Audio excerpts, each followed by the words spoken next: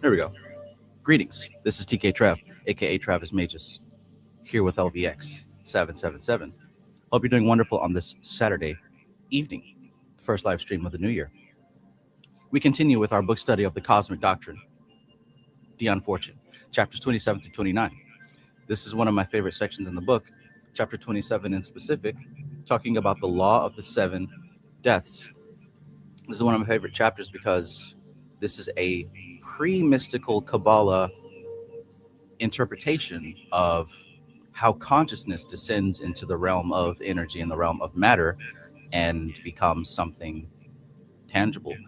If you've studied the Vedic yoga information, you understand about a concept called the veil of Maya, and how while consciousness is unlimited, consciousness is ever expansive, consciousness is all pervasive, our experience as human animals has layers and layers and layers of limitation upon our consciousness or our perspective of consciousness. And it is those very layers that cause us to ask the questions that we ask and to seek for the answers that we seek. What I've found is that the veil of Maya is a mercy. What I've found is that the inability to remember past lives and past experiences is a mercy. To not have that memory is a mercy. Because consider it, if what you actually are is an infinite, timeless being, having an experience in a finite, time-bound vessel, just by the very nature of being in this experience, certain things have to be limited and cut off. But to remember past lives, past worlds, past relationships, past lessons, etc., would cause an infinite amount more suffering than you already have. Because most of our suffering comes from attachments to beliefs and attachments to memories, things that we wish were going to go a certain way, or things that we never got to do, or things that didn't go the way that we planned, attachments and feelings to past experiences. So just imagine the suffering you already have attached to your memory and expand that all the way back to the beginning of time. All of us would be even more insane than we are. So I believe that the veil of Maya and the lack of bringing our memory across lifetimes is actually a mercy. We get into these things in these chapters. So peace and greetings to all my favorite people in the universe. Peace, peace. Zero the hero. Welcome. Welcome this evening. Rose of Flame. Welcome, welcome. There is an echo. We'll get that fixed. E-Town. Peace, peace. Asit Ajat. Peace. Emperor Rex. Peace and greetings, my friend. Framestar Films. We in the building. Peace, peace. Pork Hill. Peace and greetings, my guy. Coop TGS. Peace, peace. Honey Brown. Peace and welcome. Peace, peace. Sunshine Chick. Always great to see you. Peace. Cosmic Traveler. Welcome, welcome. Mickey, Louisiana. Peace and greetings. Peace and greetings. Ace in the place. Welcome, welcome. But yeah, welcome and peace to everybody. Everybody here. Y'all Micah. Peace. Michael Thomas. Thank you all for coming. I'm glad that you are serious about this info. And we're going to get right into it. Like I said, I'll address that echo here in just a second. But let's do a quick recap of what we covered just last time, bridging onto what we're about to cover today.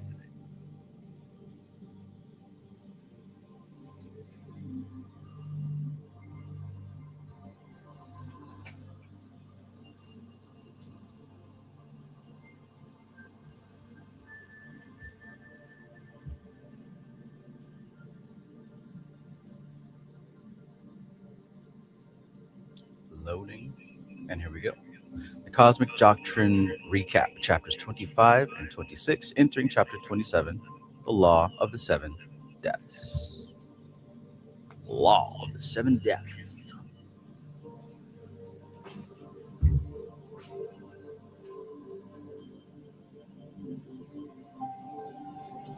Why we're recapping. Chapters 25 and 26 form the mechanical foundation for everything that follows. Like I said, chapter 27, these seven deaths, It's a very important concept because, like I said, this is an earlier interpretation from Dion Fortune about how consciousness descends into matter.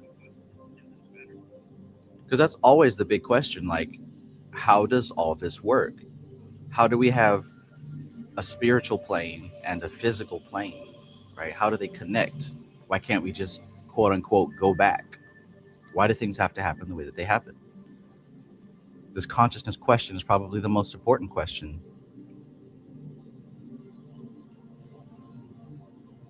There we go. That should take care of the echo. So, chapters 25 and 26, what we read last week, form the mechanical foundation for everything that follows. Without them, chapter 27 sounds merely symbolic, right? Initiation sounds merely mystical, and death sounds merely metaphorical. But with these chapters, the system becomes precise, the stakes become very clear, the logic becomes unavoidable. And as human beings, we need the stakes to be clear. This is how we can gauge the seriousness of a thing. That's the difference between watching a sitcom versus studying this information. The stakes are different. With a sitcom, you're in it maybe for some laughs or to see your favorite actor or actress and then go to sleep and have something to talk about at the office the next day. This information is intended to help you find an answer to who and what you really are and who and what you really mean to this existence, what to do about it. The stakes are different. Chapter 25, the law of action and reaction. Action and reaction, the big correction. So when we talk about karma, we all know here as mature occultists, we're not talking about rewards and punishment. That's an elementary school understanding of karma. So the next level of understanding we get to, it's about cause and effect. And that's true. It is about cause and effect, but there's more nuance to it. It's a structural law and it governs how force moves between planes. When there's an action here, there's a reaction on another plane. This is karma. And another very important thing about karma to understand is it's not yours. Karma it belongs to the universe. It belongs to matter. It belongs to energy. Karma has been in play long before you as an individual took your first thought. So it doesn't belong to you. Everything that's happening right now is an effect of a cause that goes far beyond your personal origin. It's not yours. It's not yours. So with that being said, the universe does not judge actions. It redistributes force according to structure. That part right there. It redistributes force according to structure. That's what karma is. What an action is, right? What are we talking about?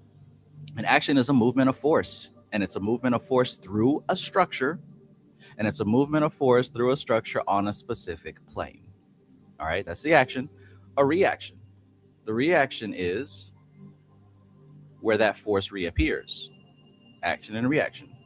For example, if you take a match and you drag it across the matchbook, that's the action.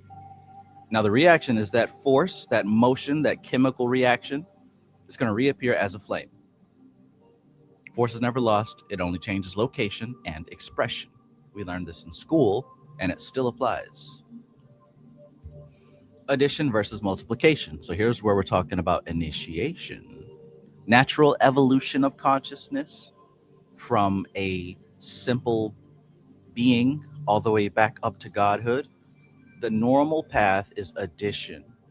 Where initiation comes into play, you can think of initiation as multiplication. Initiation multiplies the path of evolution. This is why spiritual practice is so important.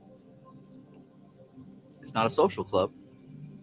You're igniting an advanced grade within your spiritual evolution. That's what initiation is all about. So Dion Fortune makes a critical distinction. Normal evolution is addition. It's slow, it's linear, it's incremental, it's accumulative. Everything is evolving, and everything is evolving at a steady pace, an additive pace. Now, initiation, right, when you get tapped into something, initiation is akin to multiplication. It's accelerated, it's exponential, it's amplifying, and it can be dangerous if unprepared. So where we stand currently in our stage of perception as human beings, you and I, this is why shadow work is so important, because we've lived not only our life, but our previous lifetimes accumulating meaning, accumulating experiences and reactions to those experiences. Now, that is the structure. That is the structure of the psyche, the structure of the emotional body, right? This is the structure. Now, the spiritual consciousness, the quality of consciousness, that's what's being increased. So we talk about energy and you're raising your energy and your power and all that stuff. We're not talking about a physical energy. We're talking about the quality of consciousness. Now, as that quality of consciousness rises, guess what? Guess what? That quality of consciousness is going to need a matching structure to contain it properly, to allow it to circulate properly. Doesn't that make clean common sense? You need a structure that matches the quality of consciousness, or there will be issues, there will be problems, there will be discrepancies. There's a difference between like an old, cheap, beat up car versus like a brand new, really fancy car. When you go to that gas station, there's a reason why they have that premium gas, and there's a reason why they have the lower quality gas, right? You already know what time it is. You don't have to feel hurt. If you got a beat up car, you put the beat up gas. If you put the high quality gas, you might be wasting your money. And likewise, if you put that low quality gas in your very nice vehicle, you might be wasting your money on a different level. But the quality of consciousness, when you begin to increase that quality through initiation and spiritual work, you're going to also need to increase that vehicle.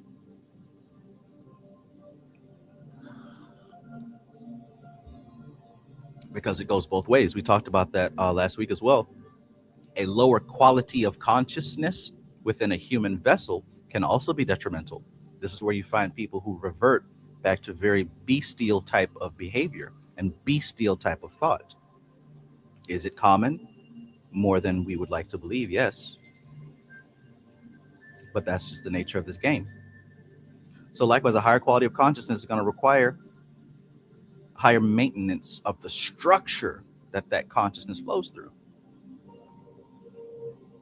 Check. Does that make sense? Does that sound like something that is, it's sound? Or does that sound like something that someone might have made up for some clicks and some reactional spikes? So this is why you want to start a yoga practice, meditation practice. This is why you want to start eating better, right? If vegan is an option for you and that's what you feel pulled to, maybe there's a reason for that. Or maybe you want to cut out sugars or alcohols or drugs or whatever. When you increase that quality of consciousness, the vehicle, the structure has to increase in quality as well to maintain it, to hold it. So we were talking about evolution here. Because if you're skipping levels in your evolution, you're going to also have to upgrade the vehicle. The initiatory warning. Initiation does not make you better. It makes you more. It strengthens intensity. Weakness is amplified.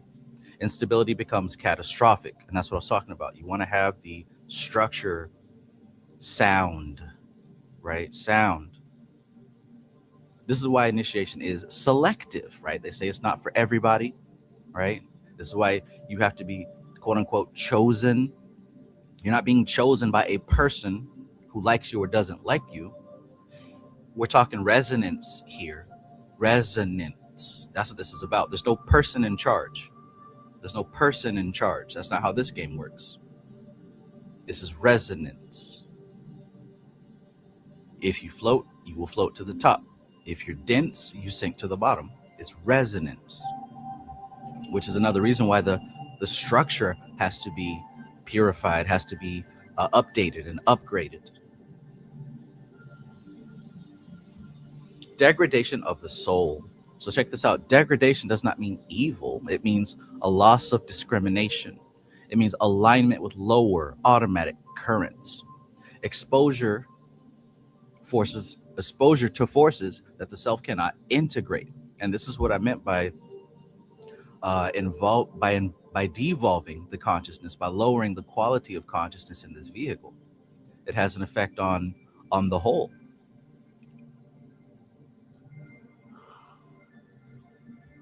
And this is where the concept of possession by evil spirits comes from. It's not that there are dark evil spirits that wish to corrupt you. It's you lowering your quality of consciousness. And what happens is the higher faculties of the self begin, the connection to the mind becomes weak. Because you got to think, your dogs and your cats and your monkeys and squirrels and amoeba and fish, they're all connected to God in the very same way that you are.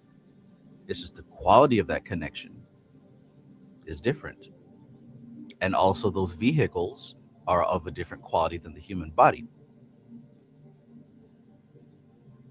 But anyways, this is structural vulnerability, not sin, right? So at no point have we talked about good and bad, good and evil. This is all a system. It's a system. Simulation, right? It's a program. Literally, it's a program. Not inside of a computer box somewhere, but the entire universe itself is a program that is running within consciousness. Now, force moving between planes. It withdraws from lower planes. When force rises, it withdraws from lower planes. The lower plane experiences loss. The higher plane gains potency. And this is an answer to the mystery of sacrifice, isn't it? This is an answer to the mystery of sacrifice. It's not about cutting a cat, right? It's not about, whatever else you think that sacrifice might have been. No matter what it is that you choose to sacrifice, this is what's happening here. Force withdraws from the lower plane. The lower plane experiences loss, yet the higher plane gains potency. And you want to move reality from the higher plane as opposed to the lower plane. Why? Because less effort and a greater reach of results.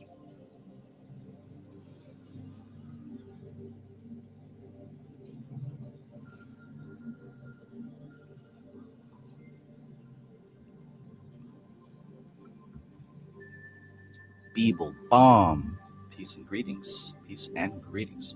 Always great to see you. Honest Abe, peace and greetings. Dr. Lakeith, welcome, welcome. Welcome, welcome. GC the Movement, peace, peace. Peace, peace.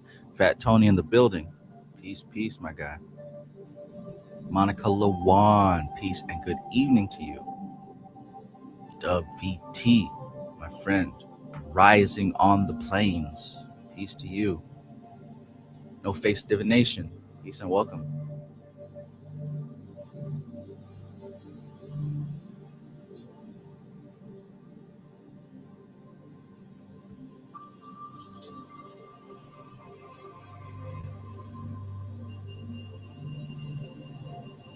All right. Alchemical Energy, peace and good evening. Peace and good evening. Rain, water, welcome, welcome. Good evening to you. Kevros, SS God, peace, peace, my friend.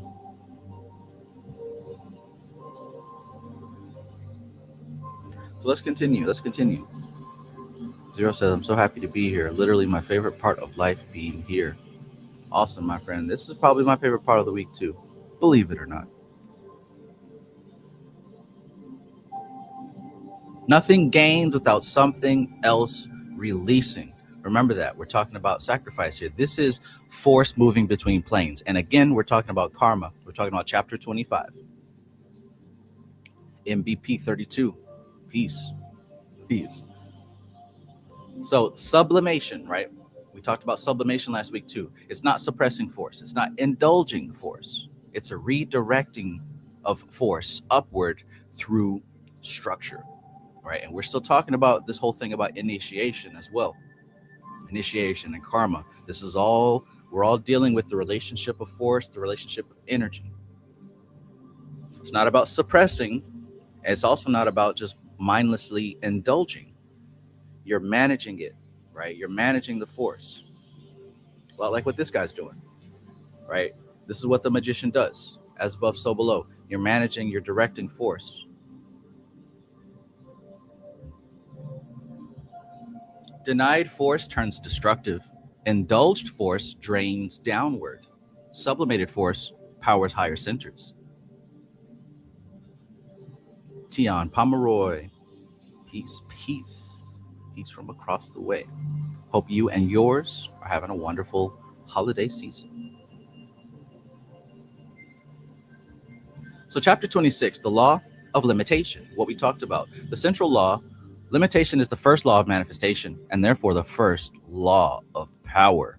Personally, I first heard this when reading Ophiel. If you guys remember those Ophiel books, which, if anyone listening here is a beginner to spirituality or the occult, and you wish to go deeper and you want direction as far as some text to read that can put you in the right place, look up the author called Ophiel, Ophiel.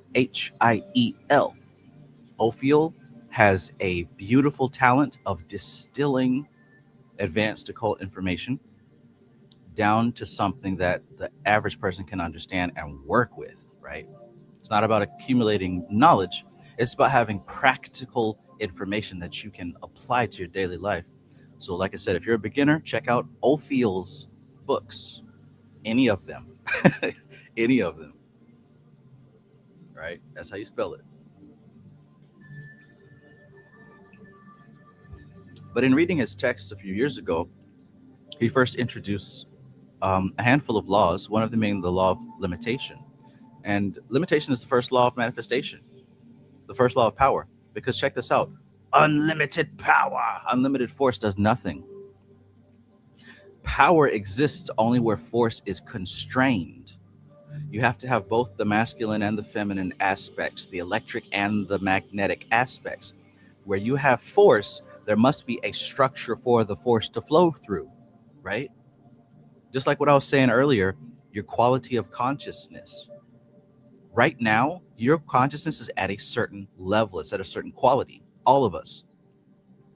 And if you have a mental, emotional, and physical structure that is harmonious with your level of consciousness, that resonates in a balanced way with your level of consciousness, then you should be experiencing a pretty sattvic life, a pretty balanced life. But if the structure doesn't fit the quality of consciousness, or the quality of consciousness don't fit the structure, there's going to be a little bit of suffering happening. But in any case, there's got to be resonance and balance for growth, for evolution.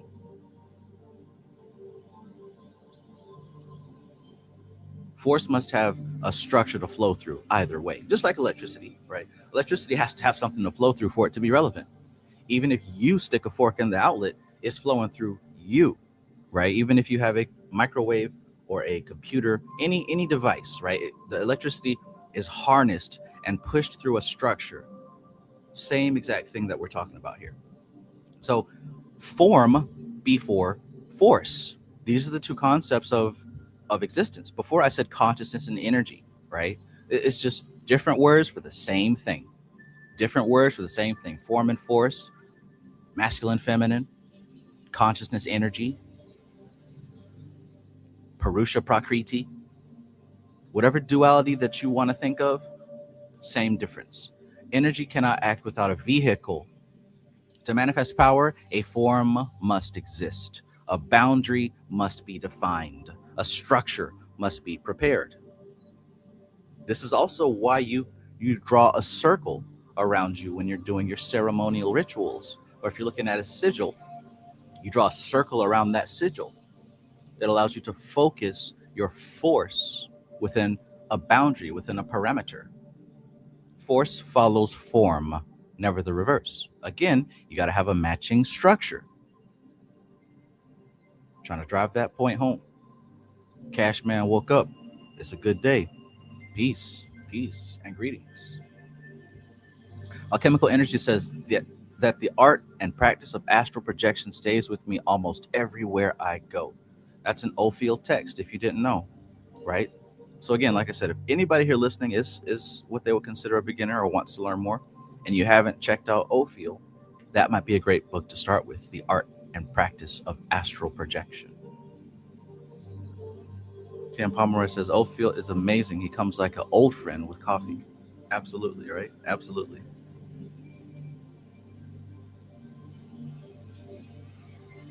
Build it, they will come, right? Force follows form, never the reverse. Force follows form. So, preparation and power. Thorough preparation means quick completion. For those of you who do rituals, for those of you who work with spirits or manifest or any of that good stuff, if you've been doing this for a while, you know by now, thorough preparation means quick completion.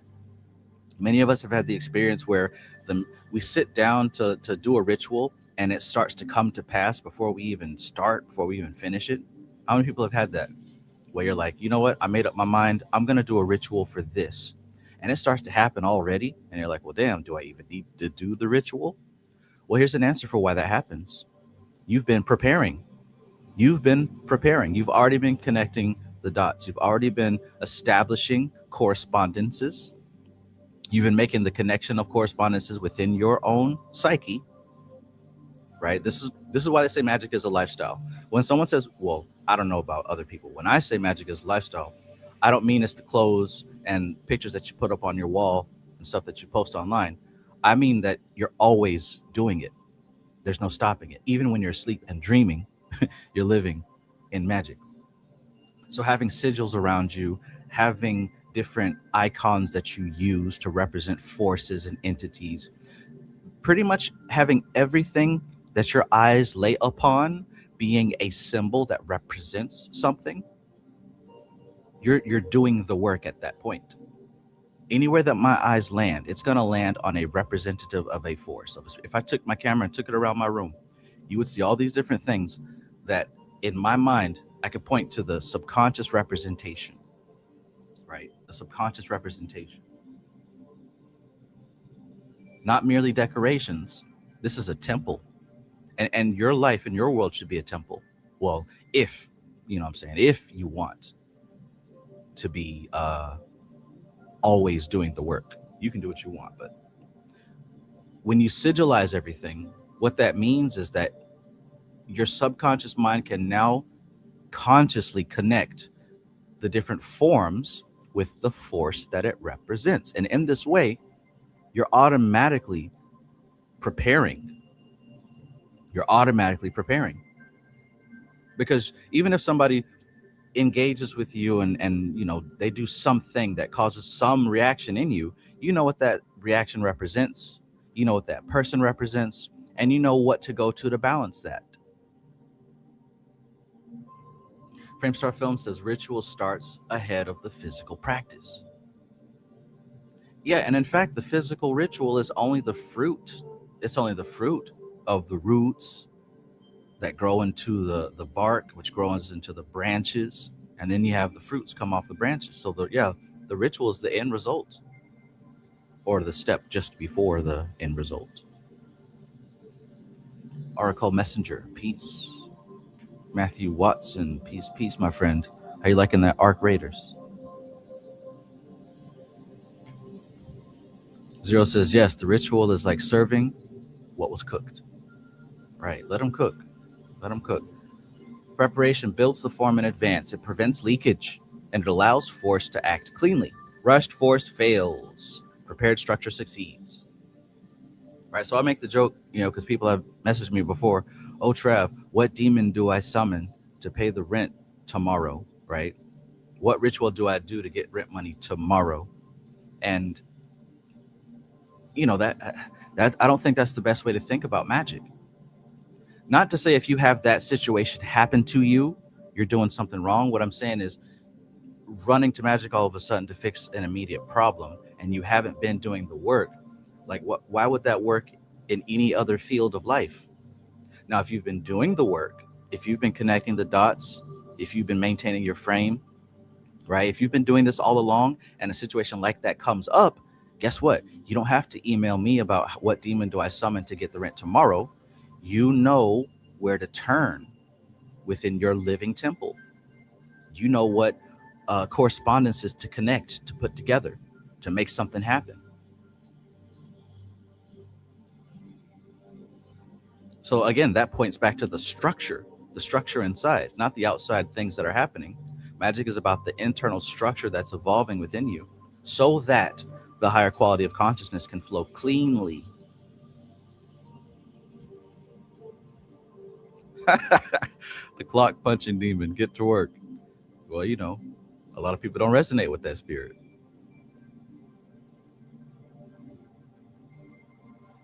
Louis in the building. Peace, my friend. Peace.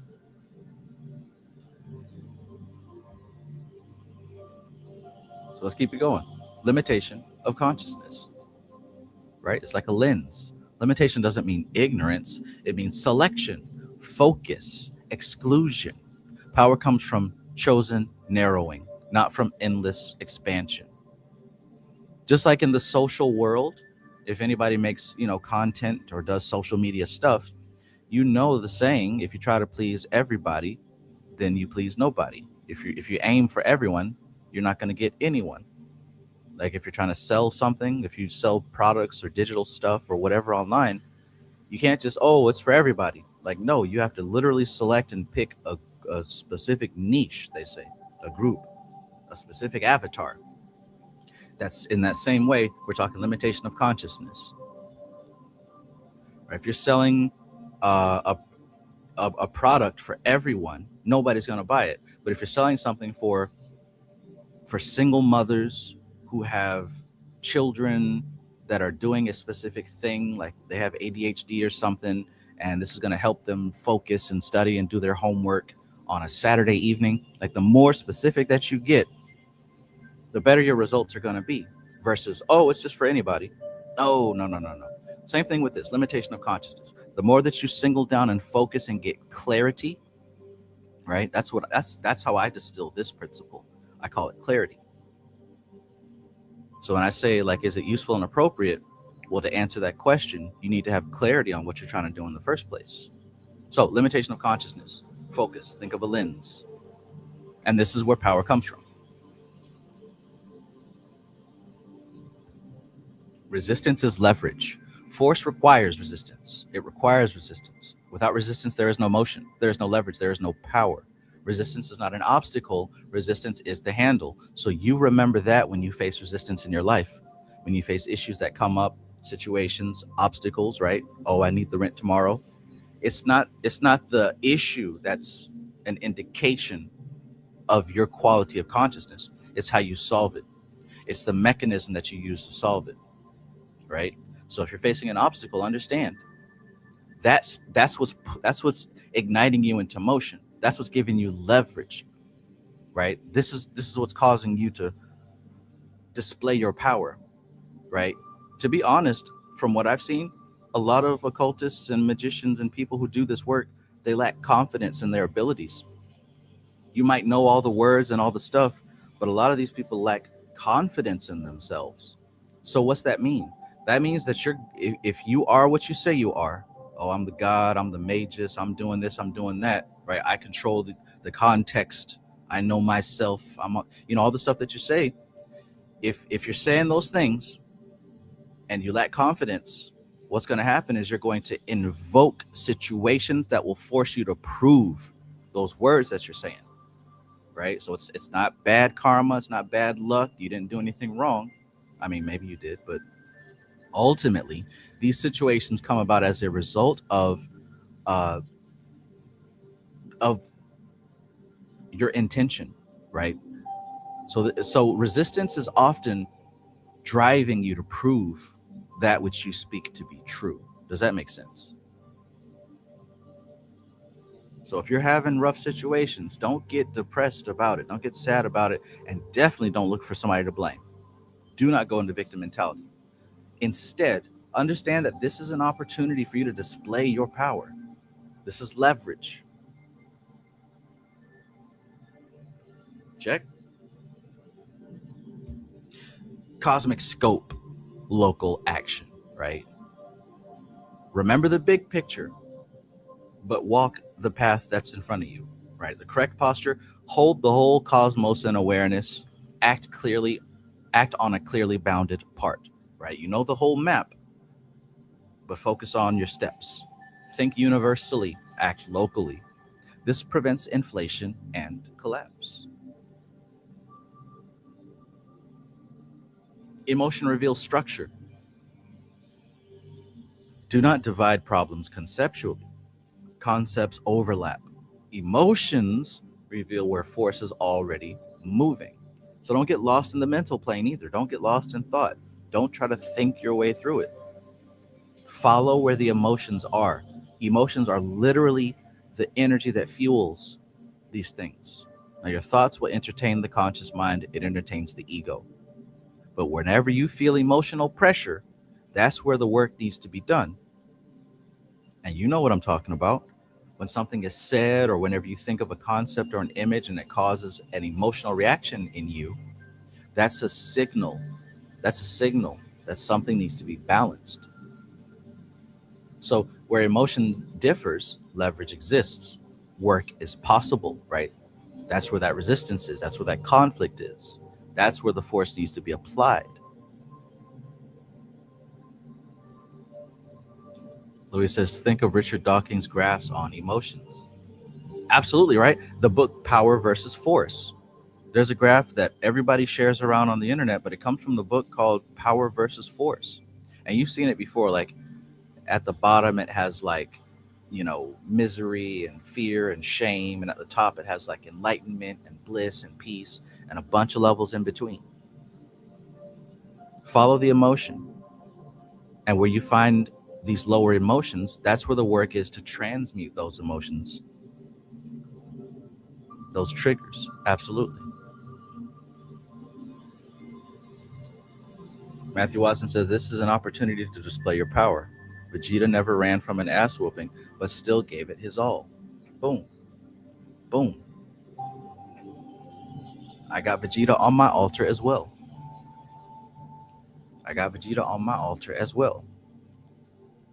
And he represents something to me. Right? We've gone through this. I got Master Chief from Halo on my altar, and he represents something.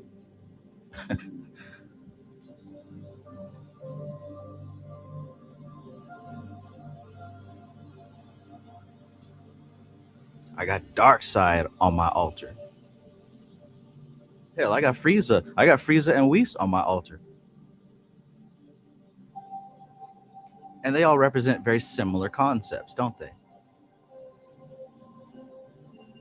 Very similar concepts. And see, that's what I mean. I look at them and my subconscious mind is able to connect what they represent to me. And guess what? If I'm ever feeling in such a way that doesn't resonate with who I say I am, all I got to do is look at one of those icons, one of those figures, and remember what they represent. And guess what it does? It triggers that same feeling inside of me. Boom, I'm back in alignment. Now, guess what? I don't need those, but they serve as an external representative. So subconsciously, when I look around my room and I see them, it's a constant reminder. And that's easy work, right? That's easy stuff. We all know that. I'm sure that you have your heroes and villains on, around your room and on your phone. We do this already, right? You got this shit on your wallpaper. You know what I'm saying? You probably have stuff all over your house. It's the same thing. But what I'm saying is you make the distinction within your consciousness that this figure represents what I choose it to represent, not what somebody else told me, right? I don't look at it and think, oh, Akira Toriyama. No, it's mine now. Vegeta is mine, right? Master Chief is mine. I got Dexter's Lab over here next to Darth Sidious. Those are my symbols that represent what I align them with, right? So you got a bunch of shit in your life. Just make sure that it's yours. That's what I'm saying here.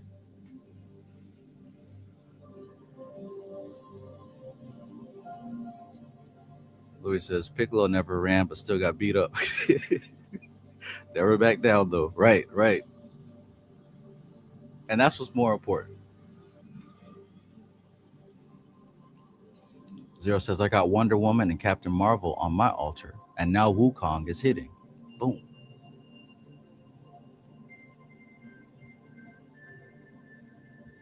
Divine Reflection 1111 says, would you say charisma is the foundation of magic? No, I would not say that charisma is a foundation of magic. It's very useful and very appropriate, especially when dealing with other human beings and perhaps even your own subconscious mind. Useful and appropriate, yes, for that, but I wouldn't say a foundation.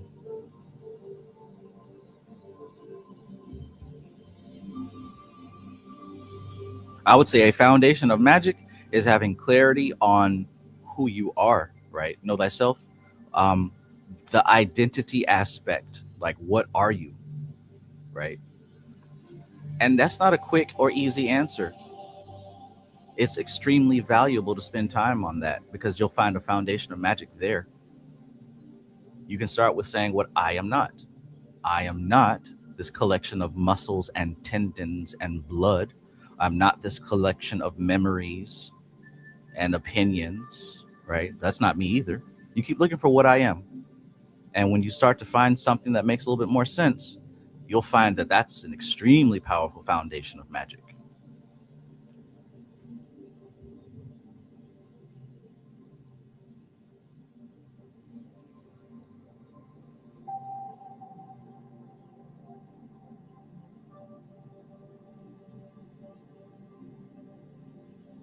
Drew's original says, "Yes, sir. Right before you started, I saw a thumb-sized spider in the corner of my eyes. I got outside safely with a roommate, but I for sure was spooked. An alarm showing me where I needed more work." Oh yeah, oh yeah, my friend. Yes. And again, just like what I was saying about these heroes and characters, you define the context, right? You've heard me say that before. I said I define the context. You define what that means, right? If you're still working on that fear, reframe it. Reframe it so that it serves you, right? I did that. It's a classic story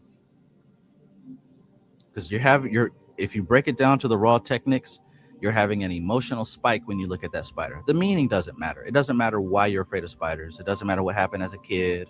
Like that stuff doesn't actually matter. What matters is how you process that fear, right? The origin doesn't matter. What matters is how you process it now.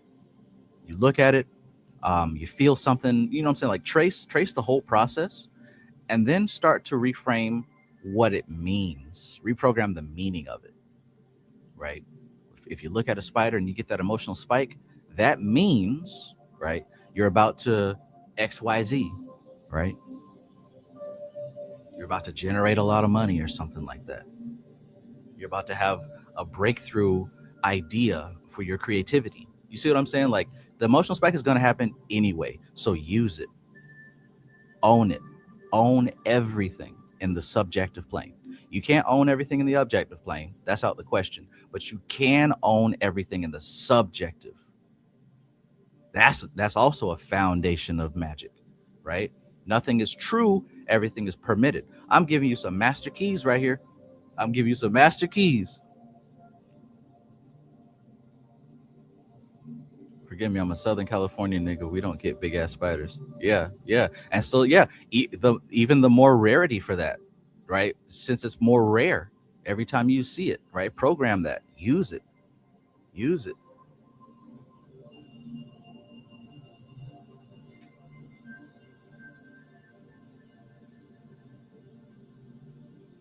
Framestar Film says, "Don't let humbleness turn to cowardice." Facts. Own it all. What does it mean? Program it all. Mayat Mystic. Peace, peace.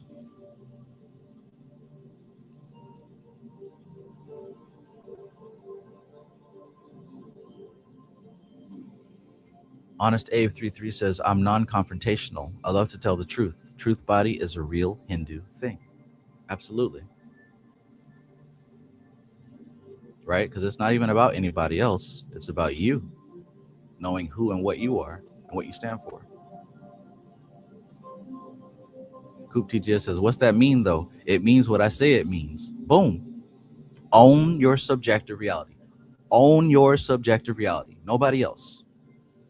Now, when I say that, make sure you check all of the meanings, the definitions you have in your life, and check where they came from and who gave them to you and if they need to be updated. Nobody can tell me what anything means. I decide and I choose. I might agree and absorb it. See, and this is why I have Venom, the symbiote, and xenomorph aliens on my altar. They represent that concept for me, right? A xenomorph is going to impregnate something and transmute it and become it. right? The symbiote is going to wrap around anything and become it. And that's how I see my subjective awareness. I absorb and I consume, and I integrate or I reject. That's why you never hear me, oh, they cursed me, y'all, I gotta fight back, and I put up wards to protect. No, send what you got. I will eat it all up and reconfigure it. You have a choice, right? Because that's also what I've learned. When people talk about being hexed and cursed and all that shit, not 85% of it, you're doing it to yourself. So a big part of curses and hexes is to let the person know they've been cursed and hexed. Because they're going to scramble and scrape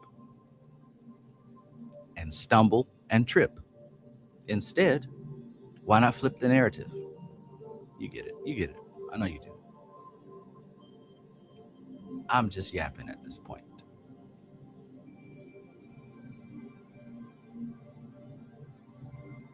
Dr. Lakeith says, I got Mr. Monopoly Man around my room. Boom. Right? Boom.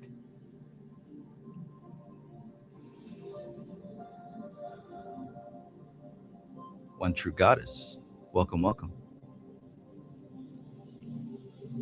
All right, let's keep going though. Let's keep going. Emotion reveals structure. So we talked about that. Destiny in the oversoul. Incarnation exists because of limitation. Karma exists because of action. Destiny is and what that means is literally, right? We would not have karma if the first motion didn't take place. That first swirling, the first swirlings, that in itself is the origin of what we know of as karma. That's what karma is. So everything that happens now is a result of that first swirling, and none of it is yours. You didn't do any of it. You didn't cause any of it. We are all just witnessing the play. We are observers witnessing the play. You got to know it. You got to know it. And when you know it, how can you get upset? How can you get frustrated? How can you get mad at somebody? How can you have an enemy to fight?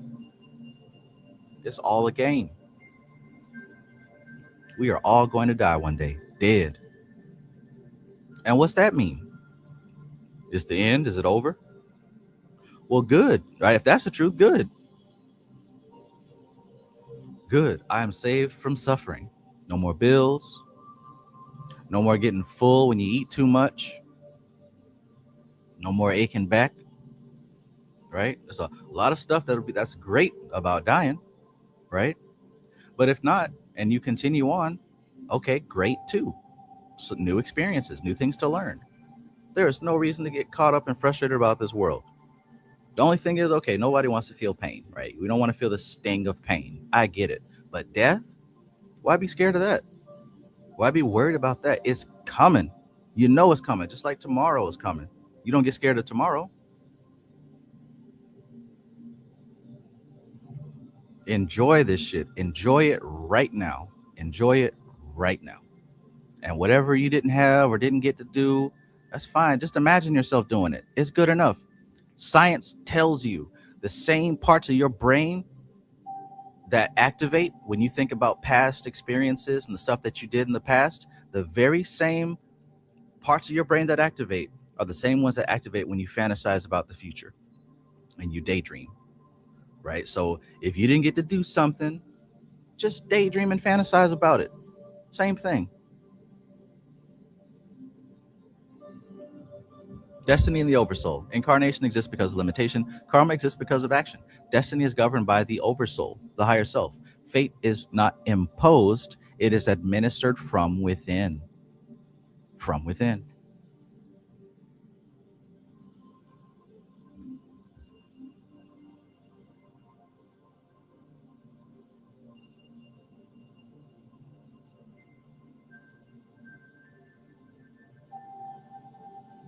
It's from within. Sly says, what does it mean when we are in the drama? Harder to observe, you get pulled into it. It can mean a number of things, right? On one hand, it could mean that if you are currently under the process of harmonizing your inner world, it could be that the remaining disharmony has no place to occur but in your outside world. The more that you become harmonized, it flows from the center outward. It flows from the center outward. That the first place that you can find peace is inside, and it ripples outward.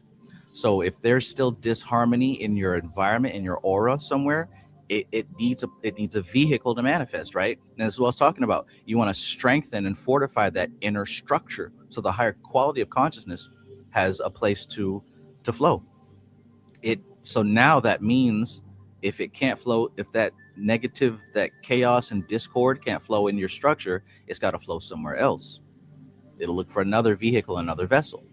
And what that's going to do is force you to change your environment to match your inner environment. See how that works? Um, See, everybody is their own vibration, their own frequency. And when you mix frequencies, one of them is going to win. Usually the chaotic frequency, the rajasic frequency, you're going to notice it more in the short term.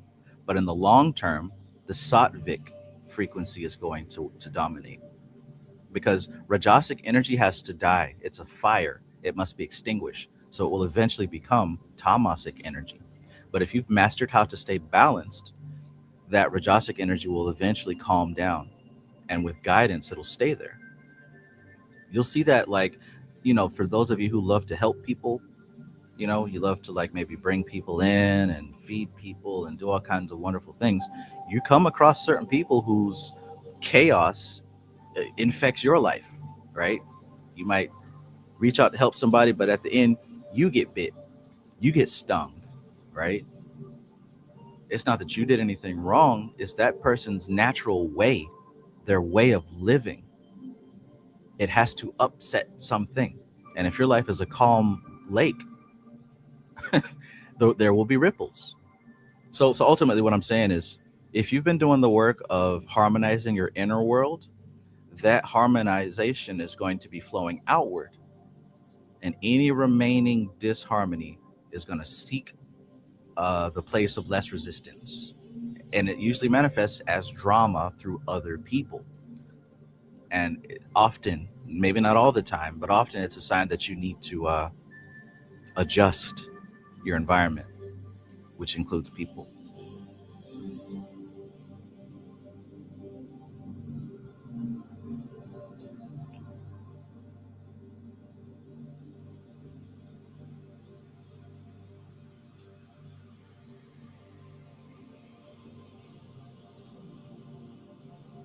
Divine Reflection says placebo effect shows proof as well. So we have an internal and external representation of how the mind is literally creating our experiences. Absolutely. Absolutely.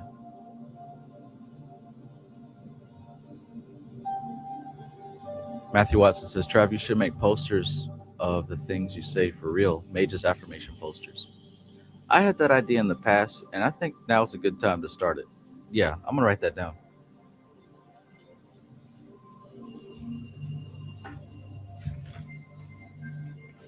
It was all a dream.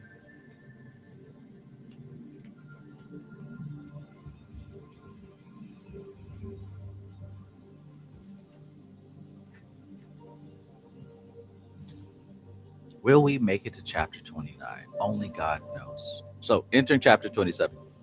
What these two laws prepare us for. Chapter 25 and 26 lay the groundwork, while chapter 27 delves into advanced principles. Who's ready for some advanced principles? How force moves, right? Understanding the cosmic mechanics of action and reaction. How power is made usable, the role of limitation and form in manifesting potential. What happens when consciousness withdraws? The profound implications of disengagement at the higher levels. Why evolution proceeds through death. The necessity of cessation for new growth and transformation. Yeah, yeah. Easier said than done. Don't be scared of death. I know I can say it, but that's something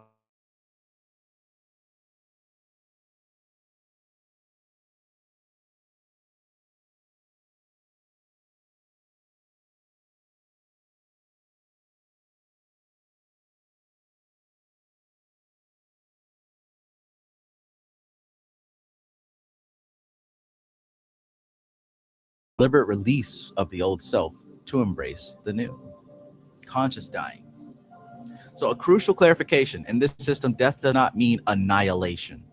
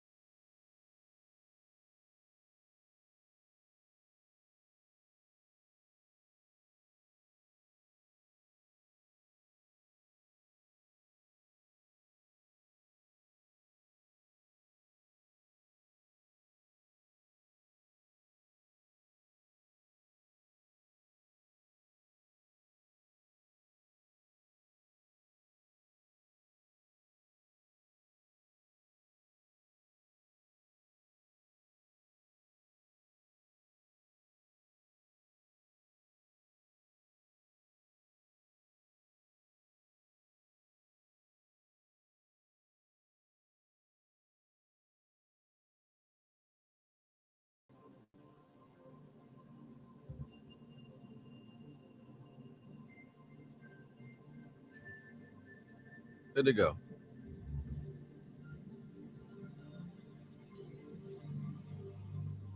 All right. Technical difficulties. Technical difficulties. Somebody thought it would be wise to restart the router, but we're good now. Good now. Allow me to re-upload the slideshow,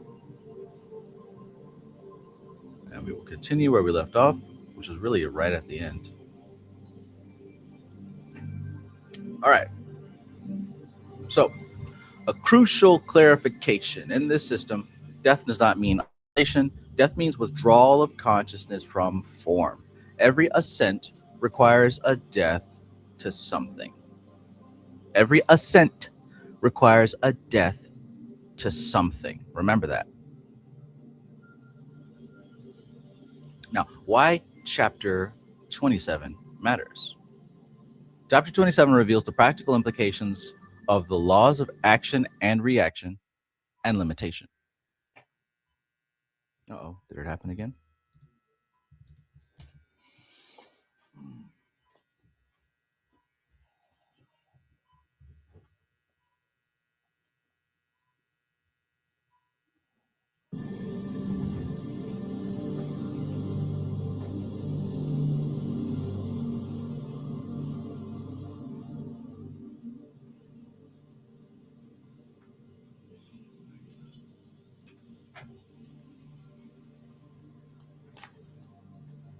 Okay, so one, why experience is integrated only after death.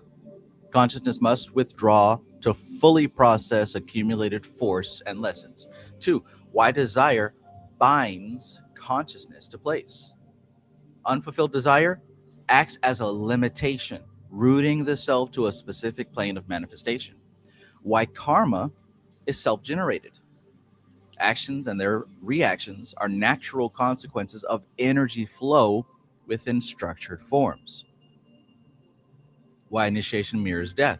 It requires the deliberate withdrawal of consciousness from old forms to access higher ones. This is why initiation mirrors death. Why true freedom can occur before physical death. Mastery of these laws allows for conscious integration and detachment from lower planes. So this is not symbolism. This is mechanics. Mechanics. Realm Lilith, peace and greetings. Peace and greetings. Honest Abe, all right, good to know. I was thinking about you the other day. Hadn't seen you in a while, but good to know you got your gear back up to date and you're doing all right. Peace to you, my friend.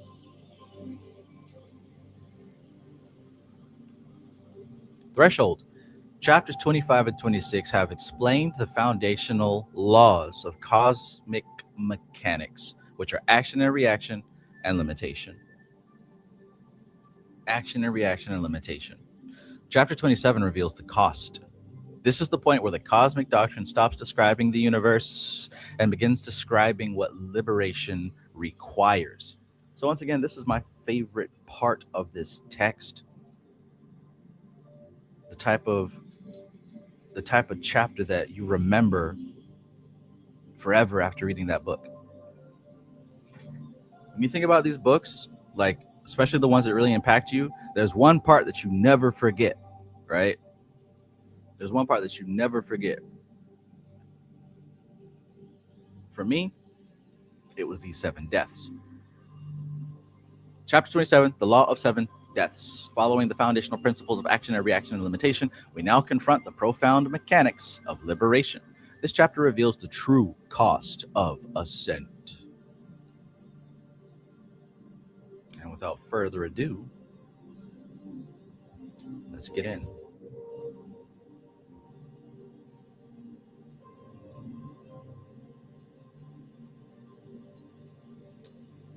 There we go. Okay. Chapter 27, the law of 7 deaths. The first death. The first death. Valara Ravana. Peace. Peace. Welcome, welcome. Good evening. The first death. As has been previously recorded, when two lines of movement intersect, a vortex is set up. Now remember, we talked about the traveling atoms. If you take it all the way back to the beginning, where we've got our cosmos structured, we got the ring cosmos, the ring chaos, and the ring past not. And within this sphere of consciousness, everything is in order. We've got 12 rays, we've got seven planes within these rays, within this cosmic sphere. Now, since all motion is stabilized and stereotyped, locked in, these patterns are now locked in. The three rings, the seven planes, the 12 rays, it's locked in. So now consciousness begins moving as these traveling atoms, these accumulated points of focus that are now bouncing around the cosmos, literally gathering and collecting data by traversing the entire system, the entire globe of consciousness. Now, with there being so many traveling atoms bouncing around, there's bound to be a few that clash together. And when these two clash, boom, they hit each other so hard, so fast, they become something new. Now, one of the principles that she stated in the beginning of this text is that motion continues forever. So what that means is this one was going this way and this one was going this way. And even though they hit, the motion continues. It continues on. Now, as we just talked about, force, action creates a reaction on a different plane. And that different plane has now created a combined force, a vortex, she calls it. A vortex now of these two forces that have become one, they become locked within each other. Same thing happens when the sperm enters the egg. These two forces clash and create something new on a different level.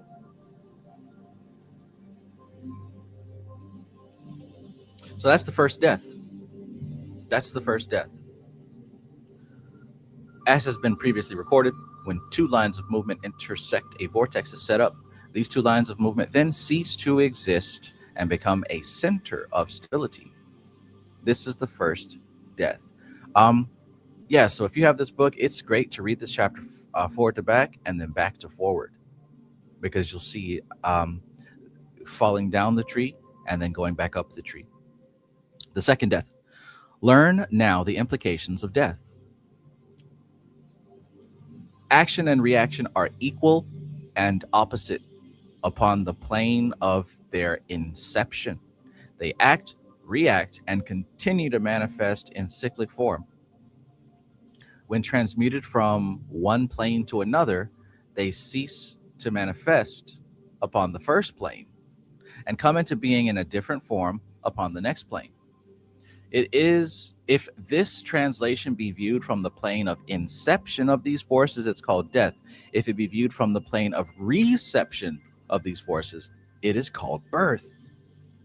Check that out, right? On one level, it is seen as birth.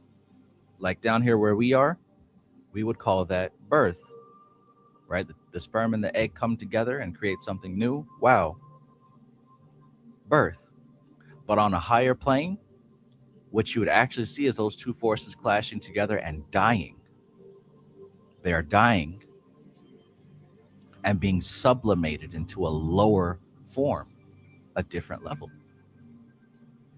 So I'll read that one more time. Learn now the implications of death. Action and reaction are equal and opposite where? Upon the plane of their inception. They act, react, and continue to manifest in cyclic form. When transmuted from one plane to another, they cease to manifest upon the first plane and come into being in a different form upon the next plane. If this translation be viewed from the plane of inception of these forces, it's called death. If it be viewed from the plane of reception of these forces, it's called birth.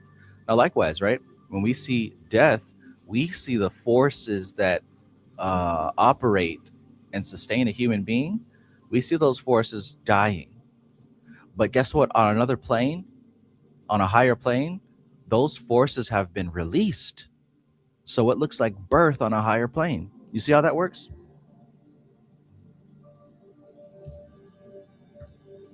Zero says the Egyptians said being alive is being dead. Absolutely. Absolutely. From a higher plane, that's exactly what you would see. And we've heard this before. Ancient texts, like you just mentioned.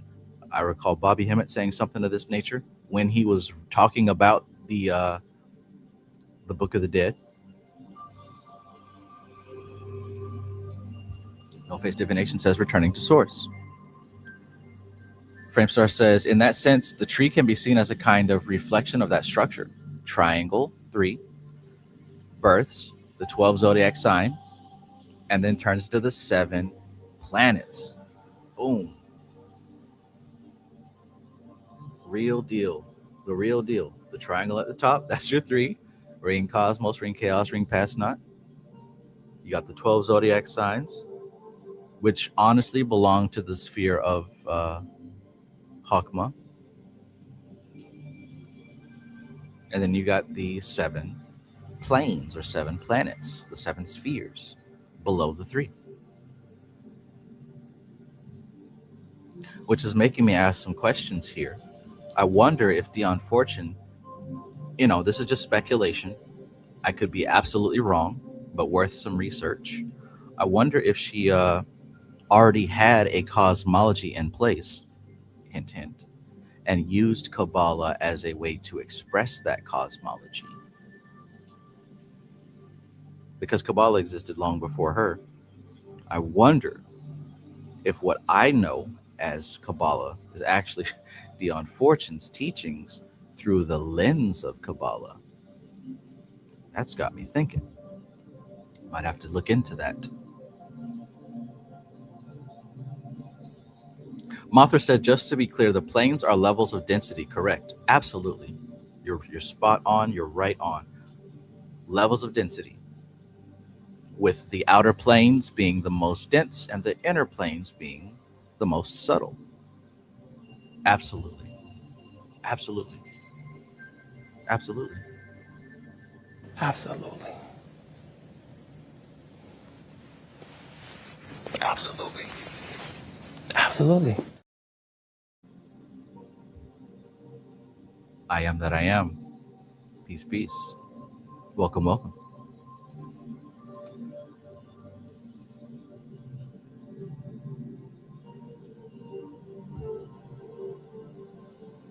Drew's original says, how does this work non physically? In a dream or hypnotic state, for instance, would witnessing it be equated to receiving? So the realm of mind, even if we were to break that down, because mind is actually a function, right? It's a function, it's not a place. So the function of mind could receive influences and currents of energy, quote unquote, which are actually patterns of data. Patterns of data. We would witness these patterns of data. For the mind to actually grasp patterns of data, those patterns would have to die in a form and be reborn as something that the mind can process. So, in other words, yes, if you're talking about receiving and witnessing or receiving visions or, during meditation or dreams or whatever, the stuff that we process with our minds, it's not that actual thing, right? The thing that we're witnessing, it was birthed in our mind. The mind is a process. It was birthed for us to witness. But if we were to reverse that and release it back to where it came from, we would see that it's pure data. It's pure data. So I suppose you could say the pure data clashed with the mind and something new was born, something that could be comprehended.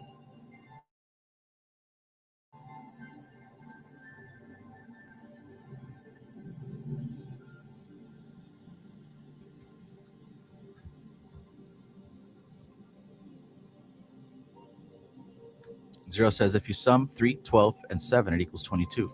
Maybe it's not relevant, but it's funny that is 22 the master builder. Well, how many paths are there, Zero? How many paths are there on this tree? Not counting the 10 Sephirah, of course.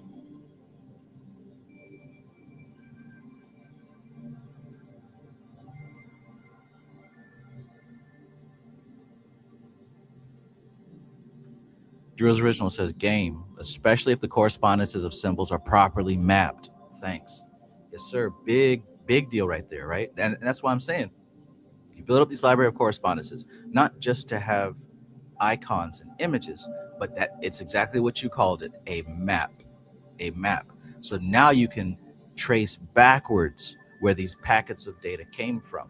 And this is how simply having Funko Pop and action figures and dolls around your room is magical technology and not merely a collection of items.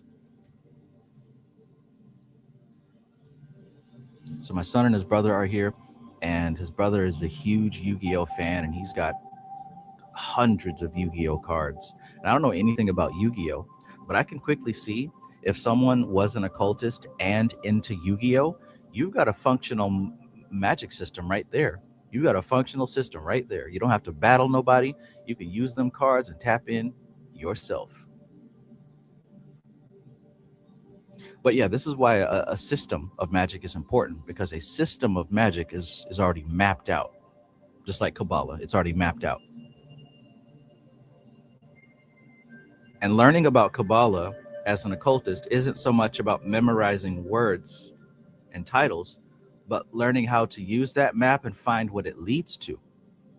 Right? This is why to know Kabbalah, you've got to have a personal definition of Gibura, a personal definition of Chesed, a personal definition of 30-second path. The only way to know Kabbalah is to have a personal definition of all these terms. Because what's that mean? That means you've successfully mapped it out in your experience. It's not about going back and forth with anybody, because nobody else matters. Nobody else matters. What matters is your understanding of this information. When you have it mapped out, it becomes usable technology, functional, practical technology. Let's continue. Let us continue. Let us pray. Honey Brown says, kind of reminds me of the concept of black holes and the theory of white holes. One is seen as a destructive or dismantling force, a place where things go to end, while the other is sort of a creative originating force where things have a sort of beginning. Yes. Yes, perhaps that's what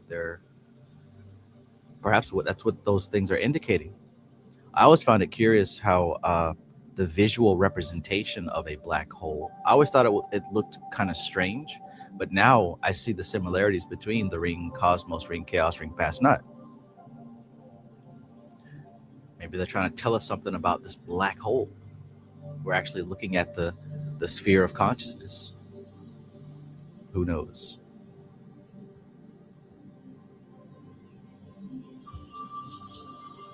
Who knows? Okay, so really cool, right? If this translation be viewed from the plane of inception of these forces, it's called death.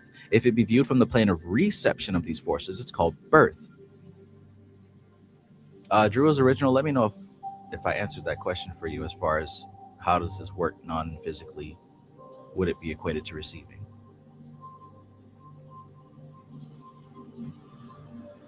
Honey Brown says, I wouldn't doubt it. Yeah, especially considering how, to be a part of Dion Fortune's school, the Cosmic Doctrine was required reading to start. So just imagine, like, number one, how many people have actually been influenced and impacted by this work? And number two, if this is the intro, what's happening at the later stages of this information? I must know. I must know. And I will. If an involutionary change be viewed from the more primitive aspect, it is looked upon as death. If it be viewed from the more evolved aspect, it is looked upon as birth. This is the second death. Let us make this clear by an example. Life, having evolved beyond the capacity of lowly forms to give it expression, builds itself higher forms. Isn't that cool? Isn't that cool? As humans in this world today, we base everything on the physical plane, and it's that simple fact alone that closes us off from subtle understandings or understandings of the subtle planes. This book really, really opened my eyes to so many things. One of them being we really are not human beings. We're not any vessel, but these vessels are used as avatars. Just like if you play a game like, say, Team Fortress or Apex Legends, you can choose to be the guy with the rockets, or you can choose to be the one who can sneak around, or you choose to be the all around soldier, right? You have like a choice of different avatars to use. The human being is a choice of avatar to use for a specific quality of consciousness.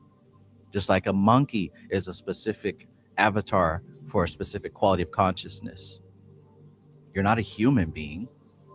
This just happens to be the avatar that fits, the outfit that fits, that resonates.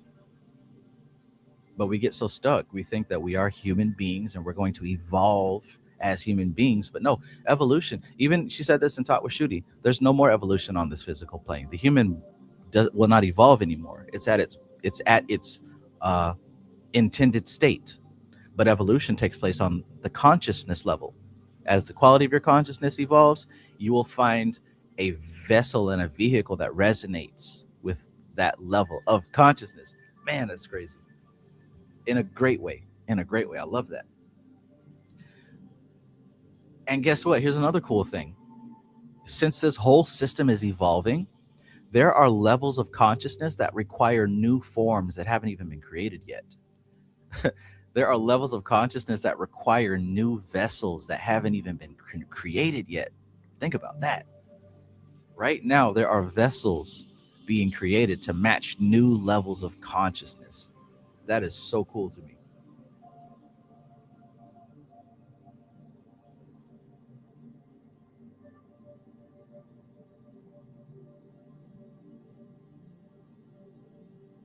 Could there be new gods, new deities, new forms of high consciousness that are currently creating new vessels for themselves to interact with this plane? Could there be higher levels of consciousness that perhaps did not have a vehicle in our recent past?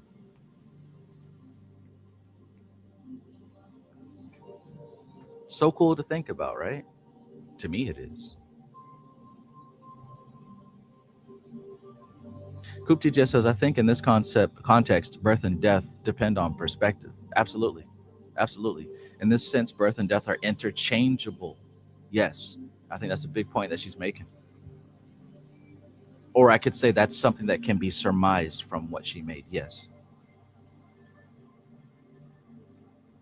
Honey Brown says, I agree. Birth and death can come in many forms, right? Because we have to ask the question, what is birthing and what is dying? What is birthing and what is dying? Certainly not the observer. And all these sayings should come back to hit. I was never here. This is an illusion. Karma belongs to energy, belongs to matter, belongs to Prakriti. The forms are birthing and dying. The forms are birthing and dying. And the quality of consciousness is changing according to the experience gathered within the particular form. If an involutionary change be viewed from the more primitive aspect, it is looked upon as death. If it be viewed from the more evolved aspect, it is looked upon as birth. This is the second death. Let us make this clear by an example. Life, having evolved beyond the capacity of lowly forms to give it expression, builds itself higher forms. Love it. The fossilized remains of the abandoned lower forms are found among the debris of life. They have undergone death. Their race is extinct. They are no more. But the life has achieved rebirth into a higher type of vehicle. It is only by the abandonment of the simpler form that life could enter the more complex, though the consciousness that is in the plane of the simpler form sees therein a tragedy. Why? Because it cannot conceive the higher life and it sees its own passing prefigured. But the consciousness which is of the higher life sees the birth of a new manifestation and rejoices, for it sees the fuller expression of its potentialities. So cool, right? Now, with that being said, I can see how elementals, right? Elementals are on their way to becoming human beings or any other type of higher consciousness. I can see it. So, what's that mean? These elementals that you create are your children. These goetic spirits that you work with are your children. These gods and these goddesses that you're praying to and begging to help you, these are your children, and you're teaching them what it's like to be a human being.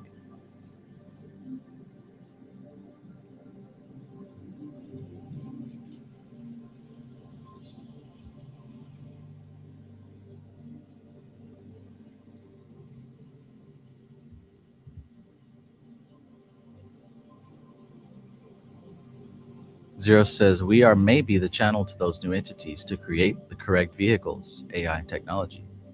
Absolutely. The human race is here to reproduce and to toil the land. To toil the land. That's what I've come to understand about the human race. Maybe I'm missing something, but that's what I see.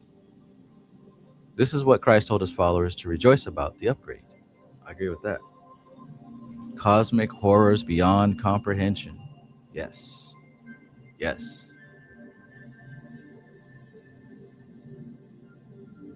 Rosa Flame says, yeah, since the dawn of humanity. What's so special now? I think it's interesting to think about. I think it's pretty cool to think about, to ponder, to reflect. So let's talk about the third death.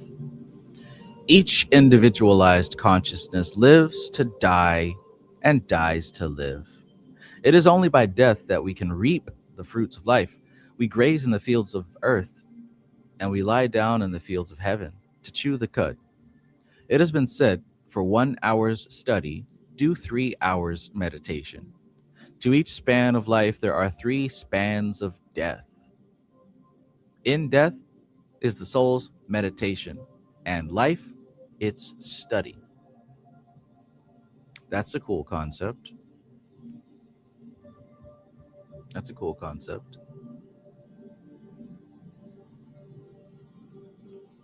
Did you but live, all experience would pass through consciousness and leave but little impression after the first few pictures had filled all available space. Did you but live, all experience would pass through consciousness and leave but little impression after the first few pictures had filled all available space. All would be concrete, unrelated, unsynthesized. But in the meditation, which is death, the abstract essence of life is extracted. And instead of a million concrete images, there is the abstract concept. 1111. 1111.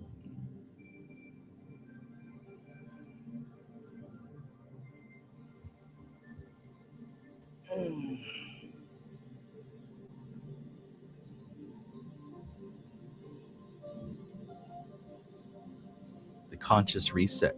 Peace, peace. Welcome. Welcome to the stream.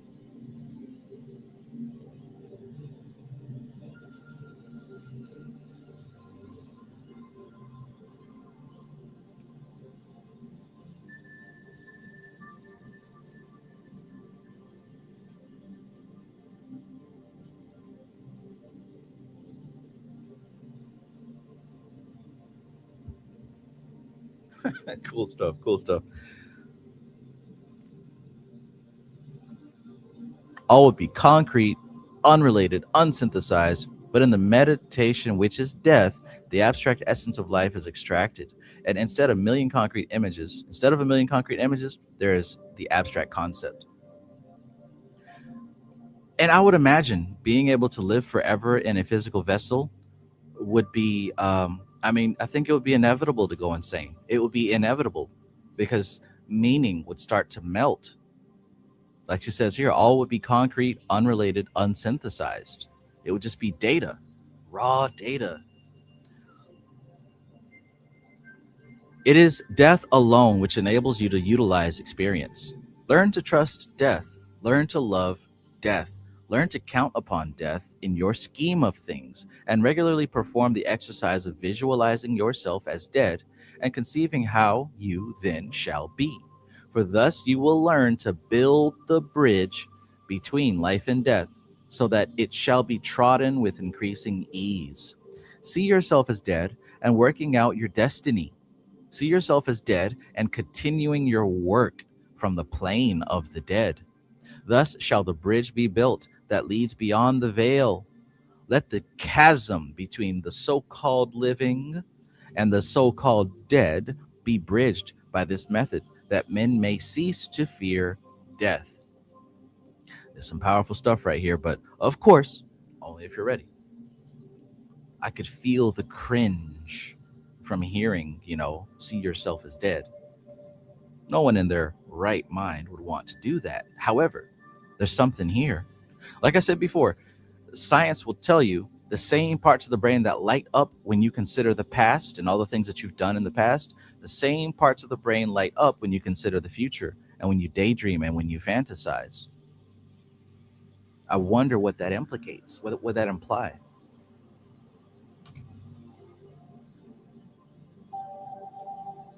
See Maine.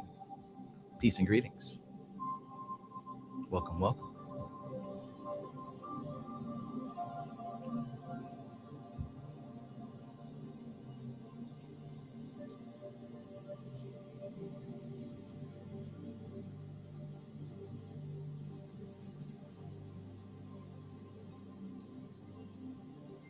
Matthew Watson says the immortal from Invincible is a perfect example of immortality and insanity. I'm not familiar with that character, but that does sound interesting. Matt Mystic says, won't death come faster if I visualize myself dead? Well, I have a few questions. If it did, would you know? How would you know? Maybe, maybe not. Maybe the answer is yes.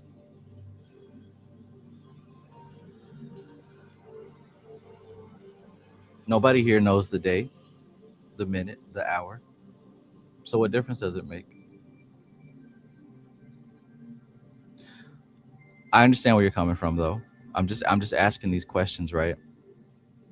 Because I get it. That's a valid question. And if that is a real fear for you, then hey, don't do it. Don't do it. But again, when I ask these questions, also I like to ask, what do these words mean? What does death mean? What does dead mean? And when that meaning is defined for you, how do you feel about that? What does it mean to you? She didn't say imagine dying or imagine being killed or none of that. Just imagine being dead. What comes after that? What is again, all of this points to understanding what these concepts mean. What does it really mean?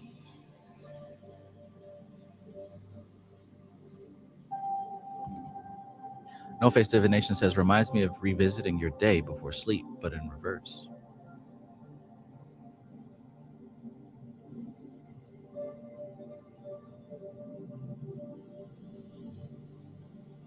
Rosa Flame says, Matt Mystic, that's like the main meditation certain Buddhists do, so you're probably fine. Yeah. Exactly.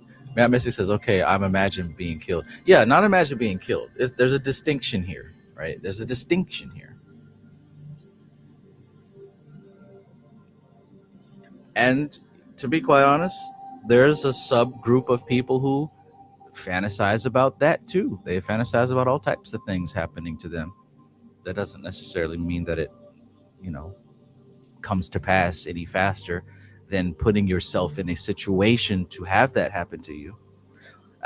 Hell, there's lots of stuff that I fantasize about that ain't happened after many, many years of fantasizing about them. Dag nabbit. If it was that easy, then I might not be on this live stream. I'd be doing that which I've been fantasizing about. But no, I don't think that you'll have any problems with that.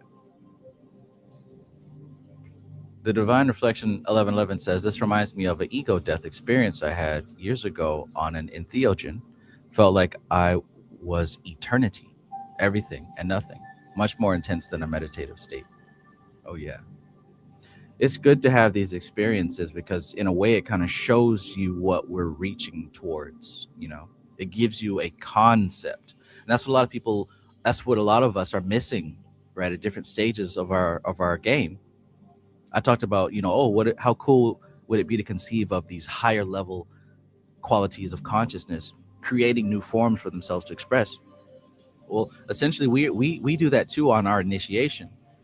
It's impossible to have a relationship with God without a concept of God. For some people, the concept of God is a picture up on the wall, or a statue of a person hanging on a cross. We have to have the clearer your concept of God, the clearer your relationship with that energy can be. And there's no ceiling to that concept. In fact, the further you go in your growth, the better that concept gets. Having an experience like that which you described really fleshes out a tangible, practical concept, which means that you now have a potential for a deeper connection with that concept.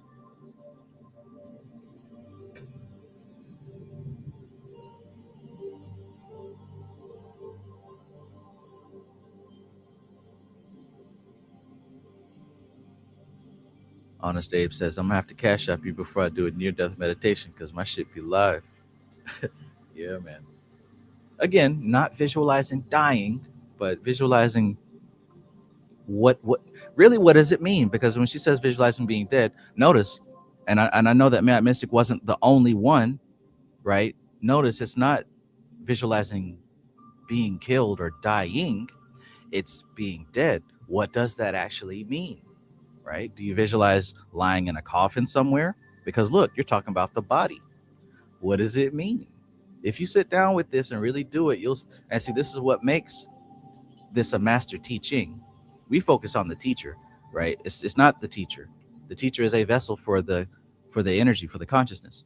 Look at the master teaching here, because to visualize yourself being dead, you now have to face and address what that means. What does being dead mean? What is dead? Because if you're visual, the consciousness ain't dead, the body. So what happens to the consciousness? And look at what she says. She says you are building the bridge that leads beyond the veil. That's what, because you have to think now. If the body is laying there in a grave, what's happening with your consciousness? Now, what's it doing? You have to literally build the next step. I love it, man. This is advanced. It's advanced, and if you can't see that that's advanced, that shows how advanced it is. Trav, you keep reading the same damn book every year. You damn right.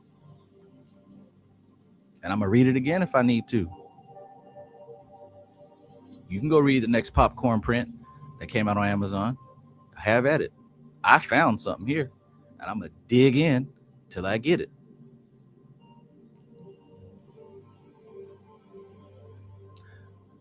No man shall know the hour or the day, brother.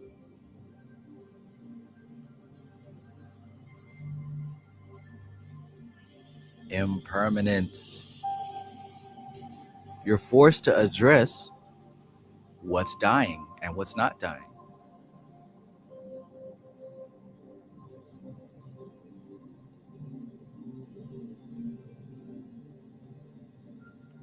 Drew's Original says, my friend makes resonance stuff, and she randomly made me a mini casket the other week, right before winter solstice, I think. Time to put some things to rest. Shed. Oh, yes.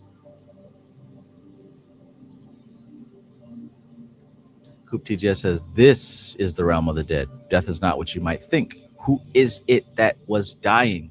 Facts. Facts.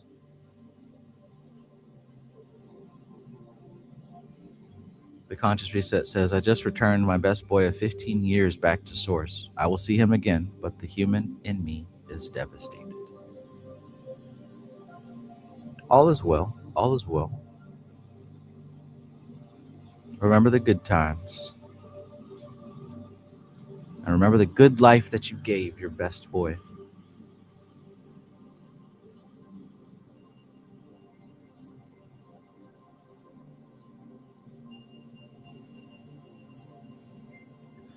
Zero says these books don't have an end. Exactly. Exactly. And it's not even about the end, it's about getting what's in it. Getting what's in it. I got to get what's in it. I don't care how long it takes. How could I blaze through this book and put it down and say, "Oh yeah, I read the Cosmic Doctrine." How dare you? How could I read this book and put it down and say, "Oh yeah, I read it," and that's it? Hell no. Maybe if I'm just collecting the books.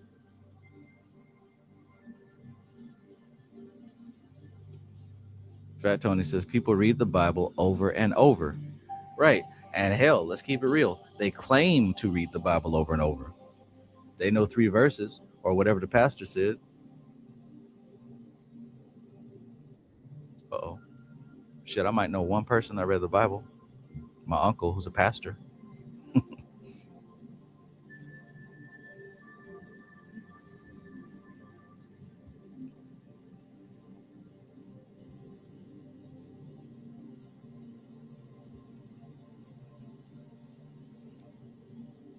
Mothra says, we light years away from Harry Potter now, motherfucker. Right, right.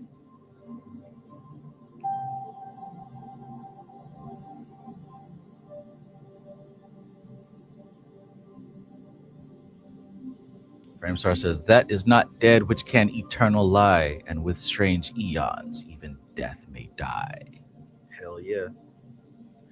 Not dead which eternal lie, stranger eons death may die. Some good old Metallica for you.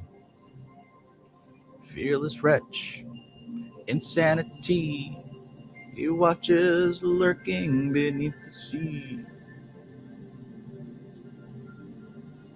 Cradle one, forbidden sight. He searches, hunter of the shadows is rising.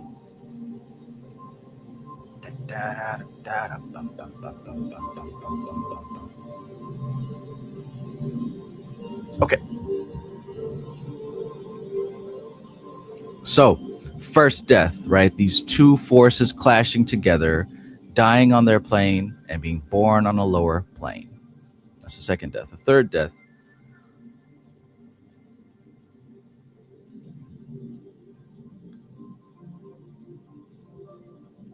meditation. Fourth death. 4 is always the linking number. Before we proceed, let's think about the 3s here. And we can also think about Rajas, Tamas, and Sattva. Just at first glance, I'd probably say the first death is Rajas, the second death is Tamas, and this third one here would be Sattva. I say that because the first death involves the clash, that's Rajasic.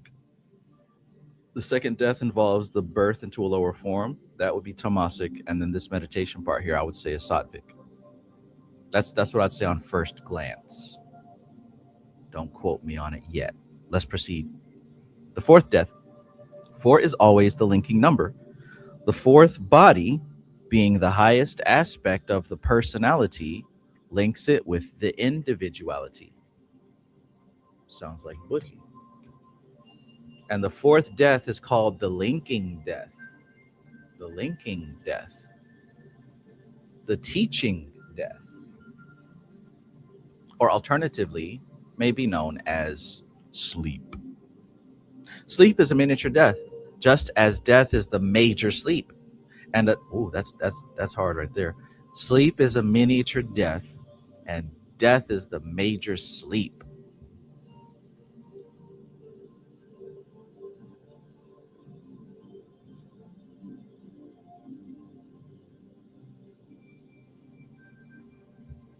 Morpheus. Sleep is a miniature death, just as death is the major sleep. And a knowledge of the nature of sleep assists to explain death. The nature of sleep is insufficiently understood. Yeah, that's interesting too. We've been here for so long that we still don't even really understand sleep and dreaming. We just know that we need lots of it. We can calculate what's happening in the brain as far as the waves and frequency that are going off.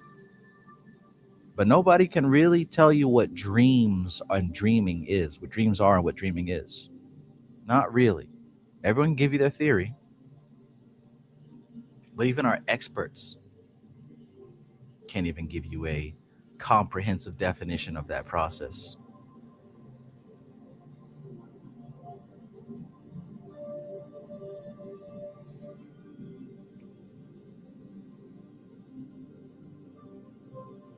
The nature of sleep is insufficiently understood. The impressions of sleep received by the waking consciousness are misleading. In sleep, the physical plane is dissociated from the other planes, and the soul, thus freed, receives no longer the impressions coming through the five gates of sense. And we say it sleeps and is passive. But the individuality, higher self, works and is active. In waking life, the individuality sleeps and is sleeping. Excuse me. In the waking life, the individuality sleeps. And in sleeping life, the individuality wakes. So again, when we say the individuality, we're talking about that higher self. In waking life, the individuality sleeps. And in sleeping life, the individuality wakes. The individuality is referred to in the sacred writings as the angel that ever beholds the face of God. Hmm. Hmm.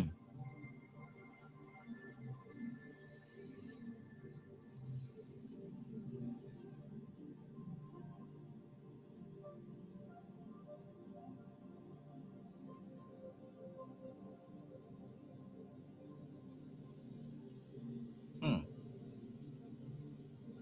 During the waking life of the body, the individuality is intent upon translating into its own terms of abstraction the concrete impressions flowing into the lower soul.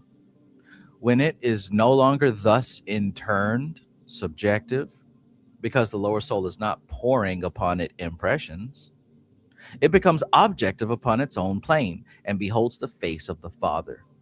I'll read that again, but keep in mind here, for anyone who is studying Dion Fortune's work, right, alongside me, she mentions this several times, not only in this book, but also in the Mystical Kabbalah and some of her other texts. She says here it becomes objective upon its own plane. And we also heard this with Gareth Knight's work, but he's a direct student of her. Objective upon its own plane. You got to have a clear understanding of what that is, what she's meaning to say with that. Objective upon its own plane. That means it's not objective on our plane, which is the objective plane.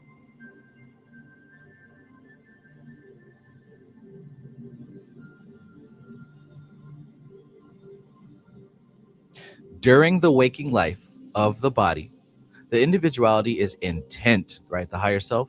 During the waking life of the body, the individuality is intent upon translating into its own terms of abstraction the concrete impressions flowing into the lower soul. So the higher self is intent upon translating this physical life into its own language. Now remember, your higher self is existing outside of time and outside of space as we know it, the subjective realm. So it's literally collecting these experiences that we're having every day and condensing them. I like to think of maybe, what could we say?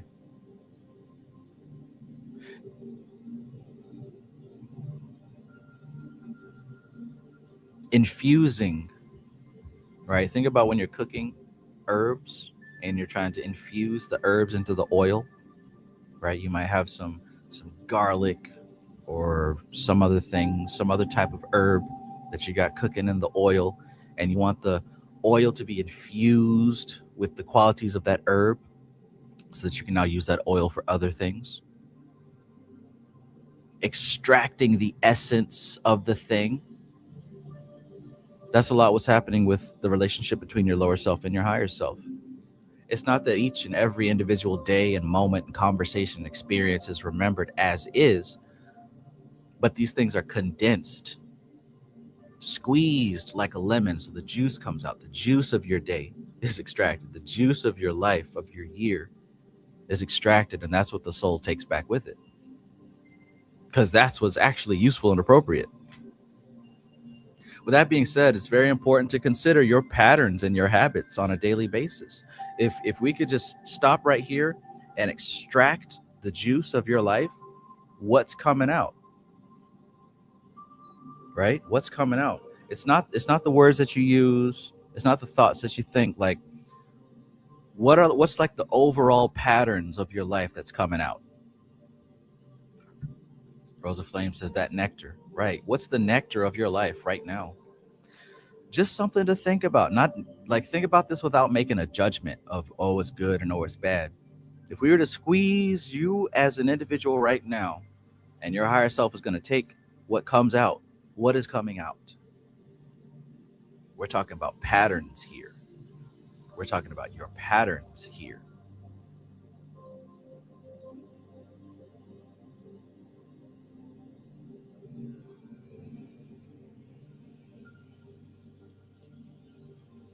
Rack bar.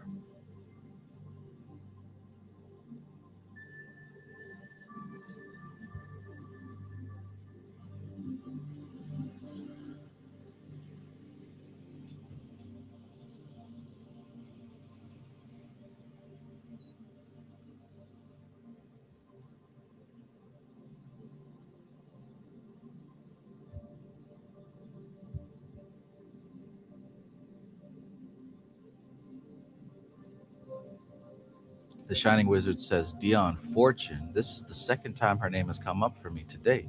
I should follow this lead.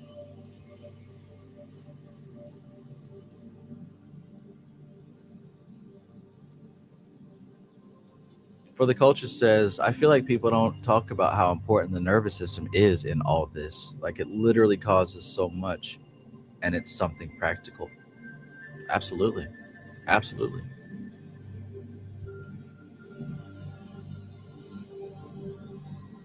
This is the language of the physical body, the beast body.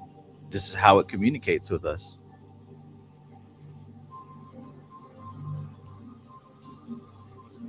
Honest Abe says, Ancient Incubation and Modern Psychotherapy by Carl already Meyer. Go hard. Even talks about Samkhya mindset on battling diseases. Interesting. Different than Homeric Greek.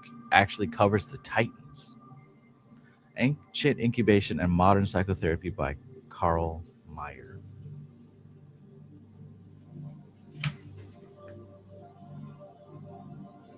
Um, Fuck it. I'm gonna type that one straight into Amazon.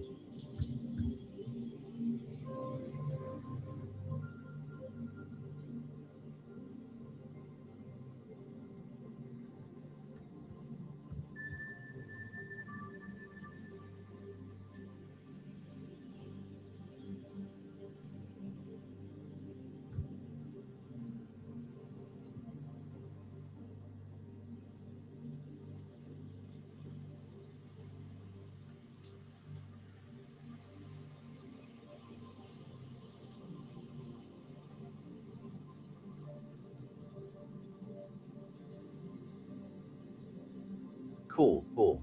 Thanks for that.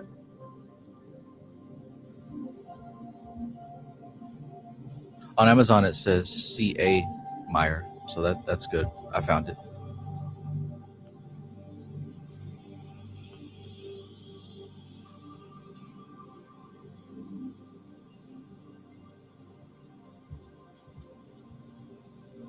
Moichi, peace. Moichi says, my manifestation was off because I didn't know how to calm the nervous system. Well, it's good that you're able to locate that, right? And now we calibrate. Now we continue and we calibrate. Okay, let's keep going.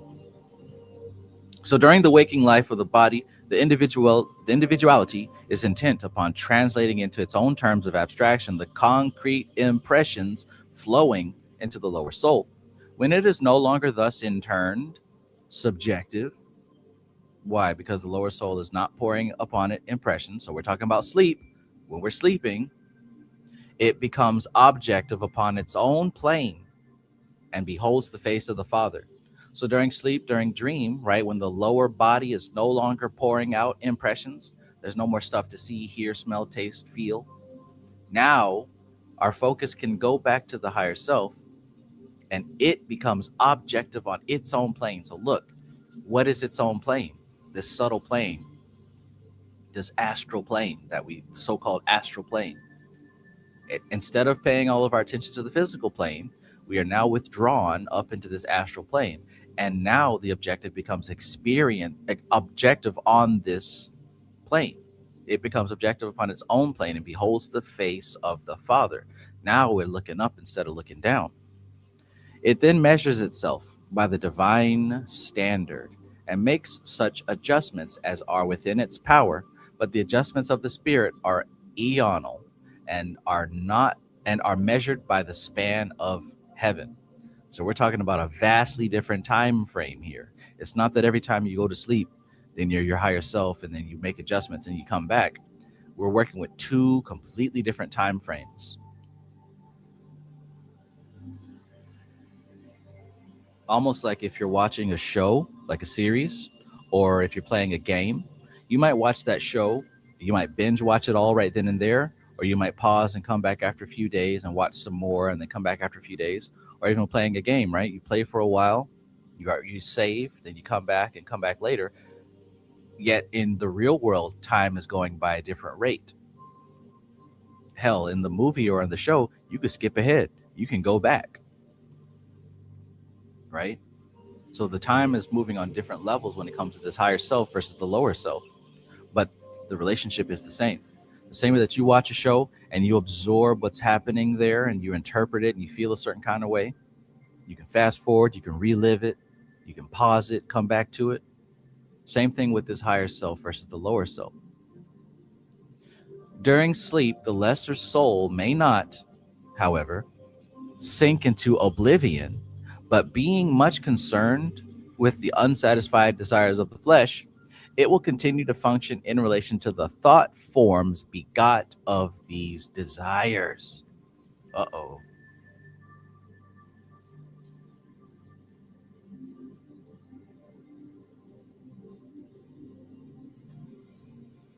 It dreams the dreams derived from unsatisfied passions and the urge of the instincts. The individuality is not freed. And instead of beholding the face of the Father, which is in heaven, beholds the reversed image of the human form and thereby develops in its own likeness. Ooh, ooh. We're talking about the potential for error here. Now, to clarify this just a little bit more of my favorite chapter of this book, what we're saying here is, or at least in my words, all the habit patterns that you do on a daily basis, right?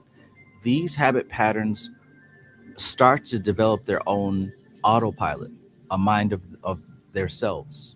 Say, for example, you start to develop the habit of eating Debbie cakes and candies and stuff, right? After a while of doing that every single day at the same time and getting the same types of Debbie cakes, you're going to keep doing that on autopilot.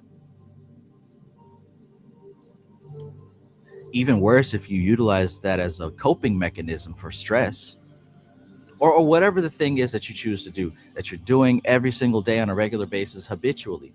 After a while, this stuff happens on autopilot and you don't have to think about it. The body knows, oh, it's time for that Debbie cake, or it's time to do this, or it's time to do that. The body knows. It becomes instinctual. It becomes habitual. And if we were to just turn your higher mind off, your conscious mind, if we were to shut that off, your body would still go through the motions doing this stuff.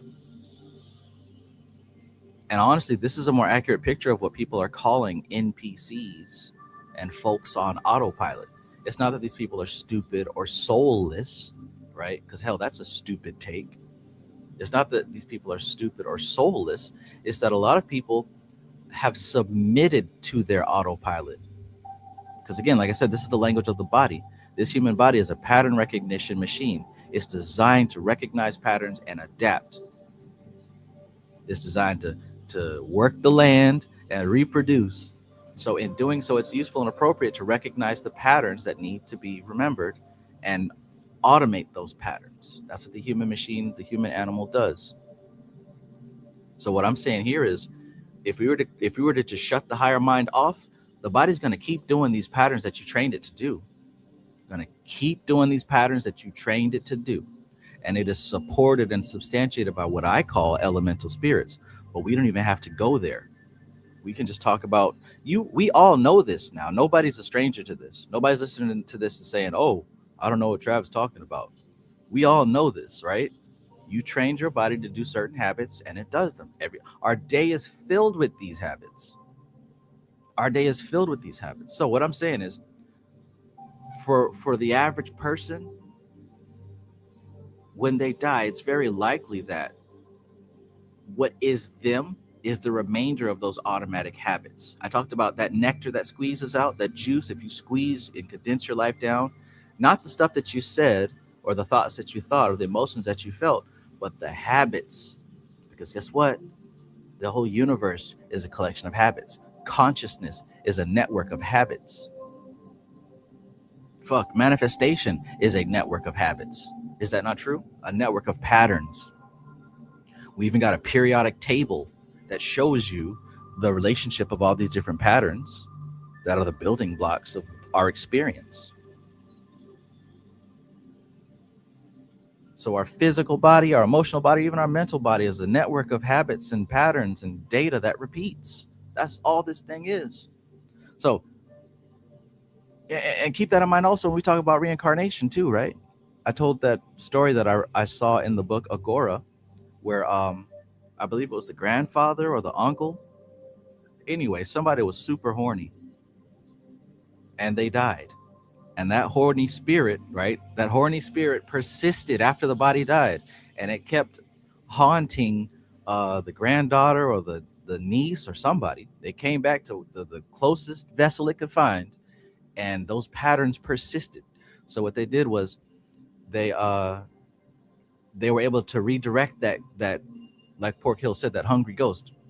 They were able to redirect that remnant to reincarnate into a wolf or a dog or some animal, and it was able to live out those passions, right?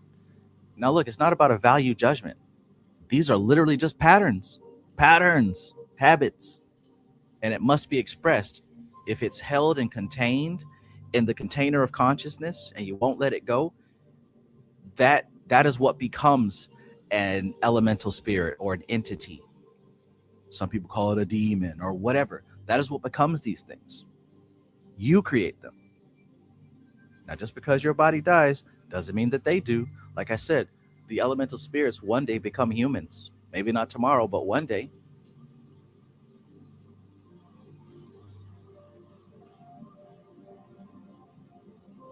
Divine Reflection said the energetic imprint behind those habits gets stored. Yeah, we can call it an energetic imprint. Whatever you want to call it, understand the concept here. Understand the concept here.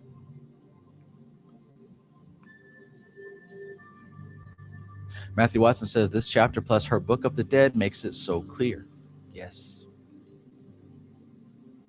Matt Mystic says there's a book I'm reading about astral parasites. It says exactly this.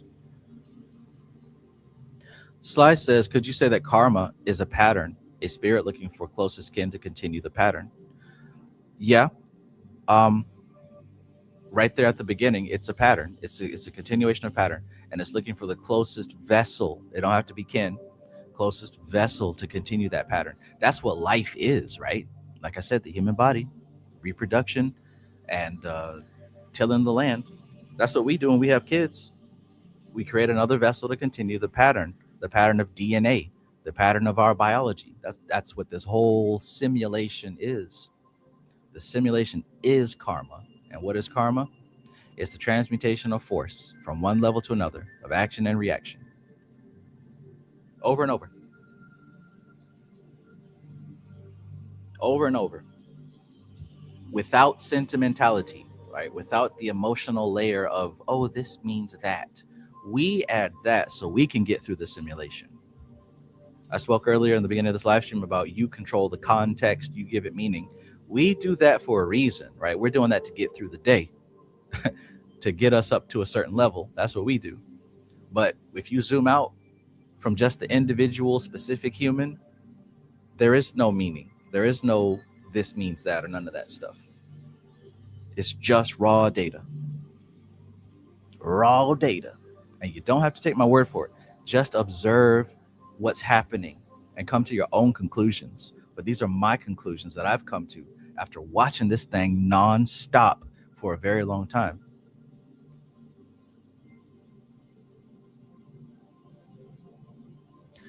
The Shining Wizard says, damn, even spirits need to reproduce. Oh, yeah. Oh, yeah. And here's the thing, because vessels and forms are impermanent. So, in order to persist, new forms and new vessels must be created. That's all reproduction is. Vessels for consciousness to persist. That's it.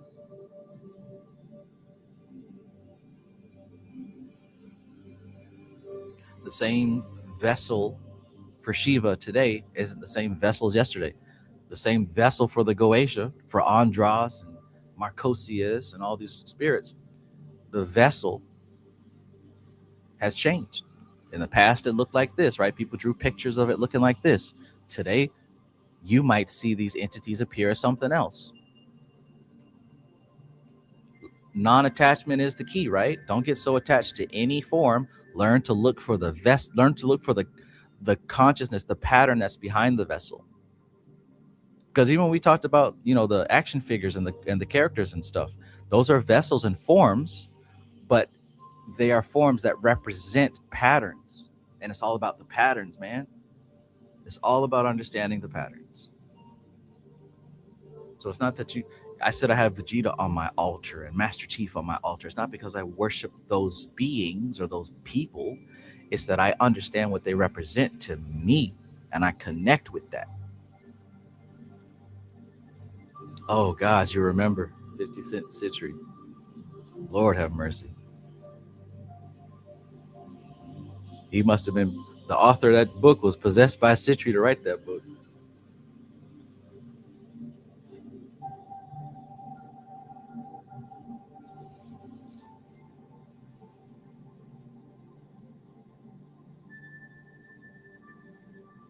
For the Culture says, would you say we are essentially just meaning setters?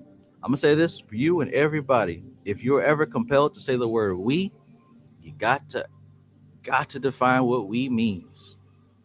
But yeah, in this case, that's literally the definition of what? Ahamkara. That's literally the definition of ego, the meaning maker, right? You guys remember the what's it called? The fourfold vehicle of the mind, the Antakarana, Buddhi, Ahamkara, Chitta, Manas. Well, ego is the meaning maker. Now, when you say we, that's what I'm thinking. I'm thinking you're talking about ego.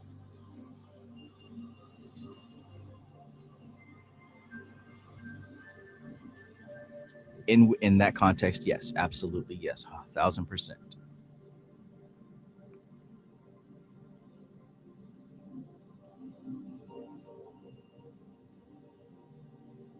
Matthew Watson says, now I see why the yogis have a mantra for everything. Life's a pattern, always makes a way out like the maze. Yes, precisely. That's why these mantras work so well, because they're tapping into the raw patterns. Mantra is a powerful science. Powerful. That's why it doesn't matter what they're saying. You got to find out what the mantra connects to, what it represents. Clean. Shreem.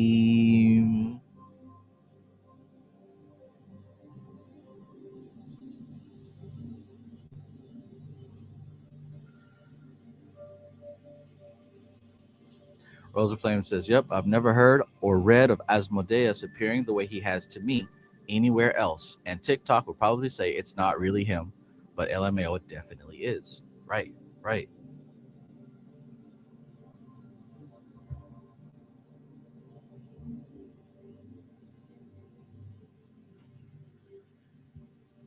Matthew Watson says, wow, maybe this is what all this reptilian stuff, all about the entities with enough juices to play out their pattern on a human vessel on a higher level than most spirits. Right? See, now you can take this info and go back to some of these other, because like my assumption is when I hear the general public talk about occult stuff, I come with the understanding that they don't understand what they're saying. Not that they're lying or making up shit.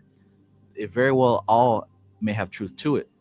But I come knowing that if I care about about the concept they're talking about, I will need to do my own research. But the days of watching a YouTube video or whatever and getting the full picture, them days are long gone. Them days are long gone. At best, you can find something to pique your interest, but you're gonna have to do your own thorough cross-referenced research. But yeah, I agree with you there. The stuff about the reptilians is more than likely talking about most definitely talking about a previous wave of souls who have incarnated vessels before human beings were around. Now, what vessels do they use now? Who knows? Maybe some still use human vessels. Who knows? Is it useful and appropriate to what I'm doing? At the present moment, I don't see the connection. So, in any case, let's continue.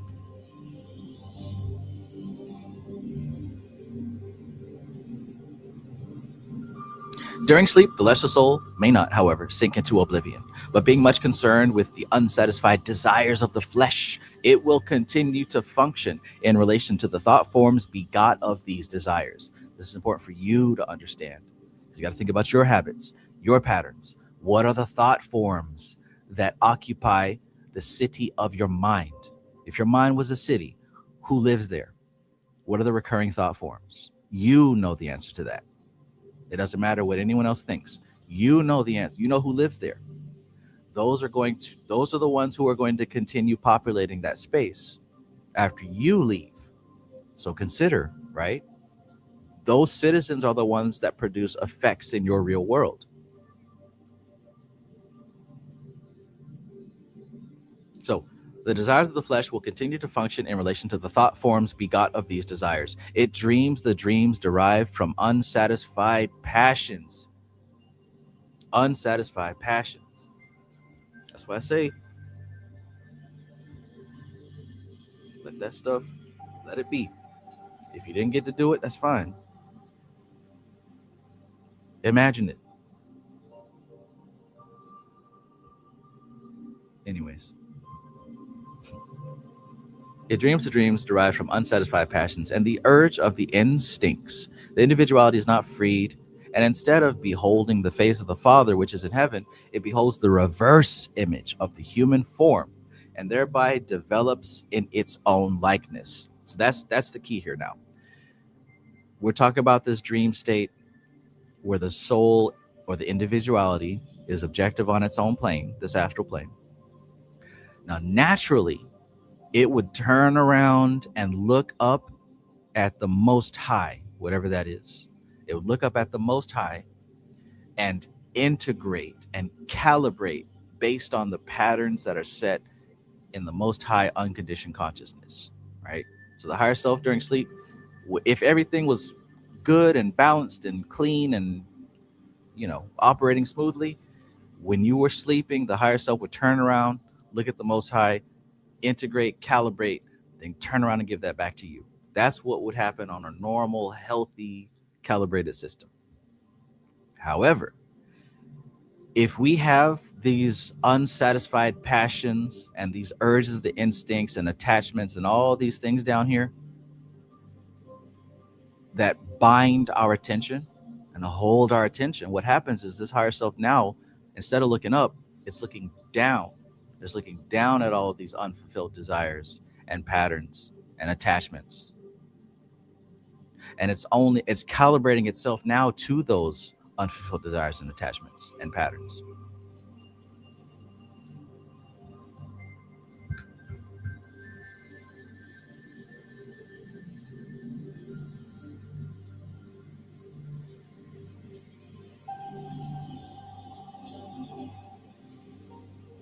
Now, the individuality being unable to function on its own plane makes no growth and remains unevolved.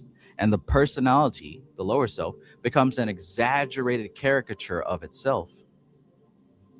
From this, it can only be freed by the third death. It can only be freed by the third death. thereby enabling the individuality to assert itself. But if the third death be incomplete, the lower soul will continue to dream upon the astral plane. This leads to the question of the fifth death. Uh-oh. Uh-oh. So yeah, what was it that TGS said?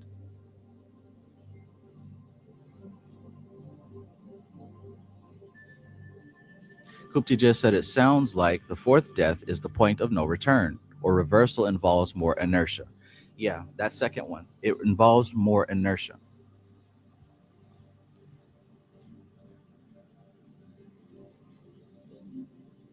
The fifth death. The fifth death is the death of the personality.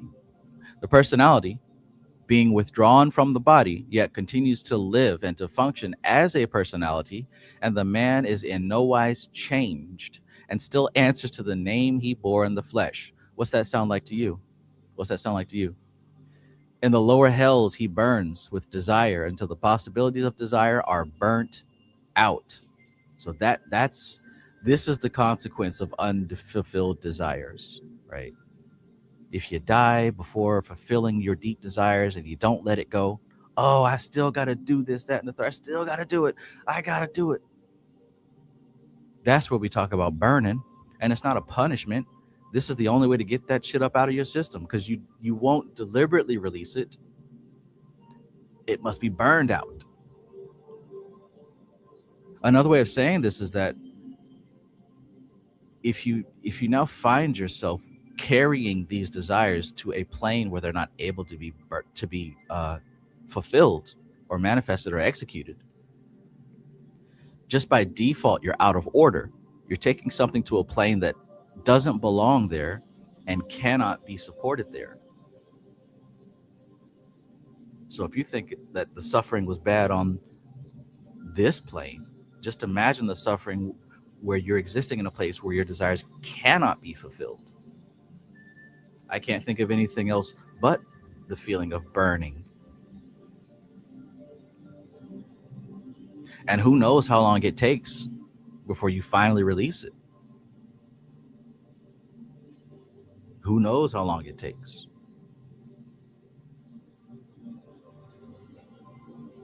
In the lower hells, he burns with desire until the possibilities of desire are burnt out.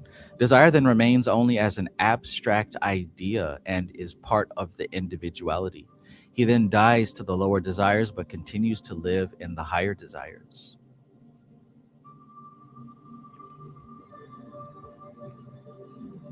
Uh-oh. Uh-oh. Since y'all want to play with the clip off,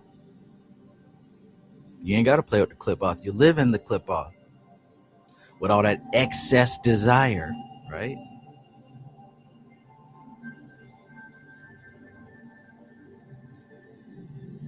The burning ones.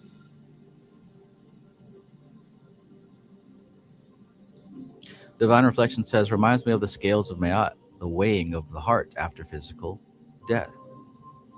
Right, and what about those confessions? What about those confessions? I have not stolen my neighbor's goat.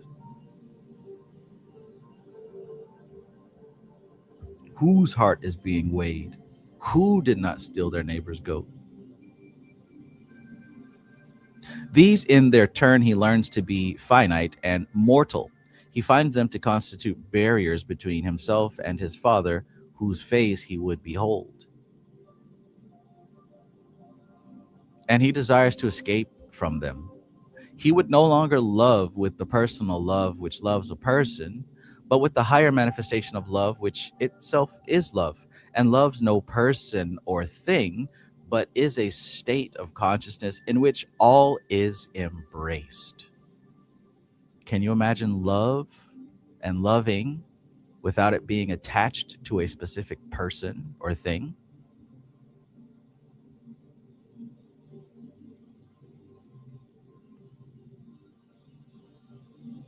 He then seeks freedom from the lesser love, and with this desire for escape from that which is good, though finite, in order to realize the good that is infinite, causes the fifth death.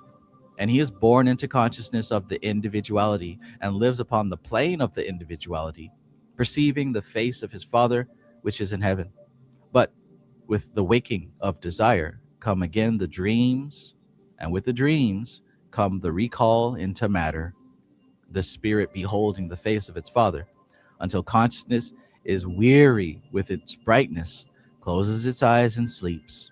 And sleeping, it dreams of its unfulfilled desires. Jeez, man.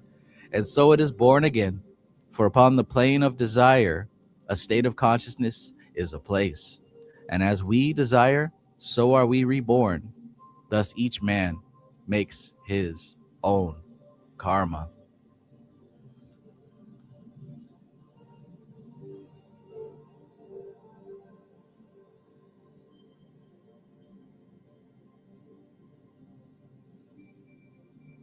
Oy vey.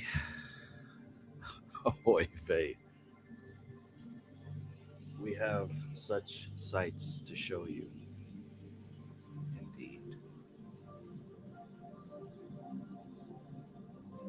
Indeed.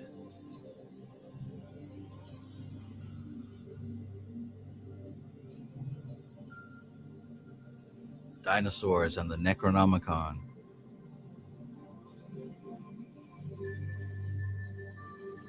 It may be asked, how then is it that men make for themselves suffering and limitations which they could not desire? It is because they do not reap the fruits of fantasy, but the fruits of actuality. They are given the results of the thing which they desire, which they have permitted themselves to desire, not the thing they desire. Big difference, right? Big difference. They are given the results of that which they have permitted themselves to desire, not the thing they desire. To exemplify, the man who desired power would obtain vanity. To obtain power, he would have to desire the qualities which confer power: strength, foresight, and wisdom. The man who desires power builds for himself the consciousness of the vain egotist. However, the man who desires strength, foresight, and wisdom builds for himself the consciousness of power. This is a little gem right here, too. This is a little gem right here, too. If you can get it. I'll read it one more time. To exemplify, the man who desired power would obtain vanity, right? So it's like, if you're looking for power just for power's sake, the man who desired power would obtain vanity. To obtain actual power, what would you need to do? He would have to desire the qualities which confer power. Doesn't that make sense? Strength, foresight, and wisdom. The man who desires power builds for himself the consciousness of the vain egotist. The man who desires strength, foresight, and wisdom builds for himself the consciousness of power. Coop TGS says, Gareth Knight quotes that section in Death Path of Kabbalistic Symbolism book. Good catch. Excellent catch, my friend. Excellent catch. He quotes a few things from this very book, but you're absolutely right, because I do recall going through that thoroughly in the recent months. So let's talk about the sixth death.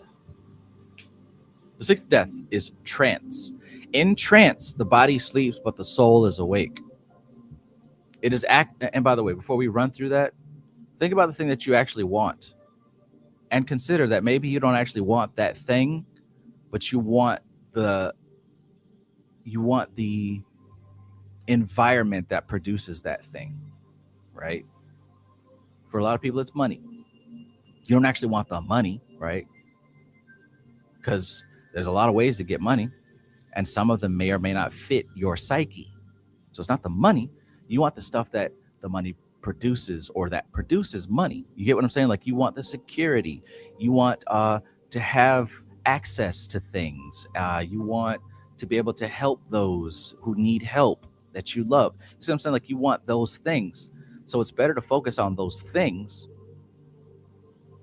and come into an understanding that what you're talking about here is a byproduct of those things. Just like power, like, it's not power that you want unless you're that kind of person, right? Because there are people who are like that. And then you'll get that. So just take a moment also to consider what it is you still desire in life, right?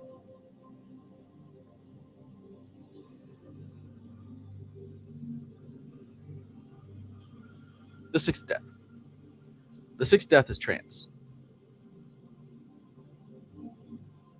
In trance, the body sleeps, but the soul is awake. It is active upon its own plane. It functions objectively in the sphere of its upper and lower aspects. It may function upon the sphere of its lower aspects, the instincts, with the body as a background. Or it may function upon the sphere of its higher aspects, the concrete mind, with the emotions as a background.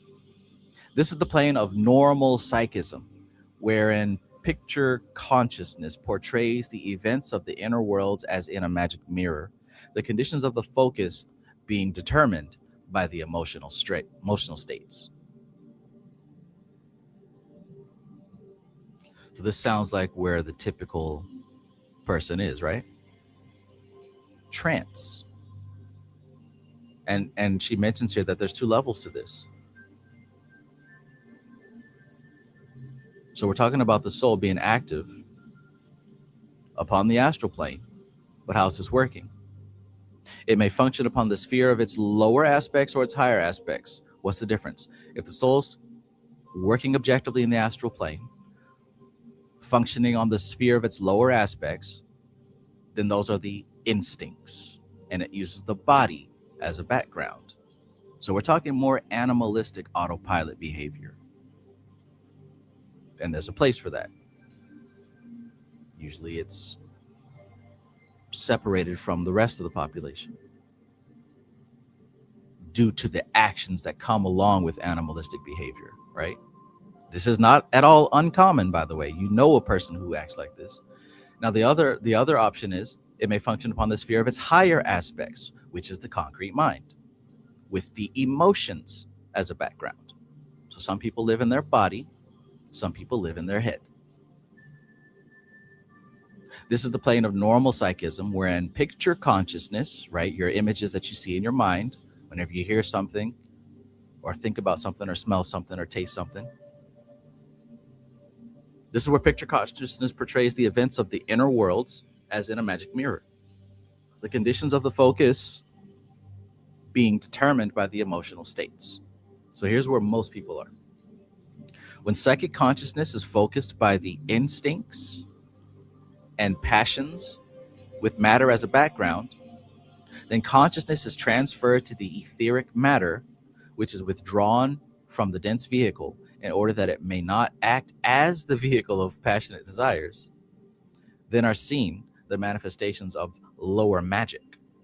What's lower magic? Dangerous and evil in all its forms, degrading to the personality because its life is lived in relation to matter and not to spirit. Live all life with God for a background and measure all your deeds against the span of heaven and assess them in relation to the cosmos. So shall your sin seem grievous in your sight and your errors very small.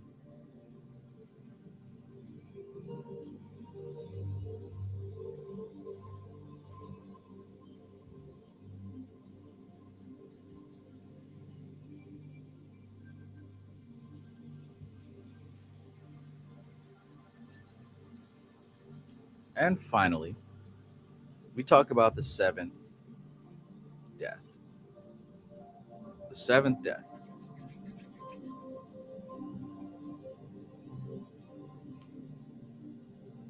Let's get to it. The seventh death is initiation. In the seventh death, consciousness is withdrawn from the personality, the lower self, and made one with the individuality, the higher self. And then a man ever beholds the face of his Father, which is in heaven, even when he himself sojourns upon earth. Uh-oh, while still alive? Dreaming while alive? Thus it is that the initiate is not as other men. Initiation is a living death. Speak on it. What are we talking about, Dion Fortune? Those who desire 1212. 1112 in Texas.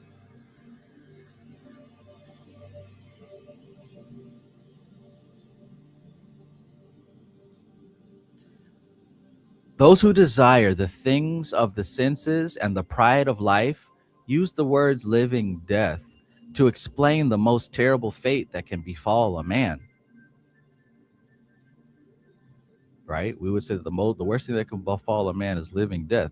You think about somebody who is, you know, numb from the world, or maybe they can't use their brain function properly. I don't know.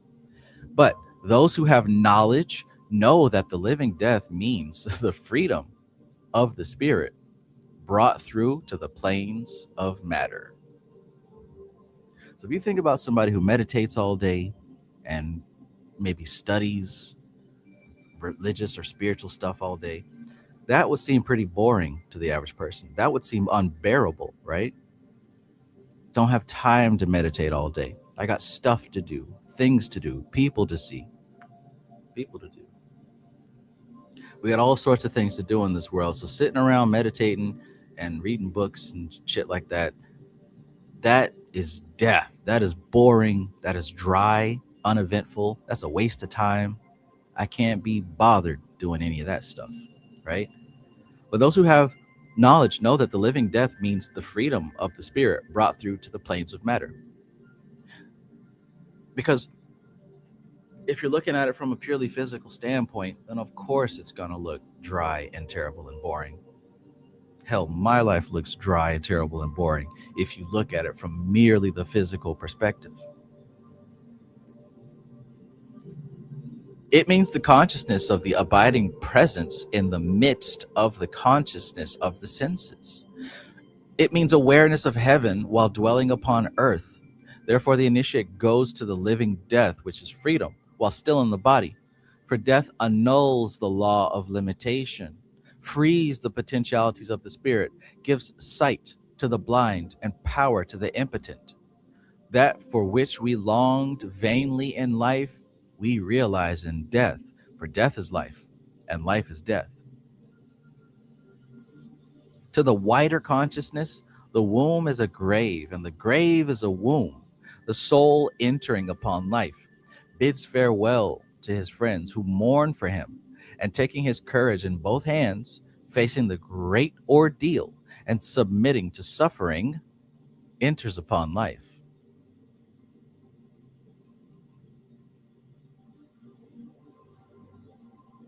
His first action in life is to draw breath. His second action with that breath is to set up a cry for distress, because he has entered upon the task of life with grief, and his aim in life is to make life bearable. But when he enters the grave, he passes through the gateway into the wider life of consciousness. And when the initiate would pass to the wider life of consciousness, he passes through a gateway which symbolizes death. And by his death to the things of desire, by his death to the things of desire, he obtains freedom. And as one dead, he walks among men. In the death of life, which is the freedom of the spirit, in the bonds of the flesh, he transcends the law of limitation. Being dead, he is free. Being dead, he moves with power among those buried in the flesh. Buried in the flesh. Buried in the flesh. You ever seen somebody buried in the flesh? And they, seeing the light shining brightly through him, know that he is dead. For the light cannot shine through that consciousness. But when the consciousness is discarnate, the light shines through. And if the discarnate consciousness is still manipulating its body, then that life shines through into the world of matter and illuminates man. You become a window. You become a window of something extraterrestrial. Check that out, huh? But remember this and meditate upon it. You listening?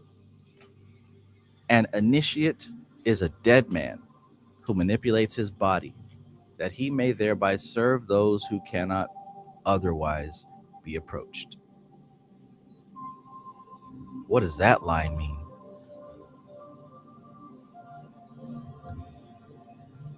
Matthew Watson said this is where Bobby Hemmett got all of the famous quotes. Right, right. This is where a lot of modern people heard about the cosmic doctrine because Bobby was quoting this chapter all the time. You're absolutely right.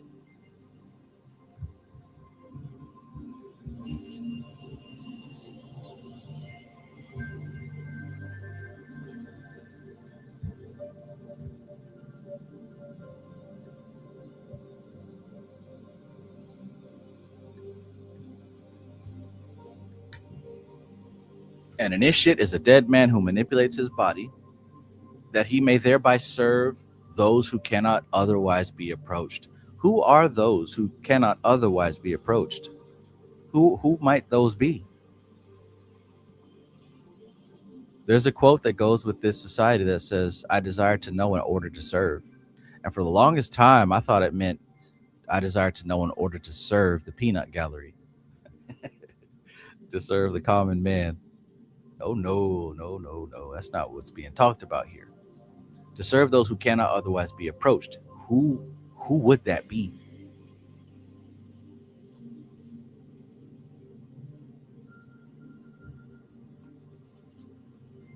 A summary of chapter 27. One, right? We're talking about the seven deaths. One, neutralization of two movements. Two, the transmutation of force from one plane to the plane below. Three, death of the individualized consciousness and abstraction of the absolute essence of life in meditation. Four, sleep, the linking or teaching death, objective on its own plane. Five, death of the personality and of all its desires. Six, trance, the body sleeps but the soul is awake. Seven, initiation, consciousness withdrawn from the personality and made one with the individuality. It is of my esteemed recommendation that you read this chapter again on your own, because there's a lot to be gathered here, especially if you're concerned with the afterlife or the soul's relationship to the incarnated body and all that other good stuff. Like, because you can really put the pieces together of everything she said in this book up to this point. Because remember, most of this book has nothing to do with the individual human being. We still ain't really there yet.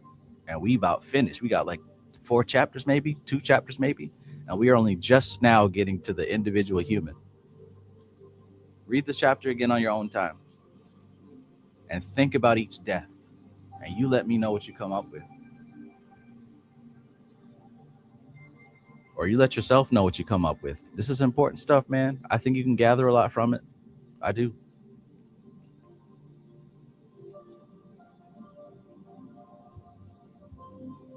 Honest Abe says, got to go back to the Dead Man comics for homework. I might learn something there.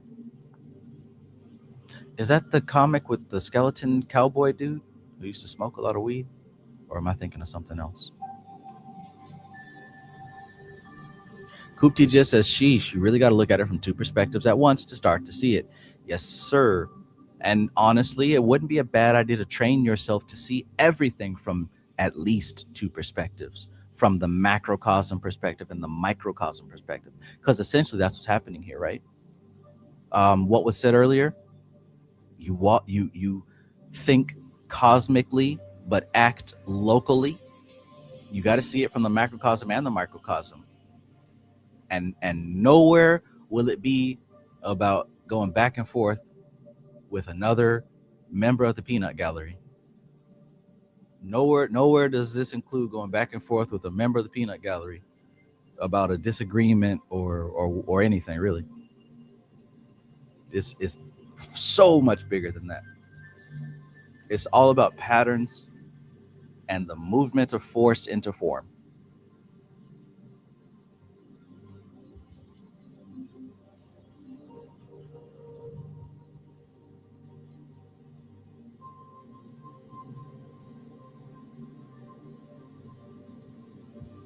Pork Hill 666 says character who was in Batman, Brave and the Bold.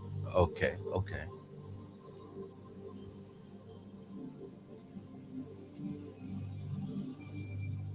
All right, good stuff. I love that chapter. It really opened my eyes to a lot of things, and even more so now that I've gone through it a second time. Mothra says, "Yeah, that perspective thing was what was blocking my understanding before. Now for sure." Let me know what you guys gathered from that chapter, even if it's something you might think is small.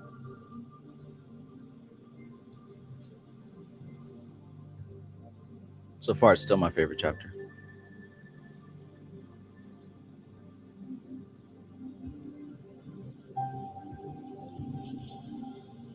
27, 27.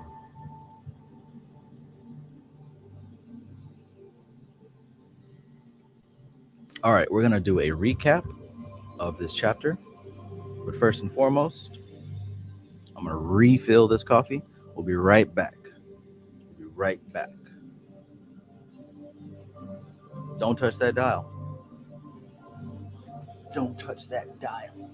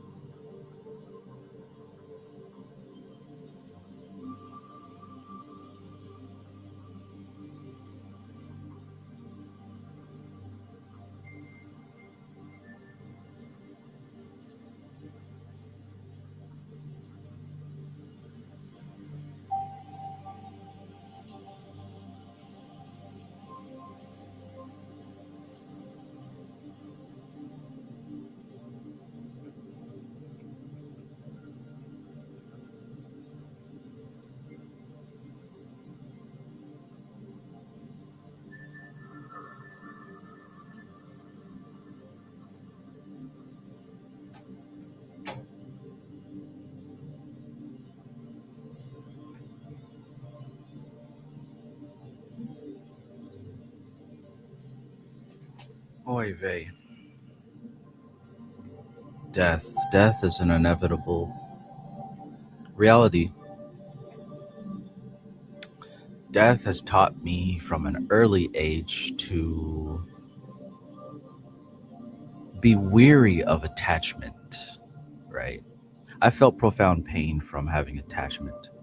And I think what I've learned as I matured and got older is to not allow myself to invest in being attached to people or things so deeply that it causes emotional disturbance. That doesn't mean that I don't enjoy or don't love or anything like that. It's just that there's a regulation on how deep I allow myself to be attached. And that also comes with an ease of detaching.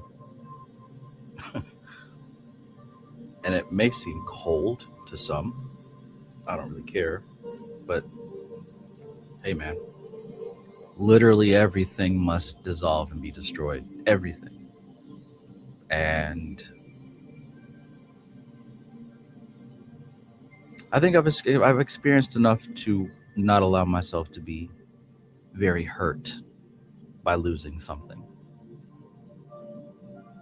because everything will be lost.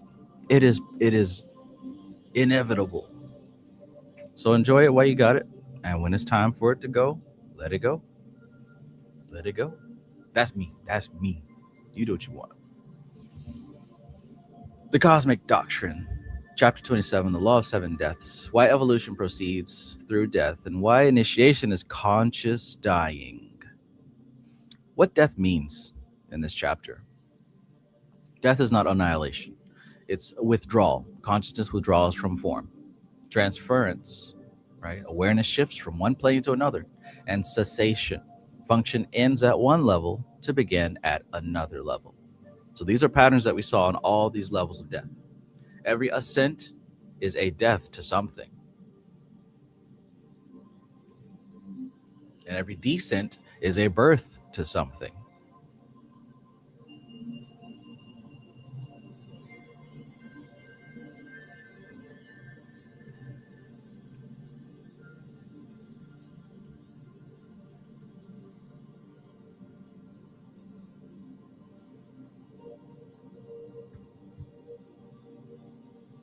Ronell Chapman, peace and greetings.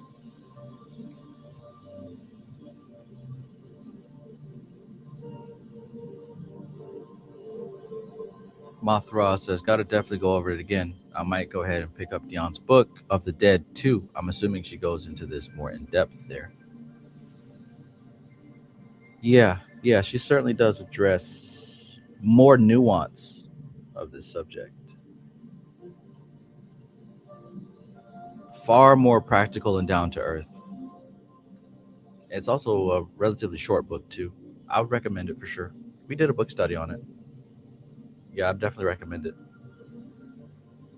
Honest Abe says her Book of Dead went hard. I believe she got a Kabbalistic prayer in it for your loved ones who passed.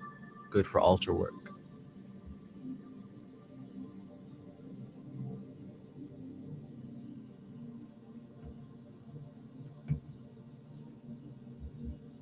Yeah.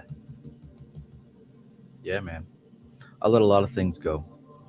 Friends, family, identity, concepts, dreams, hopes, wishes. I let a lot of stuff go. Just let it go. Let it go.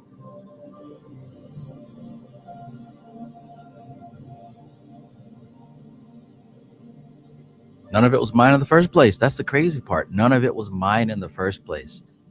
Dreams and desires and hopes and like, oh, I want to do this one day. That's not mine. I adopted that from somewhere or someone else. I mean, we could say that for all of our dreams and desires, we adopt them and then we nurture them and nurse them and integrate them into our identity. None of our desires belong to us, just like no karma belongs to us.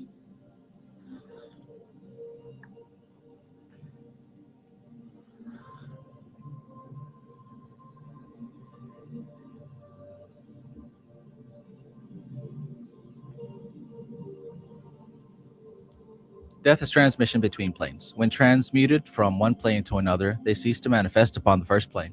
When consciousness rises, it withdraws from the lower vehicle. The lower plane experiences this as death. The higher plane experiences this as activation. Abandonment is required. It is only by the abandonment of simpler form of life that it can enter the more complex. Evolution is not accumulation.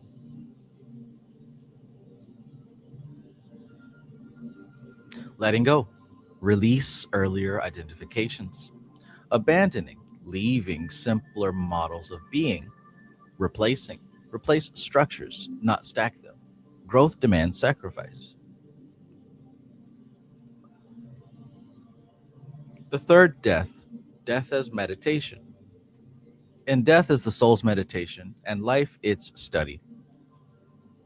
Life collects experience. It engages multiplicity. It generates material. Now, death withdraws from experience. It synthesizes meaning. It integrates understanding. Why death is necessary for meaning? All would be concrete, unrelated, unsynthesized. Right? Death is necessary. Otherwise, without death, experiences remain fragmented. No coherence. Events never cohere. No synthesis. No synthesis occurs. It is death alone which enables you to utilize experience. Integration requires withdrawal. Just think about it. Death is the great sleep, right? And this is where you're able to take all the different things you've done in your life and distill it down into its essence. All your patterns, all your lessons, the growth, the evolution.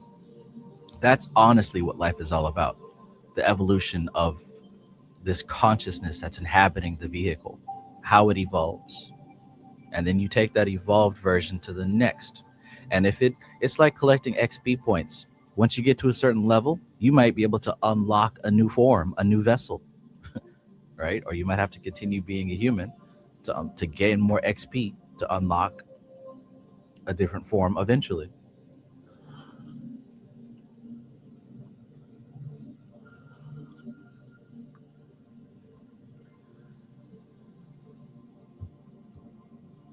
Bramstar says you can't take it with you, as they say. Absolutely. Can't take it with you.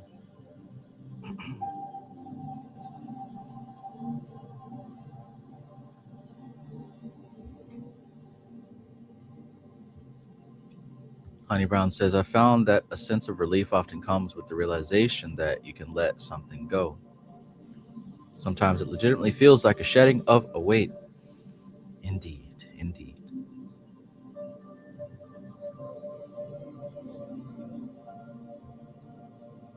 Hoop TGS says, knowing that life is for study and the letting go of desires, that is precious information.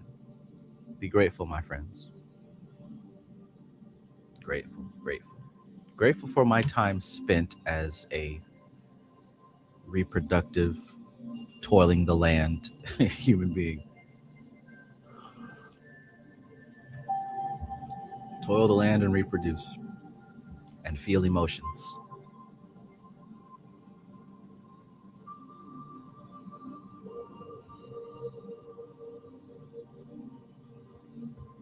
Next, the fourth death, personality and individuality. In waking life, the individuality sleeps. Life in the individual in waking life, the individuality sleeps. In sleeping life, the individuality wakes. In incarnation, the personality dominates waking life. That's the lower self. The individuality, higher self, operates behind the scenes. Consciousness is focused downwards. The truth, incarnation, is a narrowing of awareness. Translation during waking life. During the waking life of the body, the individuality is intent upon translating. Compression, right? We're talking about compression, adaptation, and limitation. The higher awareness is compressed. Consciousness adapts into form. Freedom is limited for function. The individuality sacrifices freedom to enable incarnation. So you see how something had to die, and then on a lower realm, it is born.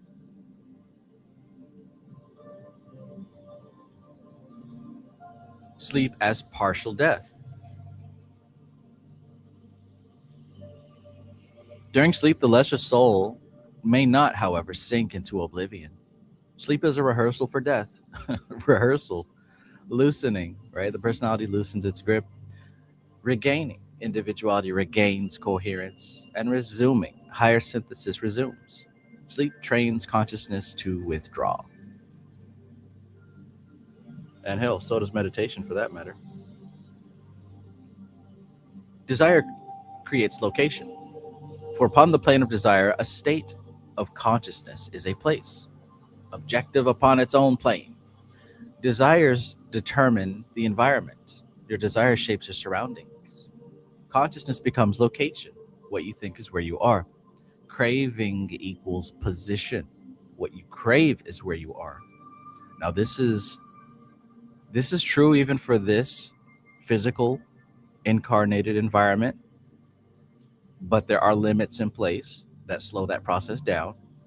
So you can imagine on a higher plane, on the astral, these same rules apply, but even faster, sometimes immediate, which is why we can feel an emotion before the physical expression has occurred. As we desire, so are we reborn. Rebirth follows attachment. Karma is self-generated.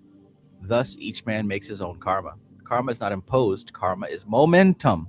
That's the key. It's momentum. Desire sets direction. Direction determines destiny. So there's your destiny.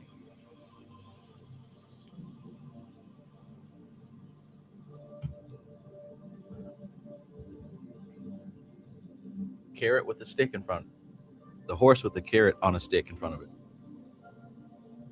The sixth death, emotional focus. The conditions of the focus being determined by the emotional states. Emotional gravity. Consciousness orients by emotional gravity. Determines trajectory. Emotion determines ascent or stagnation. Becomes path. Emotion becomes trajectory. Unmastered emotion binds awareness. Degradation of the personality. Degrading to the personality because its life is lived in relation to matter instead of being lived in relation to spirit. So the degradation of the personality, the lower self, it's matter referenced. It's emotion bound, it's sensory anchored. When consciousness remains bound to matter, emotion, and sensation, guess what? It cannot rise. This is inertia, though. It's not punishment. It's merely the answer to a pattern, the response to a pattern. The seventh death, the living death.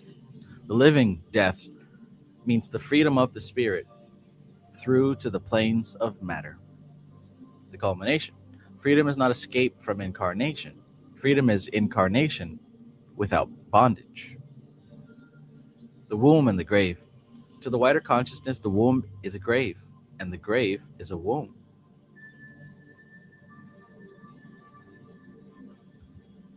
Death is a gateway of transition. Thresholds, both are thresholds of consciousness. Birth, a gateway of transition. Initiation as a conscious death. When the initiate would pass to the wider life of consciousness. We're talking about death to desire, first and foremost, releasing all craving, right? So we're not talking about a physical death. Death to desire, first and foremost. Next is death to personal identity. Transcend the separate self.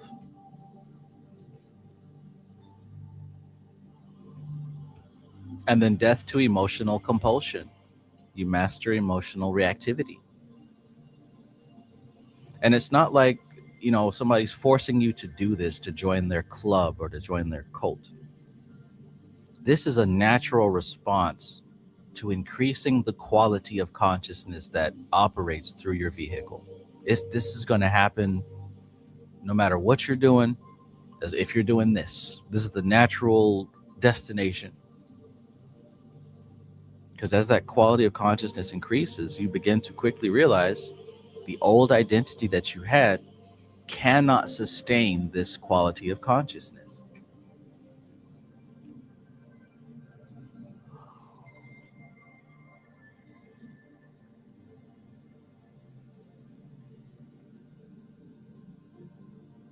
When you become a senior in high school, you can't just go back to sixth grade middle school.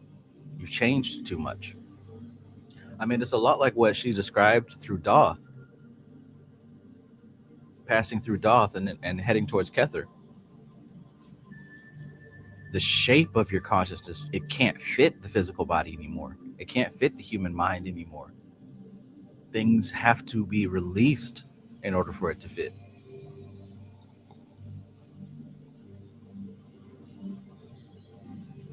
Now, that doesn't necessarily mean that once you start becoming more and more advanced and spiritually consciousness that you have to start dressing weird or you shave your head, or it's not about the physical stuff.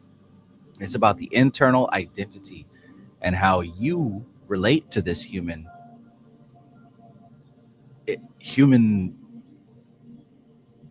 vehicle, basically. Is how you relate to it and how you relate to the story that is your life. That's what changes.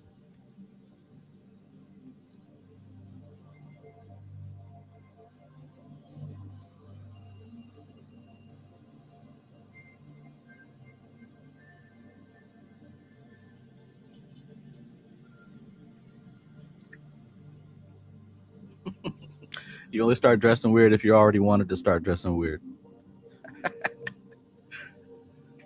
The same way that magic doesn't make you crazy, you already bring that crazy with you to magic. Black magic and demons don't drive you insane. You brought the insane with you.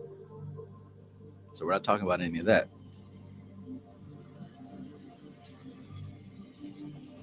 The initiate among men. As one dead, he walks among men.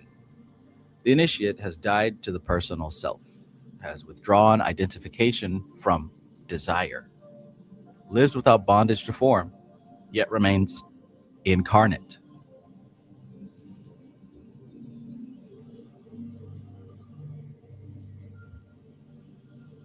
Zero says, don't blame magic for your craziness. Right, right. The axis of the entire book. An initiate is a dead man who manipulates his body so that he may thereby serve those who cannot otherwise be approached. This is not symbolism. It's free of personal reference. No ego attachment remains. Body as an instrument, using the body as a tool. What does that sound like to you? If you conceive of using the body as a tool, where does that place you? Serves beyond attachment, serves from beyond bondage. Initiation is living after death. Because if you're using your body as an instrument and you no longer relate to the body as you, as an identity, that means when that body goes, you don't take it personally. The unified teachings of the seven deaths. Death is a withdrawal, not destruction. Consciousness evolves by relinquishment. Experience is integrated only in death. Desire binds consciousness to place. Emotion determines post-mortem focus. Let me read that again. Emotion determines post-mortem focus. Karma is self-generated momentum. Initiation is conscious death. The initiate lives freely while incarnate.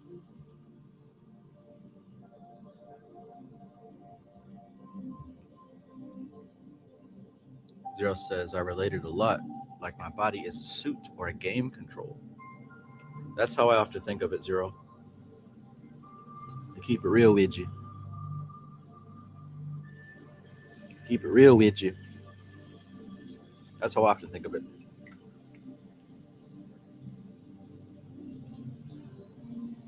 Mayat Mystic says, a vessel. Indeed. Even your environment is a vessel. The vessel, the tool, it doesn't stop with your body. Everything around you is the same, is a tool for consciousness. All of it.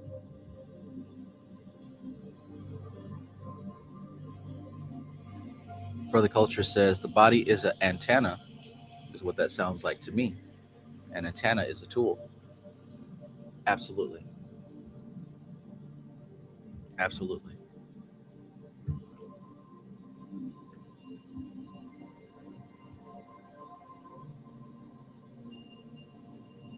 Okay.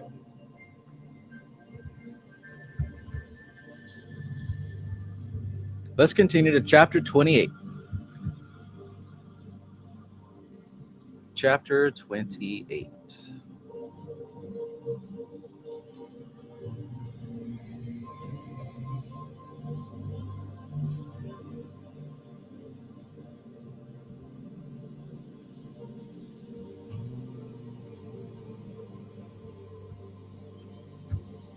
Matthew says we just got to adjust the station.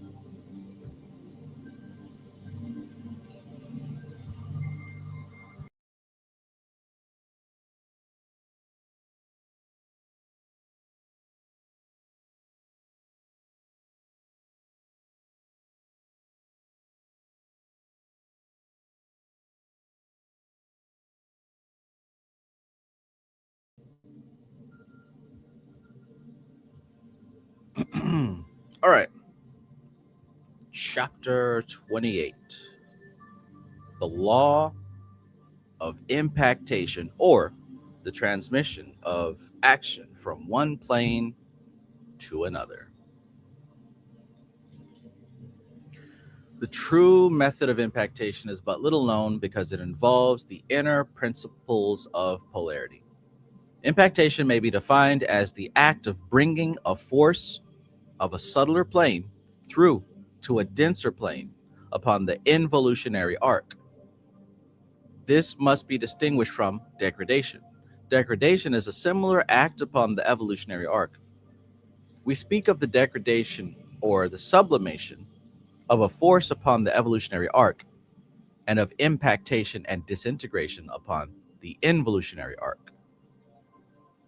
An important concept concerning the dynamic standard of good and evil is contained in this distinction.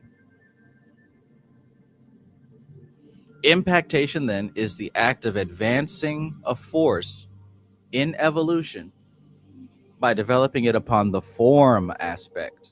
So, look, the law of impactation or the transmission of action from one plane to another, she's saying that impactation, and so far, first she defines impactation as the act of bringing through a force of a subtler plane to a denser plane upon the involutionary arc. So involution is coming down the tree, so to speak. So bringing a subtle force downward. Then she goes on to say impactation then is the act of advancing a force in evolution. How? By developing it upon the form aspect. So you're evolving a force, or I should say you're advancing a force, increasing the quality of consciousness by evolving the form itself. By upgrading the form itself, you're upgrading and evolving the force. That's what impactation is all about. You must remember that the stream of evolving life issuing from the logos has to descend into matter in order to be organized, and having developed form by its confinement in matter, it uses that form as a mold, or more strictly speaking, a framework for the subtler surrounds the dense. The subtler surrounds the dense. So the subtle surrounds the dense. Almost like you can think of an egg with the inside, the core of the egg being the dense, and it's surrounded by a cloud of the subtle. You must remember then that the stream of evolving life issuing from the logos has to descend into matter in order to be organized. And having developed form by its confinement in matter, It uses that form as a mold, or more strictly speaking, a framework, because the subtler surrounds the dense. And when that framework of the dense is withdrawn, the subtle maintains the form it assumed, because the system of stresses then developed becomes a habit.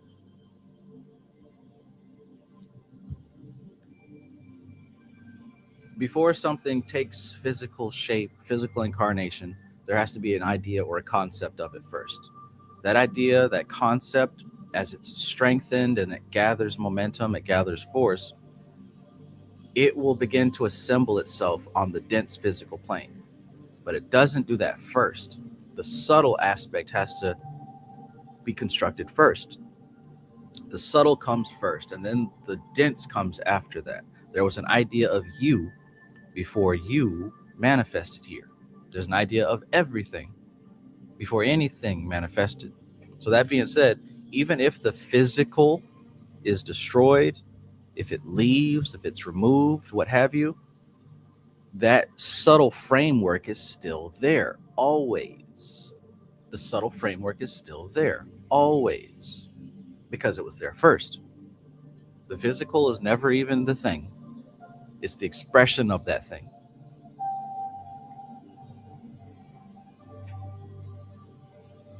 And that brings me back to the question, what dies? What are you? Who are you? This physical body you're looking at is a vessel, it's a vehicle. It is an after effect of what you actually are, which has been here.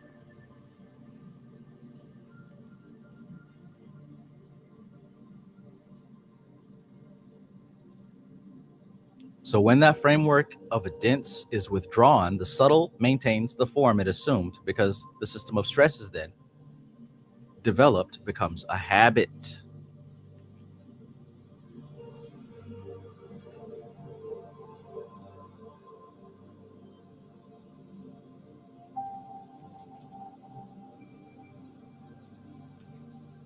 Was that all one sentence? She is notorious for doing that. Paragraph long sentences, boy. Hypnotized minds.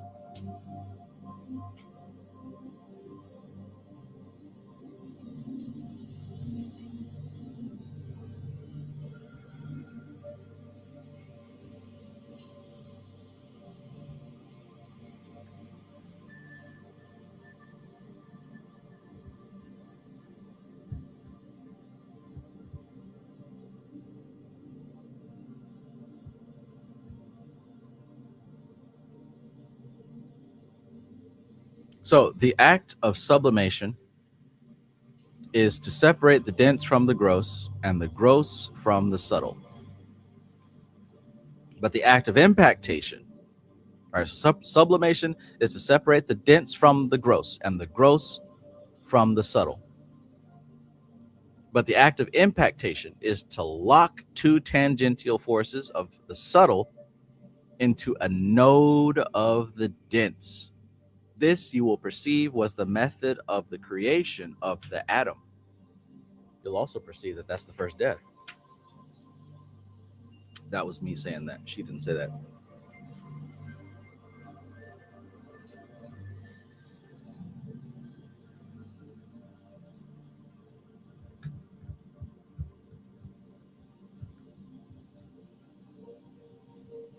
Let us make this clear by example.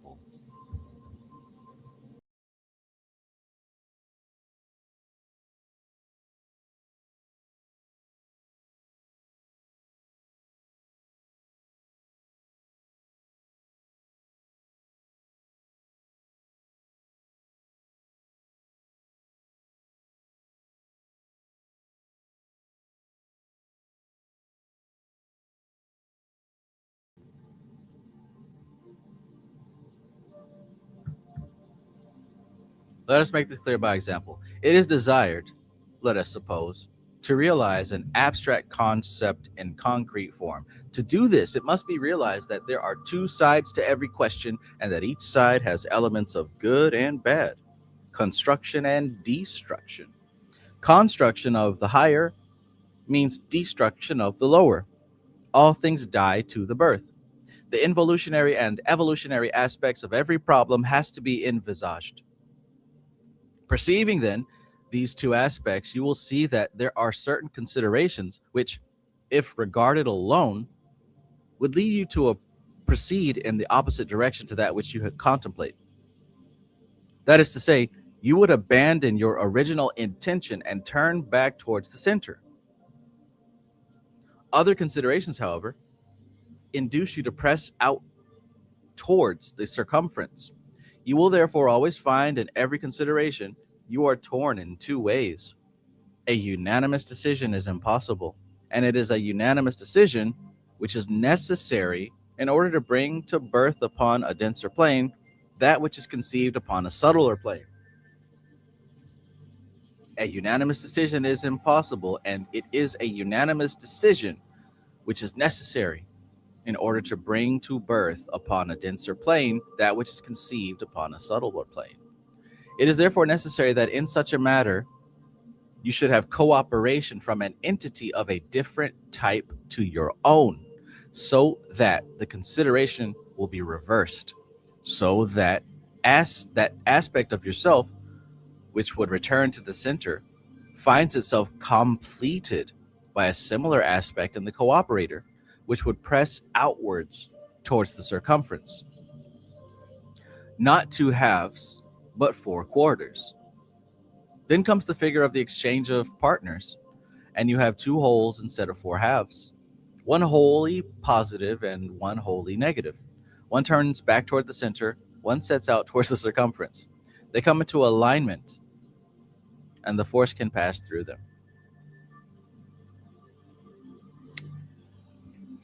Figures 21 and 22.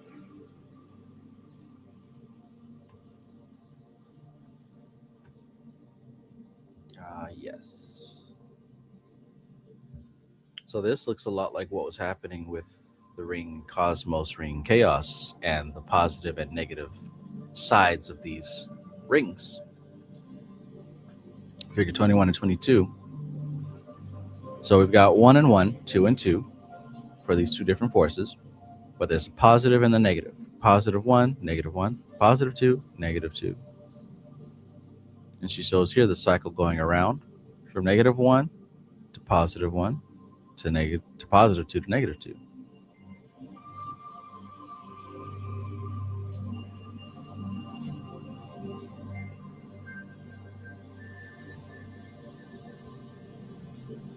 Okay. So that being said,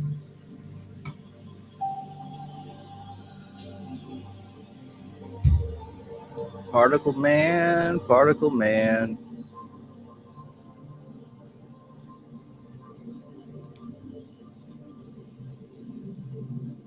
The force intensifies all qualities. That which sets towards the center draws toward the center. That which sets out towards the circumference draws toward the circumference. Then comes repolarization. Each of the two halves temporarily joined draws apart and affects repolarization within itself into a positive and negative aspect, consciousness and subconsciousness, personality and individuality, and reforms itself. You then have four holes on two planes. This is a subject which requires meditation. It cannot be comprehended without a key.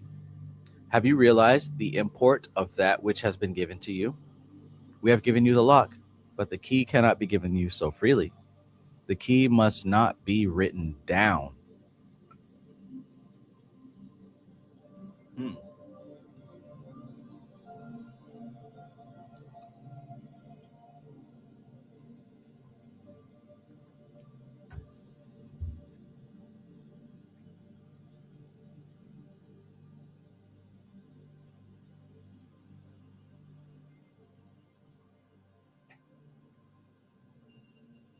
So we're talking about the conscious and the subconscious, personality and the individuality.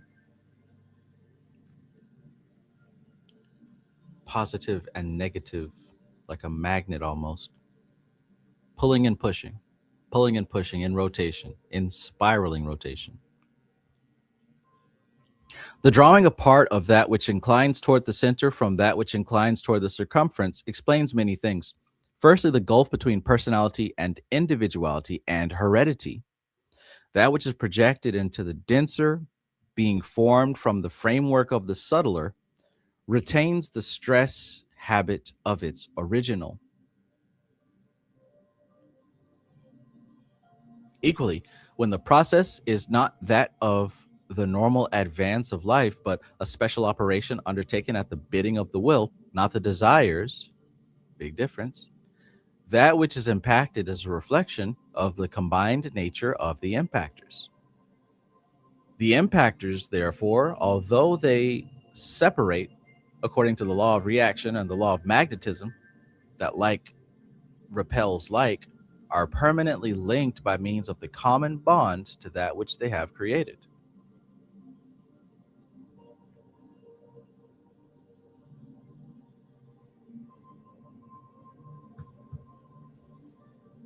Rosa Flame says, got to keep in mind this is channeled. So it's Dion, but also not.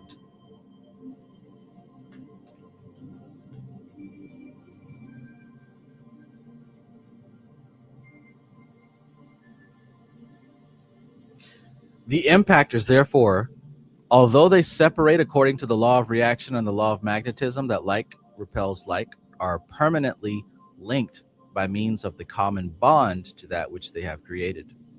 The symbol is that of the inverted A, so an upside down A, in which the two converging bars represent the creators. The crossbar at the line of demarcation between the planes, the lower incomplete triangle, the created. The crossbar is known as the bar of impactation, and you will see its vital significance in all practical operations based upon this principle.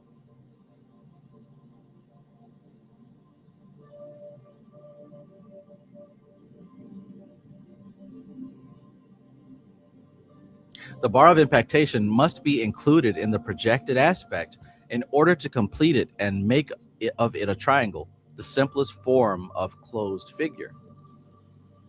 The impactors can then detach themselves at the line of demarcation and be free to function as independent units upon their own plane. But the system of magnetic stresses retains behind, attached to the bar of impactation, which forms the upper line of the triangle. And when the triangle seeks to cross the bar and develop into the mighty alpha, it follows the lines already laid down.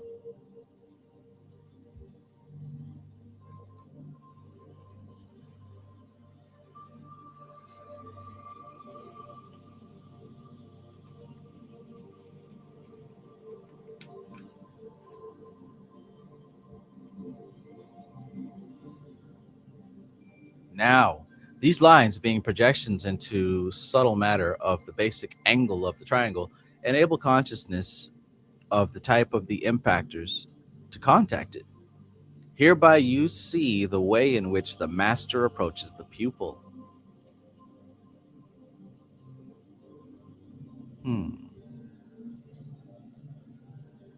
There are two kinds of birth.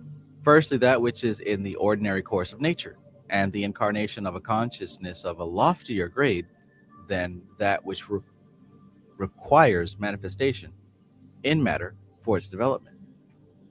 In the latter case, there are two kinds of birth.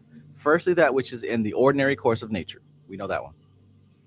And the incarnation of a consciousness with a loftier grade than that which requires manifestation in matter for its development. So that second kind of birth is the birth of a quality of consciousness that is so high that it doesn't require earth vessel experience to continue. The incarnation of a consciousness of a loftier grade than that which requires manifestation in matter for its development. A consciousness that don't even need to be here, really. In the latter case, the soul impacts itself with the assistance of another of a similar grade. The one which desires to manifest presses toward the circumference, and its partner in impactation returns toward the center.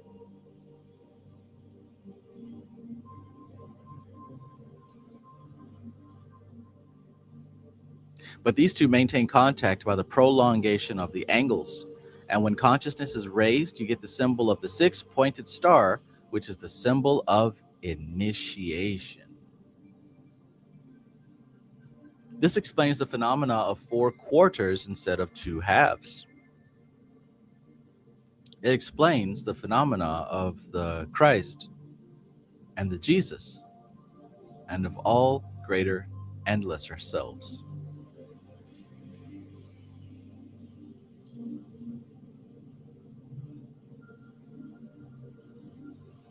There are no doubt many points in the foregoing remarks on which you will meditate before you will perceive their significance.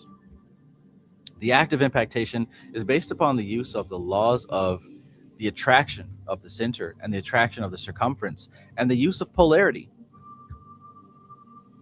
And in all elaborations of the concepts of polarity, the law of impactation comes into function because polarity gives rise to impactation. And impactation depends on polarity, wherein union takes place horizontally and fissure takes place vertically.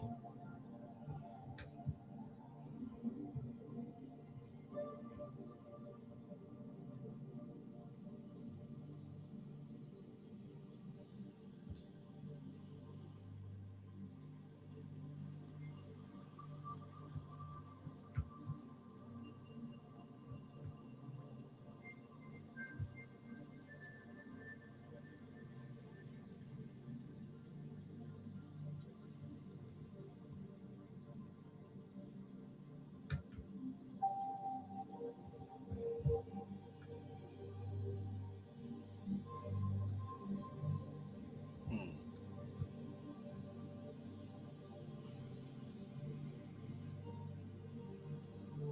Oh my goodness. Wait a minute now. Uh-oh.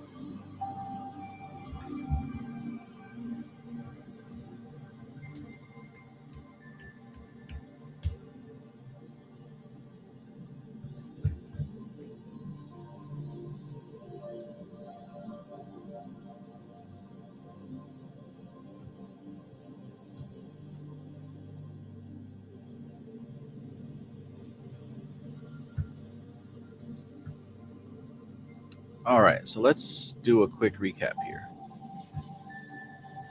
The Cosmic Doctrine, Chapter 28, Continuity Through Change.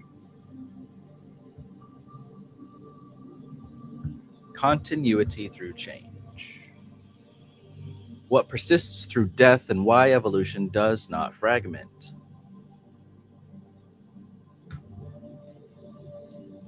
Where we are in the book. So far, we have explored the fundamental mechanics of cosmic evolution. Now we turn to a question that determines whether the entire system holds together or collapses into meaninglessness. How force moves. Chapter 25 established the patterns of cosmic energy and momentum, why power requires limitation, and how consciousness evolves through death. Chapter 28.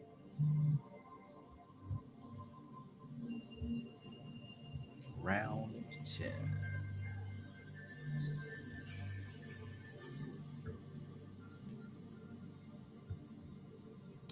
Chapter 28 addresses the question that follows naturally.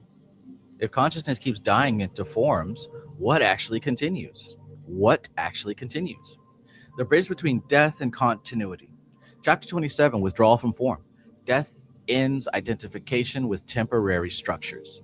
The self releases its attachment to specific expressions and embodiments. 111. Oh, just missed it. All good. We were all here for it anyways, right? So chapter 27, we talked about the withdrawal of form. Death ends identification with temporary structures. The self releases its attachment to specific expressions and embodiments. Chapter 28, we talk about the preservation of coherence. Evolution preserves direction and capacity. Something essential survives the dissolution of form. Death ends identification. Continuity preserves direction. Without chapter 28, chapter 27 feels annihilating. Liberation appears as disappearance. So this chapter restores that balance. A critical clarification, critical distinction. Before we explore what continues, we must understand what continuity does not mean. Many spiritual seekers make dangerous assumptions here.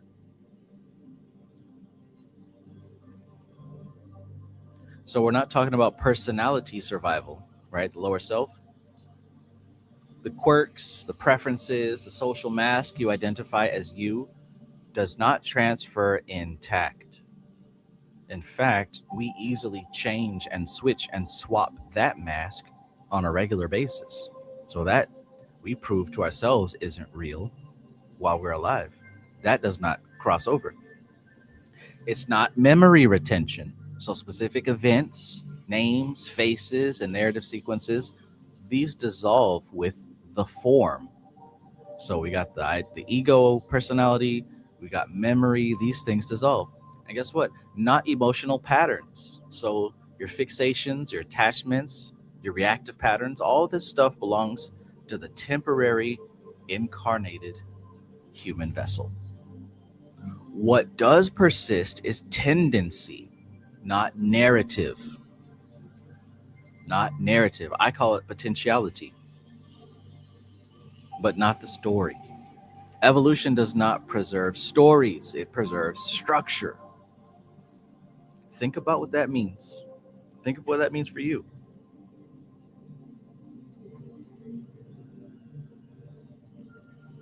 What does not continue? According to Fortune's teaching, three categories of experience belong entirely to form and therefore dissolve completely at death.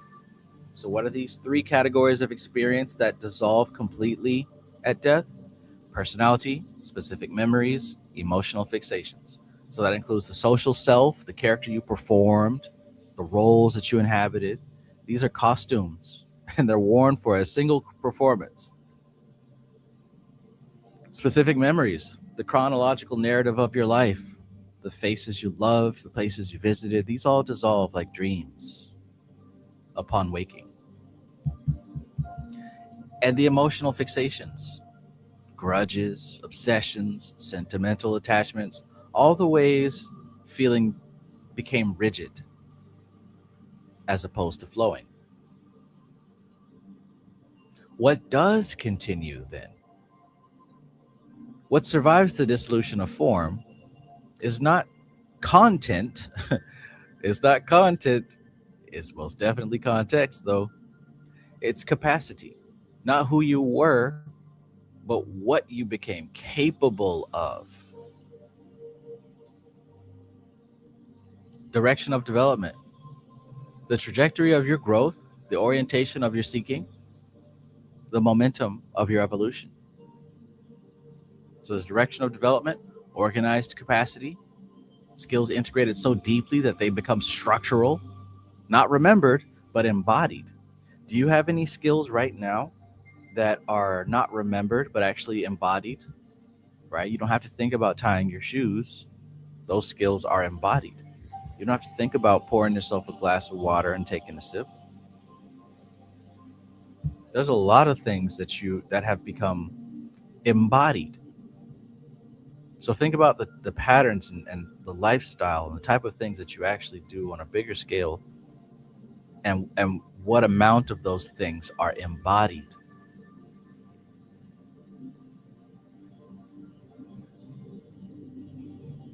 The range of perspective.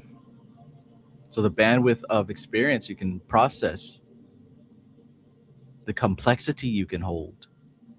These things continue.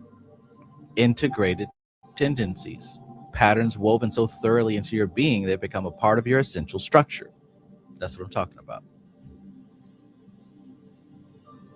That line actually summed it up. Experience is distilled. Life gathers raw experiences, thousands of encounters, sensations, thoughts, and feelings, which you've already had by now, right? So distill all of that.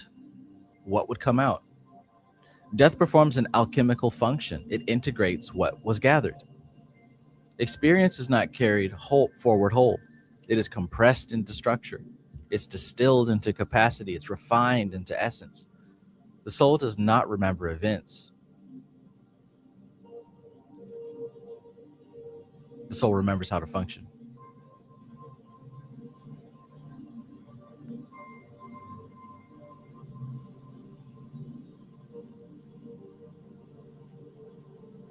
This is why a master pianist doesn't consciously recall every hour of practice. The skill has become structural. The effort dissolved into capability. If you haven't already, I want you to think about what kind of things are like that for you, where the effort has dissolved into capability. You just do it. You don't have to think about it. You don't have to focus on it. These are things that you just do, that you've integrated.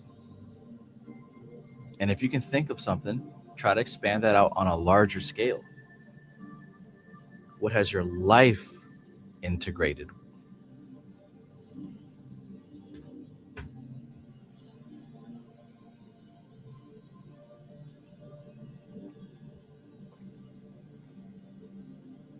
Why memory loss is necessary. The dissolution of memory is not a tragic flaw in cosmic design. It's a functional necessity for continued evolution. A functional necessity for continued evolution. If memory is transferred intact, desire would recycle endlessly. And that endless recycling would create closed loops of craving and satisfaction. Dopamine addiction. Emotional fixation would dominate. Old attachments would overwhelm new possibilities, trapping consciousness in past patterns.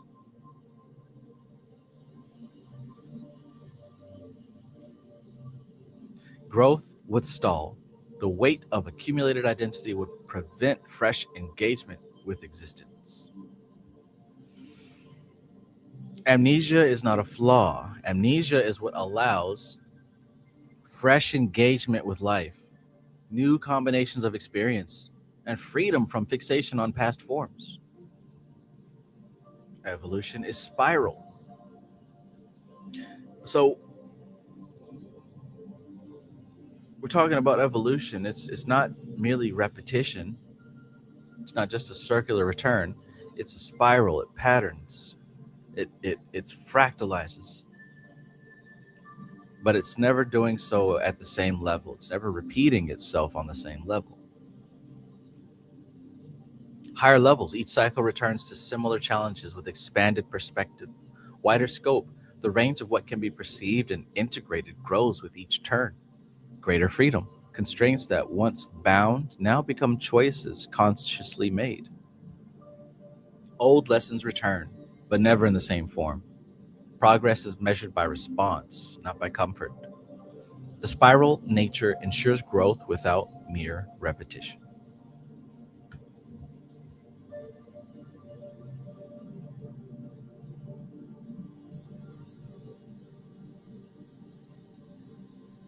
So unconscious evolution, right? The speed of evolution depends on the degree of consciousness brought to the process.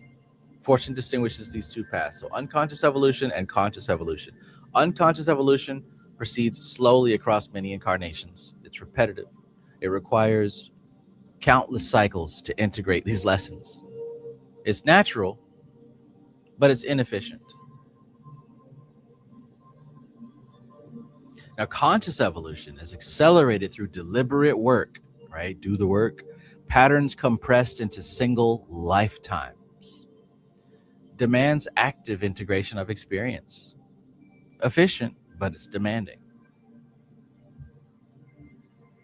And if the words Kabbalah and yoga cross your ears, that's a strong indication that you have stumbled upon, or it's about time for you to evolve at a rapid pace.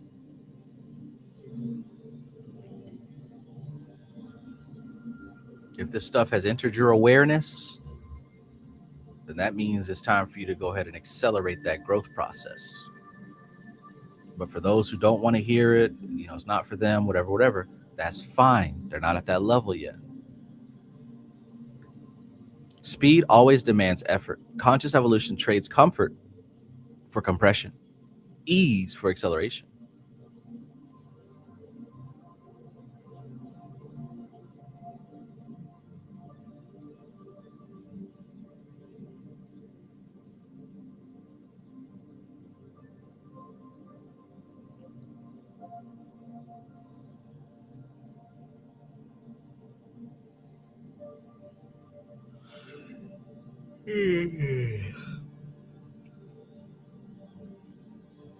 That's a good point, Rosa Flame.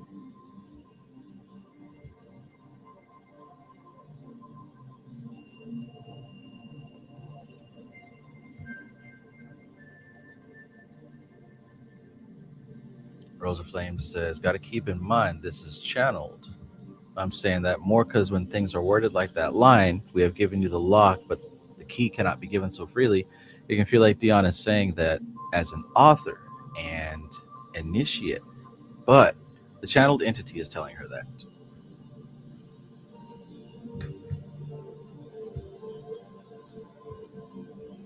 Why you can't skip stages.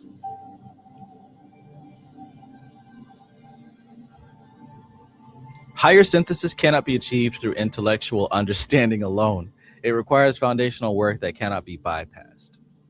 Right? So it's not even about what you can intellectually process. Because this stuff deals with a level that is above and beyond intellect. Intellect only has the five senses to work with. So at the top of this pyramid, we've got sufficient experience. Right underneath it, we have emotional digestion. And at the foundation, we have structural readiness. Coop TGS says, that makes me think the key is personal to each practitioner. Another good point, my friend.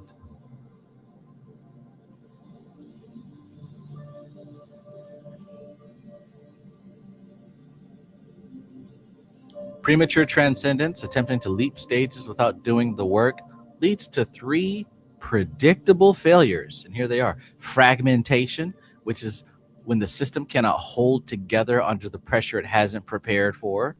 Leakage of force, energy flows through gaps in the structure, wasted rather than utilized. Loss of coherence, the organizing center cannot maintain integration across levels. You don't skip stages, you digest them.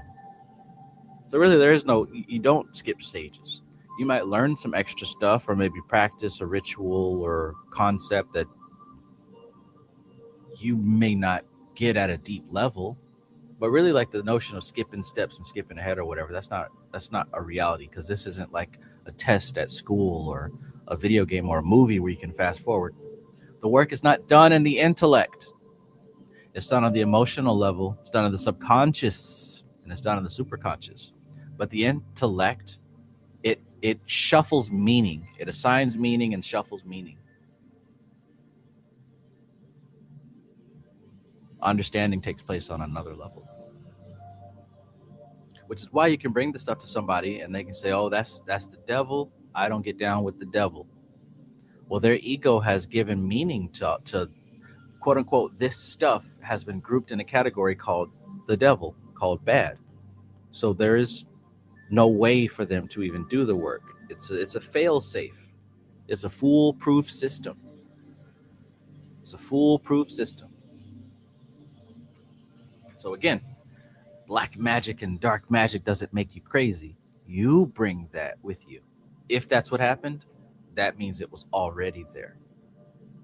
And likewise, if you dabble in the dark arts and you end up gaining a wide, comprehensive perspective of reality that's useful and appropriate, that potential was in you as well. Nobody gave it to you, but the work helped to unlock it, right? The initiation accelerated the growth of that stuff. Everything's in you already. Everything is in you already. It's all in you already. Got to remember that. Even like what I said with the curses and hexes and stuff, like it's 85% you doing that to yourself. Likewise, so are the blessings and the manifestations and all the good stuff. You are doing that. Now, of course, it helps to use an external symbol to trigger the process within you, but you bring it all to the table, man. You bring it all to, and there's a verse or a quote that Jesus said in the Bible. I can't remember it verbatim right now, but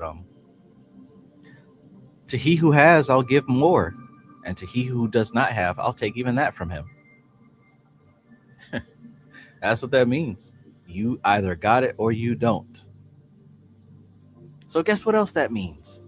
If you're on the path to become enlightened and liberated and saved, you already are that. You already are that.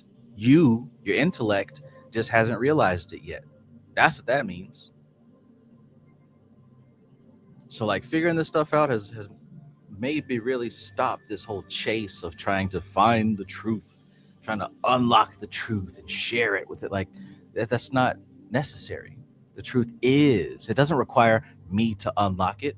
Who the fuck do I think I am that I have to go find the truth and unlock the truth? It's already there. It's already there. It's already in me. I am that. It's not willpower and it's not effort. It is alignment. Boom. It's alignment. I don't need to spend all that money on Amazon books anymore. That's in the past, that's where I thought it was. I need to buy up all these occult books. I need to read them all. I got to find the answers, right? These books, these teachers, they're going to show me the way. Well, they did, right? They brought me to the point where I realized the truth is not in an Amazon book. I don't care if it was written yesterday or written 500 years ago. The truth is in me, not my physical body, not my emotions, and not my intellect. The truth is me. I'm looking to find myself. And if I know how to look at these words properly, I'm actually looking at a mirror. If I know how to look at these words properly, I should actually be able to see myself and remember and trigger rememberies, right? Rememberies. Yes, a word, rememberies. As we move into the month of, what's next month called? Rememberary. Anyways, you get the gist. The role of the oversoul. Continuity does not belong to the personality. The individual incarnation, with its specific memories, preferences, and identity, is temporary by design. Continuity belongs to a higher organizing principle that Fortune calls the oversoul. The higher organizing principle called the oversoul. The greater consciousness that orchestrates multiple incarnations. Incarnations are episodes in a longer story. The oversoul holds the arc of development. Individual lives are experiments in consciousness.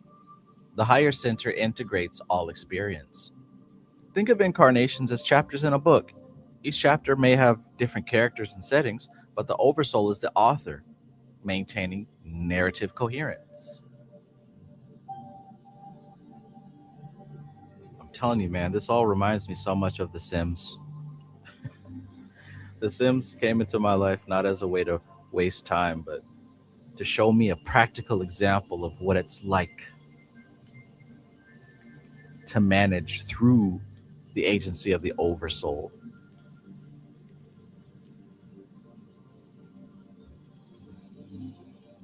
Who'd have thought that video games could train you for the astral plane?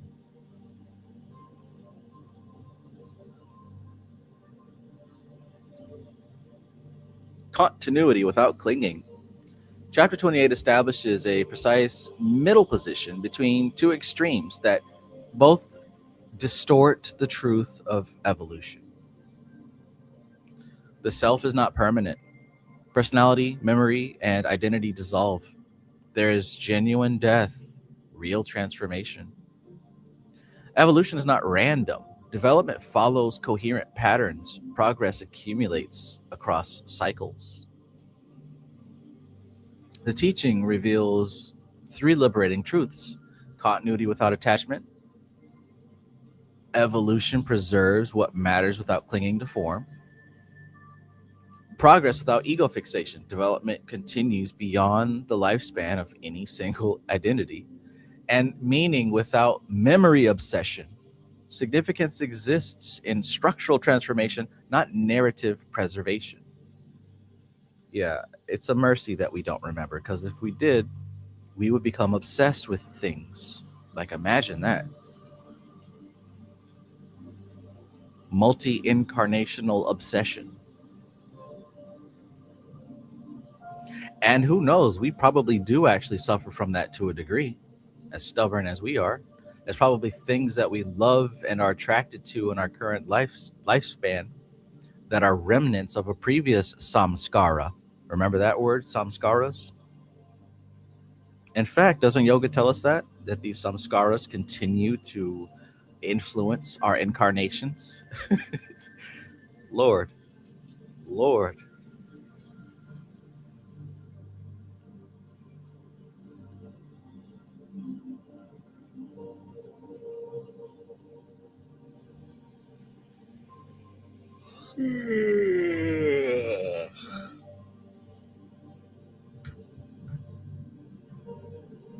Why chapter 28 matters.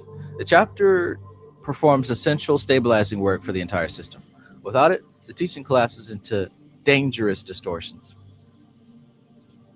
So this chapter prevents nihilism after chapter 27. Death is not annihilation, it's functional transformation with preserved direction. It grounds initiation in reality. Spiritual advancement is structural change. It's not ego inflation, and it's not fantasy fulfillment. Chapter 28 corrects reincarnation fantasy. You don't carry your current personality forward, you integrate capacity beyond identity. So, in other words, you don't bring your body patterns, your mind patterns, your memories, your personality. You don't bring none of that. You bring what all that stuff amounted to, what all of it distilled into, the essence of it. It refutes nothing matters thinking. Evolution is coherent and cumulative. Your work has lasting structural impact. It's about quality, not about quantity.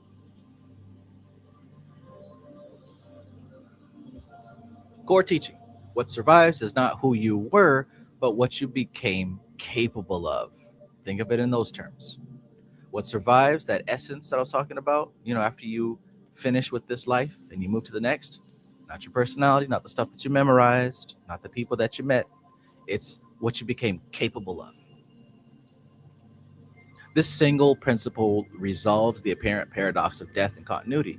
It shows how evolution advances without preserving illusion, how transformation occurs without chaos, how meaning persists beyond memory. The self dissolves, the work remains. The self dissolves, the work remains. This is the engine of cosmic evolution. The self dissolves, the work remains. Do the work.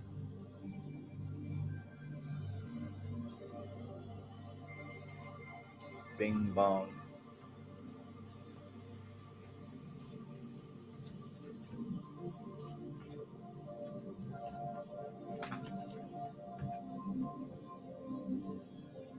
Okay, so system integration, orientation moving forward. With Chapter 28, the Cosmic Doctrine has established the complete framework for understanding evolutionary mechanics, laws of force, how cosmic energy moves and manifests through rings and rays, laws of limitation, why boundaries create power rather than restrict it, laws of death, how consciousness withdraws from form to enable transformation, and then laws of continuity, what perseveres, what preserves direction through the dissolution of identity. The doctrine is no longer abstract philosophy, it is operational now, a working model of how consciousness evolves through cosmic cycles. So the transition: death ends form, personality, memory, and specific identity dissolve when consciousness withdraws from manifestation. Continuity preserves direction. Capacity, tendency, and structural development carry forward into new expressions. Evolution is not chaos, it is structured transformation, coherent, cumulative, and purposeful. Now we move forward with this understanding integrated, ready to explore how these principles operate in increasingly complex manifestations of consciousness. All right. Now, why chapter 28 is often overlooked but essential? Because it's not so flashy. There's no grand cosmic beings to captivate the imagination. But it helps to set the balance to the previous chapter. All right. You're not preserved, but your work is. The self dies, the personality disintegrates, but the work remains. That's the whole point. So we now move on to chapter 29. And this will be the final chapter of the evening.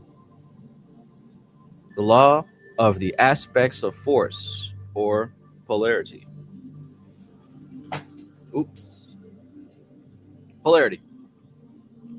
Just as it was impossible to consider the law of impactation without considering the law of polarity, so it is impossible to consider the law of polarity without considering the law of attraction of the center and the attraction of the circumference, because polarity has its basis in these two laws. It is according to whether the attraction be towards the center or the circumference that the negative or positive aspects of force are observed. The attraction towards the center gives the negative, and the attraction toward the circumference gives the positive aspect. And it is those two in polarity that produce the circulation of force. You see the prototype of which this is the correspondence in the positive and negative aspects of the cosmic rays. The glyph of this is contained in the caduceus of Mercury. There you see the black and white serpents of positive and negative functions twined from side to side of the staff. Taken in its mundane aspect, the staff represents the ray, and the black and white serpents, the positive and negative aspects of the life wave. Let's take a look at that, shall we?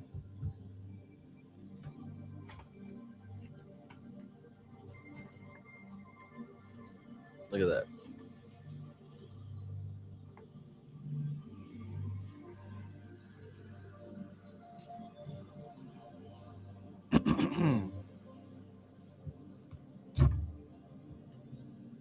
We got the black and the white serpents. We got the caduceus. We got the 7 planes. 1, 2, 3, 4, 5, 6, 7. And we're going around, down, and back up. Involution and evolution.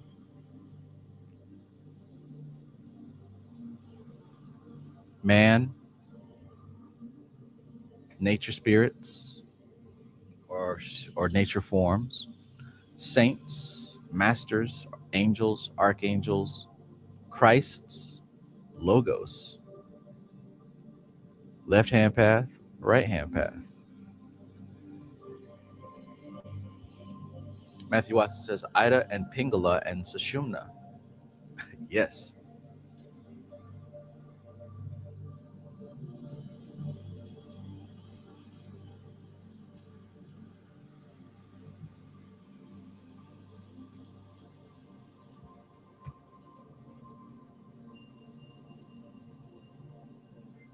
Okay. The attraction towards the center gives the negative, and attraction toward the circumference gives it the positive. Now, a glyph needs generally for its understanding the superimposition of another glyph belonging to the next plane. And I want to say that this is the answer as to why typically with the Tree of Life we use the Sephirah of Bria, but the paths of Atziluth. I believe this is the answer to that. A glyph needs generally for its understanding the superimposition of another glyph belonging to the next plane. thus representing a practical application of the law of impactation. And what was the law of impactation? When you take a force of a subtle nature and press it down into a denser plane, placed upon the glyph of Mercury, otherwise Hermes, lord of the mind, the glyph of Orpheus, lord of the elementals. Orphic magic and Hermetic magic. There we have it. Orpheus is the lord of elementals. Ah, some light bulbs here. Of course, we know that Mercury or Hermes is the lord of mind. Hermetic magic, Orphic magic. There we go. Placed upon the glyph of Mercury, otherwise Hermes, lord of the mind, the glyph of Orpheus, lord of the elementals. Place the musical scale upon the staff of wisdom, and you will see the places marked off on the staff. Then place the inverted A with its basal angle upon whatever plane you wish to consider, and you will see the implication of the prolongation of that angle. You will then perceive that that which appears as a unity upon one plane is prolonged into a duality upon the subtle planes. Subtle planes.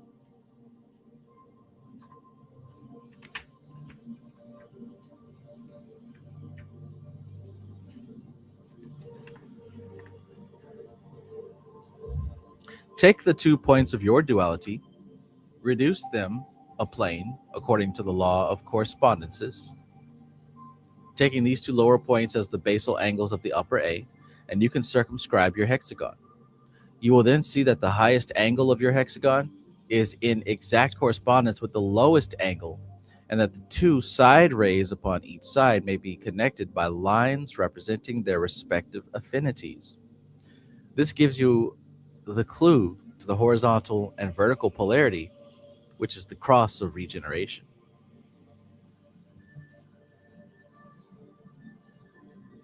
Polarity, according to the horizontal account, is horizontal, 2 of a kind, opposite in type. Polarity occurring according to the esoteric concept is vertical, and its clue is in correspondence. That's good. That's good right there.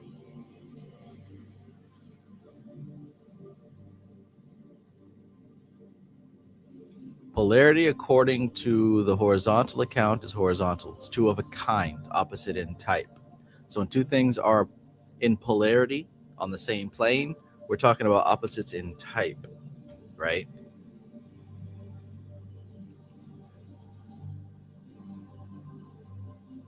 Electric, magnetic, male, female. The plug goes into the outlet, right? These are all on the same plane, horizontal. But polarity, according to the esoteric concept, is vertical, it's up and down. And its clue is in correspondence. In other words, we could say the concept of what Vegeta represents and then the actual figure of the character. So with all that being said, place the cross on the hexagon and the hexagon on the caduceus, and you will see the significance.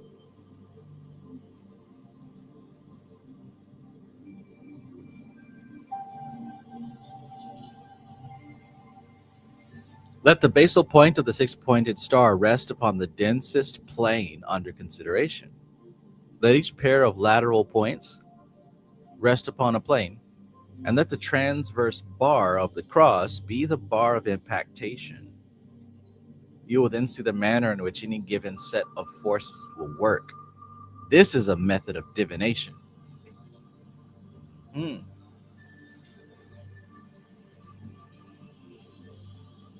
Got some experimentation to do with that.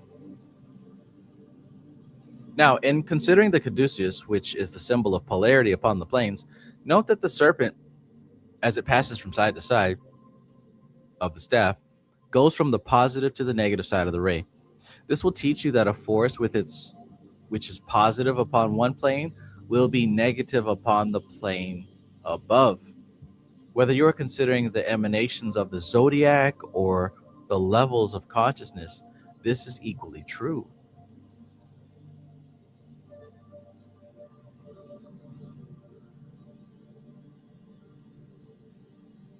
I never thought of the zodiac like that.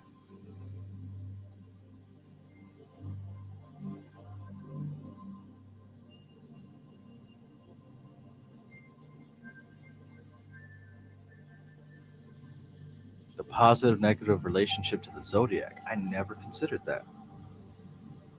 I've most certainly we've dealt with this concerning the Kabbalah, right? A force which is positive upon one plane will be negative upon the plane above. Cool. Polarity is always inverted, plane by plane. This will give you a further clue to the significance of the four quarters. If you raise consciousness, you change polarity.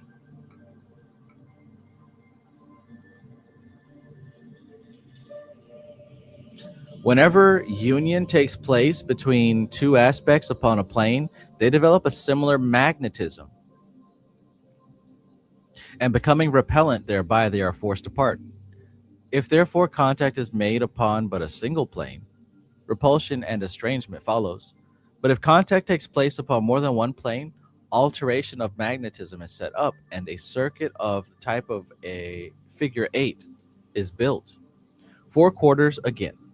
This holds good whether of men or of movements. Polarity upon the planes always exists as four quarters. This is the clue to much.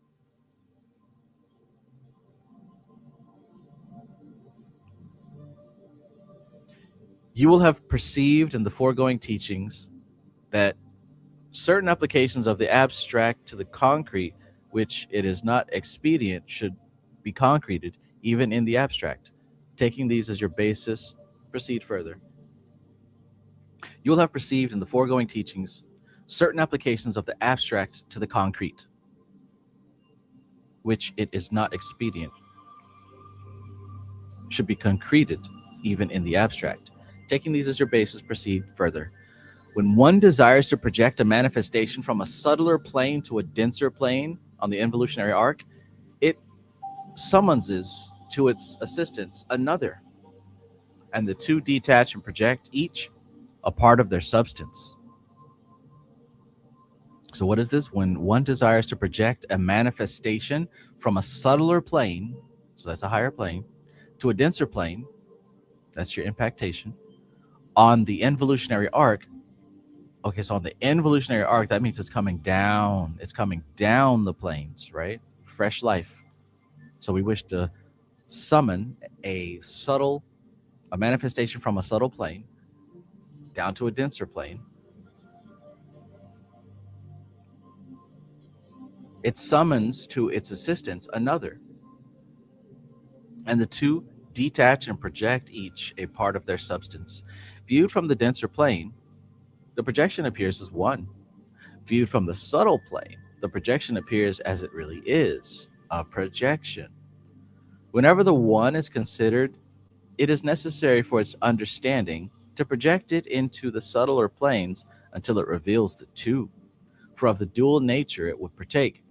And it is this duality of nature which is the clue to so much in both men and things. Therefore, remember that when dealing with any form, one can always be resolved into two. And for a production of a new object, two are always essential. And it is upon this subtle action and reaction and balance of force that ultimate issues depend.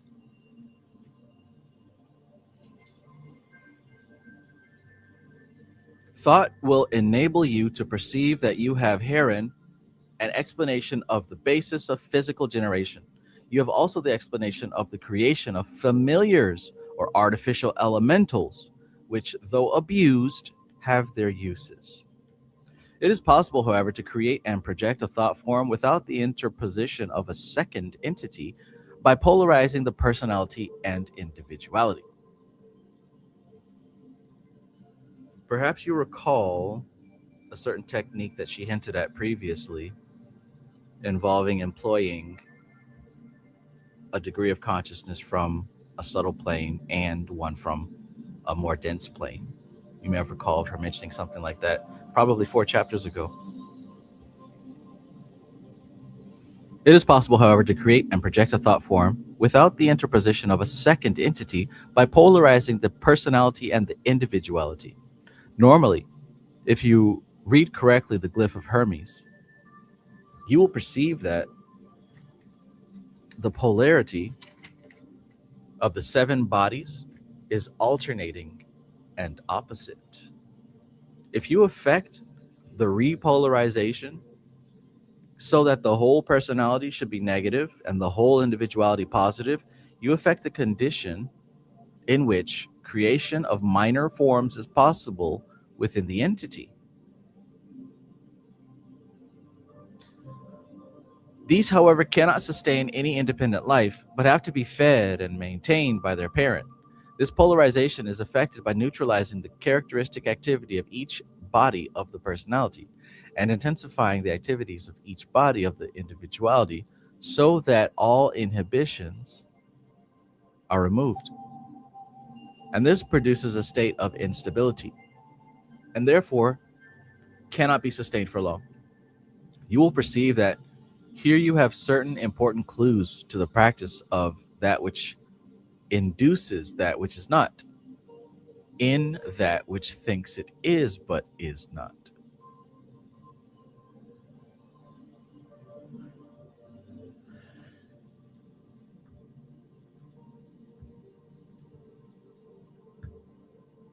The opposite process in which you have the inhibition of the individuality and the intensification of the personality produces a certain type of mundane genius which burns brightly to its own destruction.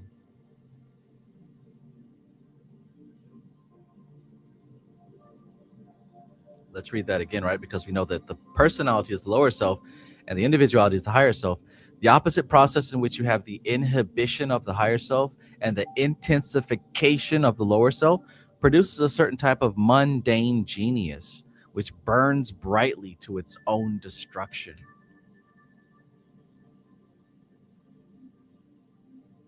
Lord.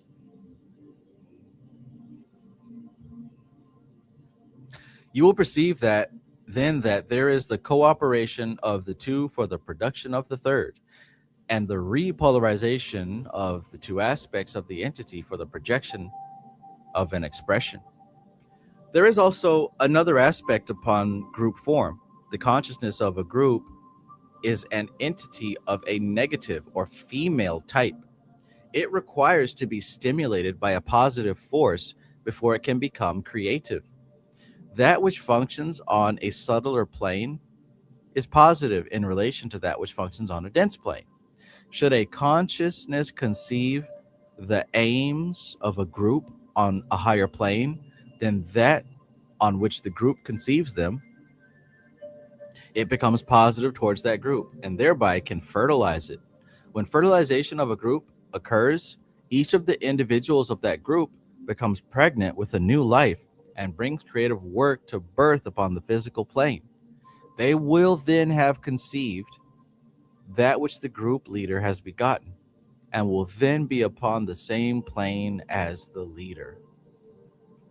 Woo.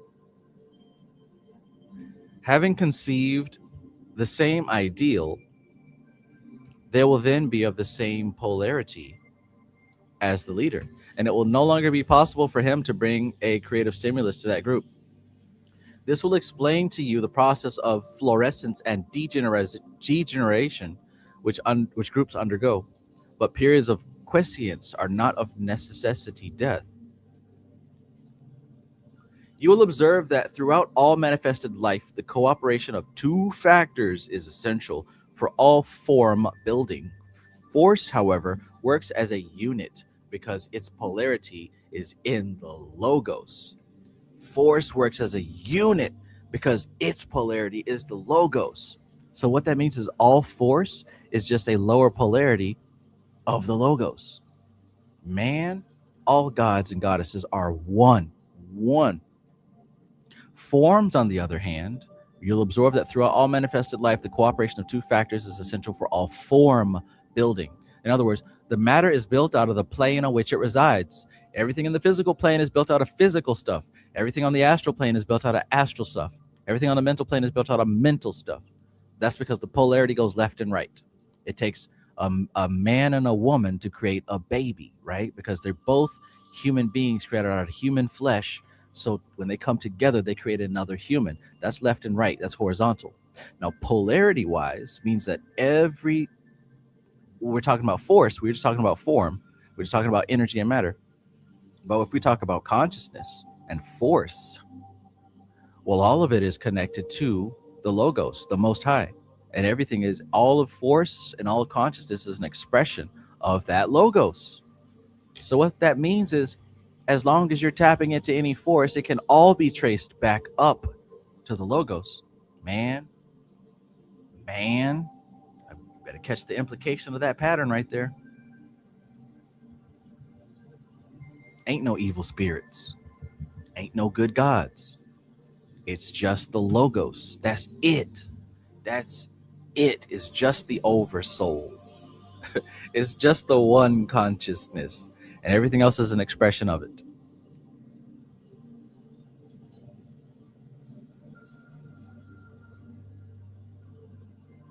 If you get it, you get it. If you don't, maybe next year. So that was good. That was chapter 29. And we have successfully completed that chapter. Good stuff.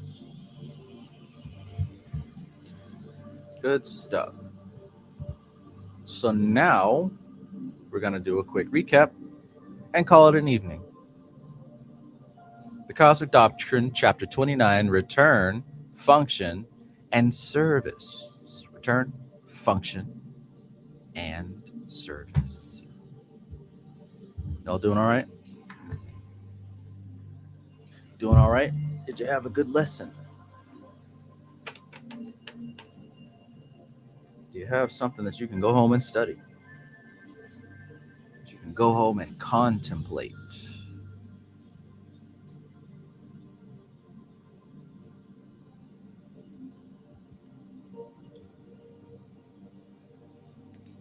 Man. No, that's a good concept right there, man. All forces are but a lower polarity of the one force. It goes up and down, vertical, horizontal, vertical.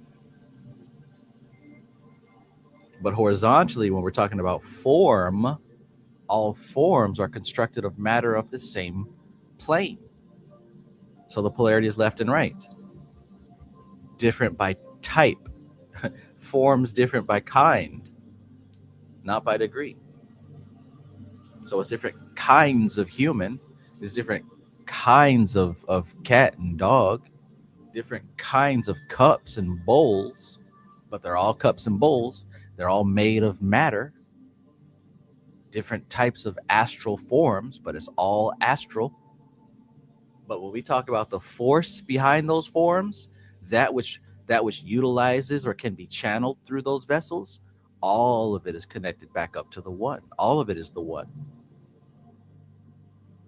Who determined that there was good and bad spirits? Somebody said that. That's not what experience has told you. There is no such thing as an evil, bad spirit that's out to hurt you specifically. There are expressions of the one that resonate with your position or are dissonant with your position. Right? The one God is everything. That includes stuff that is dissonant to you, right? Acid exists. It's not evil, but it doesn't resonate with the flesh body.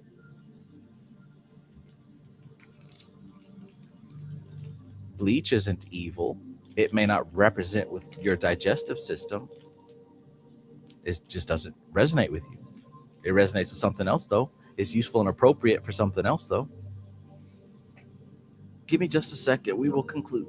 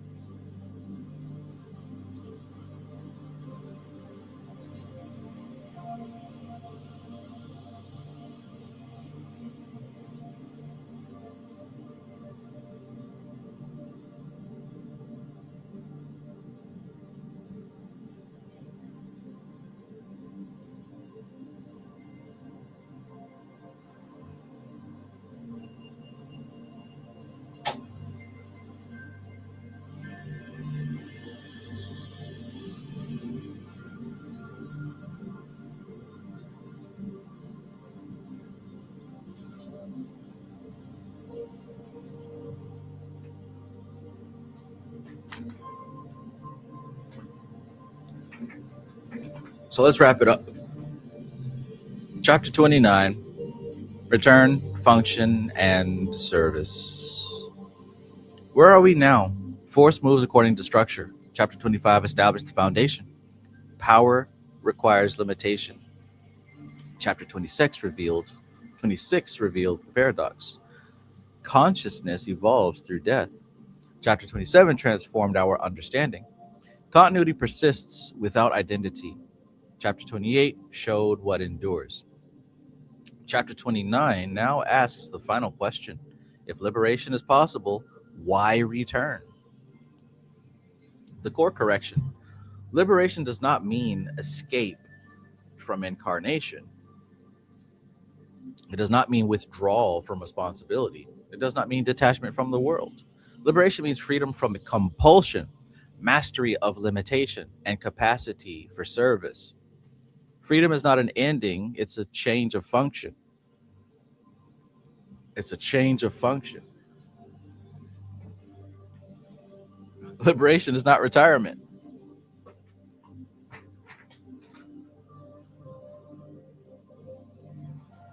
Release from desire does not end evolutionary obligation. It does not end participation in the whole or responsibility to balance forces. Liberation removes bondage, it does not remove purpose. The great shift in this chapter. Earlier stages focus on self-development, integration and of experience, and liberation from desire. Chapter 29 introduces the pivot. Growth now proceeds through service, not self-work.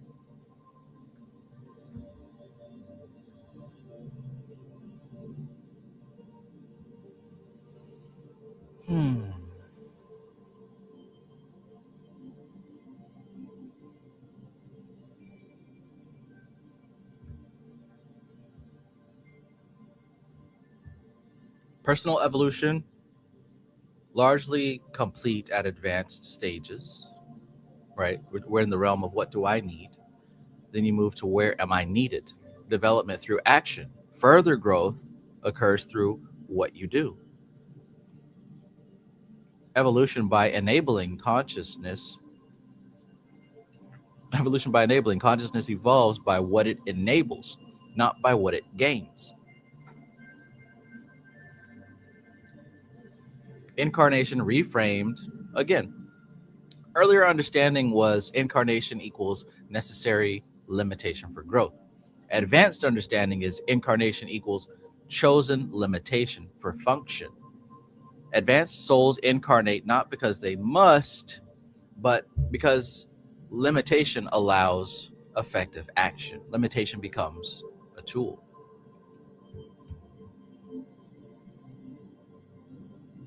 Ooh, that slaps. Peace and greetings.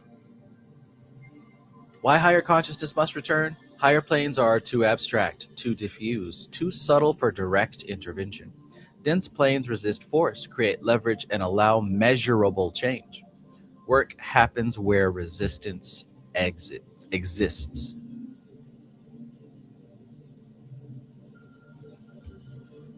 Incarnation as engineering. Incarnation is not punishment. It is infrastructure. Incarnation redirects currents. Higher consciousness enters form to guide the flow of energy and intention through dense reality. Form is where causality bites. Stabilizes imbalance. Form provides the anchor point that is needed to restore equilibrium to disrupted systems. It modifies trajectories. Dense planes are where causality has teeth, where adjustments actually take hold. Action and reaction reappear. Chapter 29 quietly returns to chapter 25, completing a circuit of understanding. Dense levels require form. Form requires limitation. Force enters dense levels. Dense layers require form. Form requires limitation. Force enters dense levels. You see how that goes. Even liberated consciousness accepts friction, constraint, and density because only there does the quote unquote work occur. Mothra says, it just occurred to me how much the mind loves compulsion. Without it, it would not exist. It's an identity. Absolutely. Withdrawal alone is incomplete. Withdrawal without return leads to sterility, isolation, and incompletion. Evolution is not finished until insight is applied, force is redistributed, and balance is restored.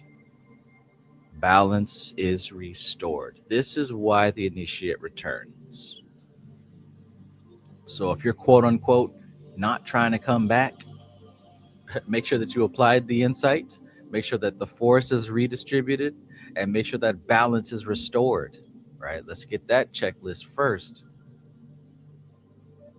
Because quote unquote not coming back does not involve just because you don't want to or don't feel like it.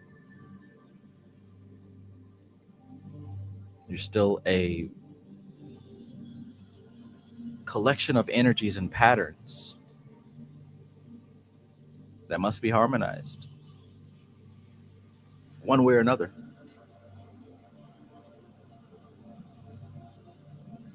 And isn't this what they talk about when they say burning all your karma before reaching enlightenment? We're talking about a harmonizing of all the different patterns and samskaras bouncing around on your work table of consciousness.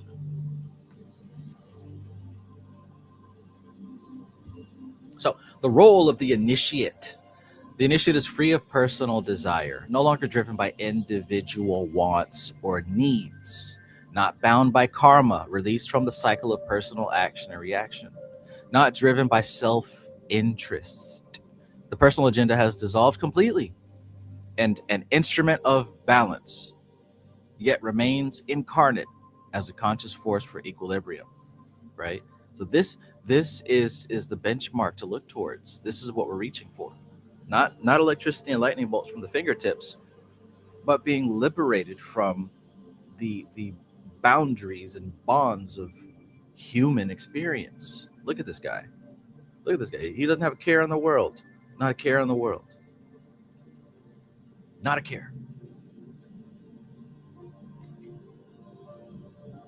Free of personal desire, not driven by self-interest, not bound by karma, an instrument of balance.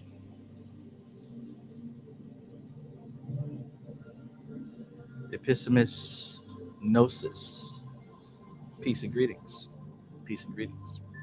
Identity falls away, function remains. Identity is irrelevant. Personality is secondary.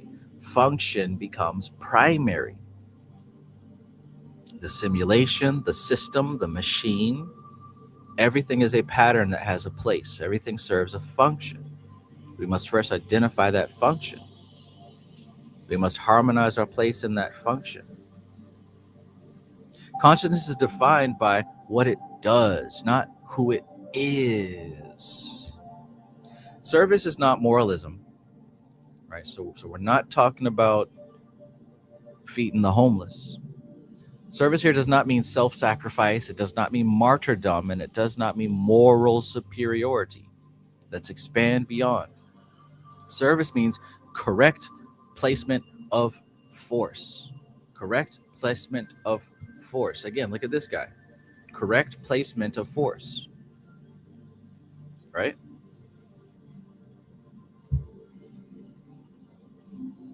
These two cards here.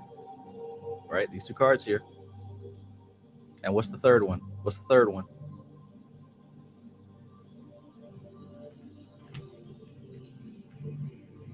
Once you begin to reach that balance, that harmony,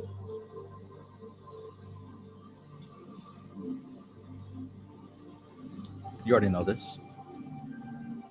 So service means correct placement of force, acting where leverage exists, participating consciously in evolution. Service is technical, not sentimental. It's about effectiveness, not virtue. I'll read that again. Service is technical. It's not sentimental. It's about effectiveness. It's not about virtue. It's not about morals. Listen, right? Let he who has eyes to see. Matthew Watson says Palpatine was applying service, high priestess, right? You see how this changes when you can see it from an occult perspective, man. You see how this changes, and correct me if I'm wrong, but isn't that why he was like the central figure in all the damn movies? You thought it was about Luke Skywalker, or was it? Wasn't too many people a character in each film. I could be mistaken, right? But I'm probably not. Probably not.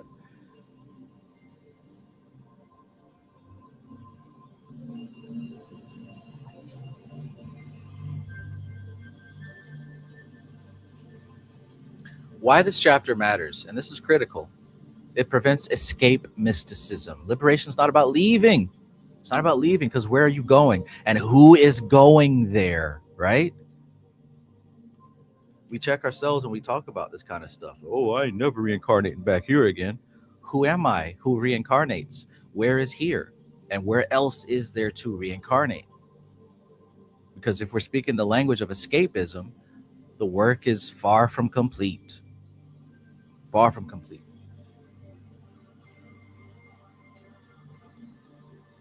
It prevents spiritual disengagement. The world is not an illusion to be dismissed, but a field to be served. It increases responsibility. True freedom magnifies your capacity to participate consciously. Liberation increases responsibility, to be quite honest. Now you're held to a higher standard because you're operating with a higher quality of consciousness. So the mechanism and the paradigm that you call your life must also meet a higher quality. The way that you construct your psyche must meet a higher quality. The way that you maintain your physical body and your emotional health and your mental health, all these things must meet stricter standards of higher quality. If you have evolved from being a monkey, that means no more shitting in your hand and throwing it at people. That means that stuff is done. You leave that with monkey lifestyle, right? Higher quality consciousness requires higher quality energy, higher quality vessel, higher quality forms.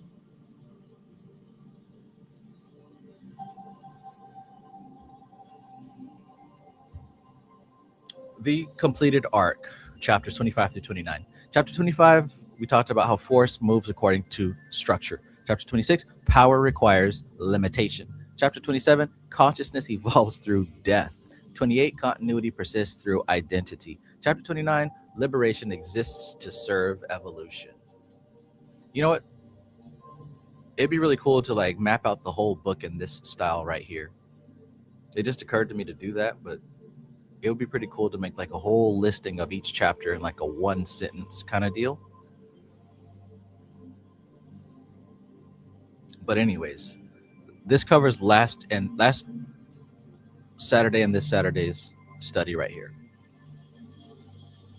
One sentence teaching: the soul returns to limitation, not because it is bound, but because only there can it work. This is the place to do the work. It's a very special scenario here. Special set of parameters has been put together here.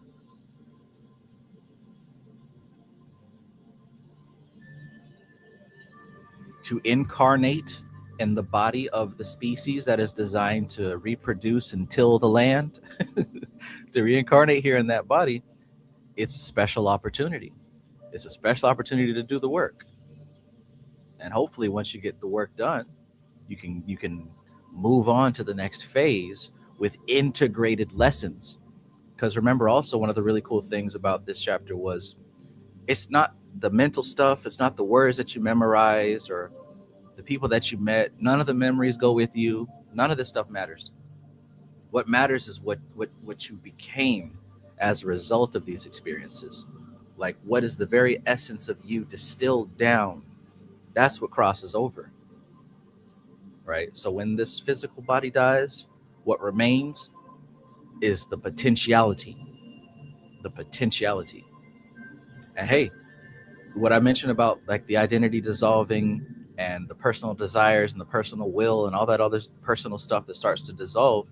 What's the reason for that? Because, like she says in this book, you're dying before you die. The physical body, your the identity is dying before the physical body, and in essence, you're preparing to be reborn. You're preparing for that next stage. Because again, like I said, when you die, you don't take the memories with you. You don't take the attachments with you. You don't take none of this with you. So what's left of you when you get rid of all that stuff? What's left of you when all that stuff is gone? Like if you were to just pretend right now, you lose your name, you lose your history, you no longer have your accolades and all the stuff that you achieved. You no longer have your impact on the world. Oh, I want to live and make an impact. Let's say you no longer have any of that. All of it's gone. What remains? That's what you are. That's what you are, that potentiality. So when she said in this chapter, it's a good idea to meditate on being dead, that's what she meant. Not meditate on getting killed or dying. Meditate on what remains after all that stuff is stripped away. Does that make good, clean, common sense? If you can meditate on that stuff, you're getting so much closer to who and what you actually are. Not your physical body, not your history, not your memories, not your thoughts, not your opinions, not your relationships. None of it. All of it goes away. What's left? What's left? That's what carries over. That's the type of thing that's going to cross Doth, right? If we talk about the tree of life and what goes up the middle path, middle pillar, what goes up that tree, it's what remains. It's what remains. The human stays here. Humans belong to planet Earth. The system needs humans to reproduce and till the land. That's what humans were made for, to be fruitful and multiply, right? The Bible told you what human beings were here for. Told Adam not to eat that fruit. But anyways, you get my point. Let's continue.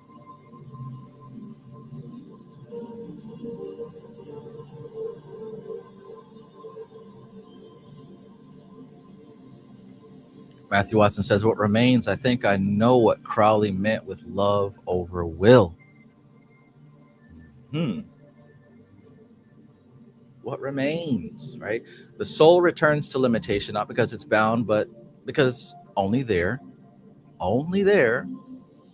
can it work.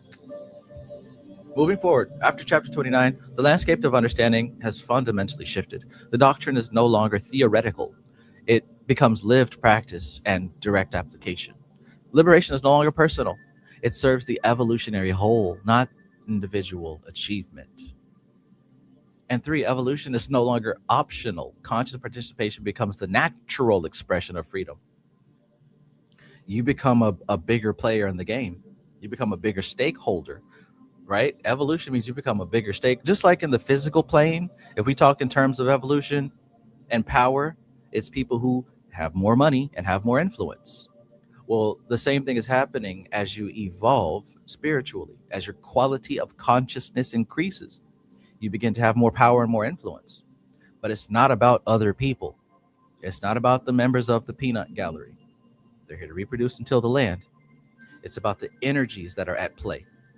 It's about the energies. It's about the expressions of consciousness. You're now dealing with a bigger paradigm, not other people. Freedom is not the goal. Function is the goal. Transition. When death is understood, when continuity is secured, and service is clarified, we move forward knowing liberation is not escape from the world, but conscious participation in it. Because what's the opposite of liberation? Bondage. And what are we in bondage to? In bondage to attachment, to identity, to the flesh. I am this monkey body, animal body. I must reproduce. I must till the land. I must prove to everyone that I'm correct, that I am better, that I'm special, that I am worthy of praise. I must prove, right? Bondage to the flesh. Autopilot. Being compelled to act based on unresolved desires and hormone compulsions, being compelled to act based on the flesh. That's bondage. Compelled to patterns that don't even belong to you. Like none of those things even belong to you. It came with the game. When you inherited a body, you automatically inherited the hormones that compel you to reproduce, and you inherited the desires of your culture that says, oh, you have to be a high value man to attract a mate to reproduce with, or you have to, gain this award or get this degree or do this human thing. These are inherited desires, and they come with the human experience, and they will stay here.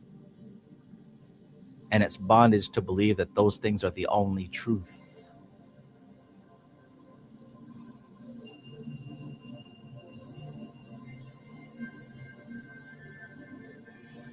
Liberation is not escape from the world, but conscious participation in it. So check this out. Once you gain a freedom from those things and you can see the field clearly, you can go back to doing those things with a conscious mind as opposed to doing those things under autopilot, right? See, it's not those things that are bad. Have you some kids, right? Till the land, grow you some fruit, right? Serve people, do what you got to do, but do it with consciousness. Do it knowing that this is an illusion. It's far better that way. In fact, you'll have a far deeper impact doing it that way.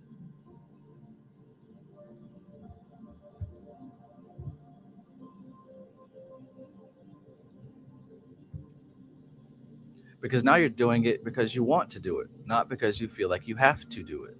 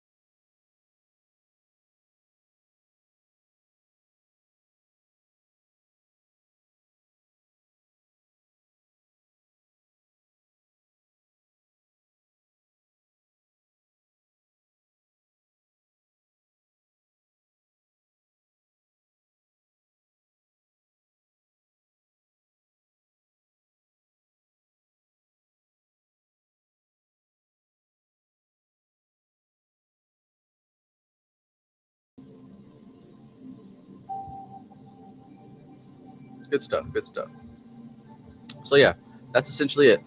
The journey continues, but now with clarity. We return not because we must, but because limitation is where transformation happens, and we are its willing instruments. When the quote goes to, I desire to know in order to serve, it's not to serve the peanut gallery, but it's, I desire to know in order to serve the most high, the highest consciousness, not just the logos, but consciousness itself, unconditioned consciousness.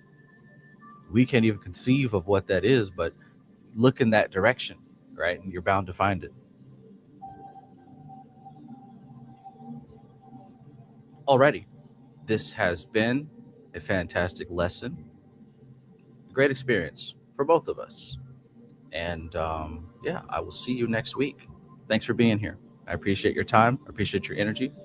And I appreciate the concept of you. I think it's really cool that you exist. Hopefully, you do too. Yeah. Enjoy this year. 2026 is going to be a good one. They say something about a snake shedding its skin, turning into a horse, running full speed into the sun. Ashwini vibes. Fuck it. It sounds good to me. We're moving into the horse year. Sounds good to me. Unicorn year. Unicorn year. Right? Anyways, have a good night. Like I said, I'm glad you're alive. Keep doing great things. You don't have to suffer. You don't have to suffer. You don't have to suffer. I control the context. Maintain your frame. I am comfortable in my body. I am comfortable in my emotions. I'm safe in my emotions. I'm safe in my mind. I'm safe in my soul. Ain't nothing to be scared of. Ain't nothing to be worried about. There are no enemies. All that good stuff. All that good stuff. See you next year. I mean, next week. This is TK Trav, aka Travis Mages, here with LVX777. I love you. Peace. I'm gonna go make me some curry.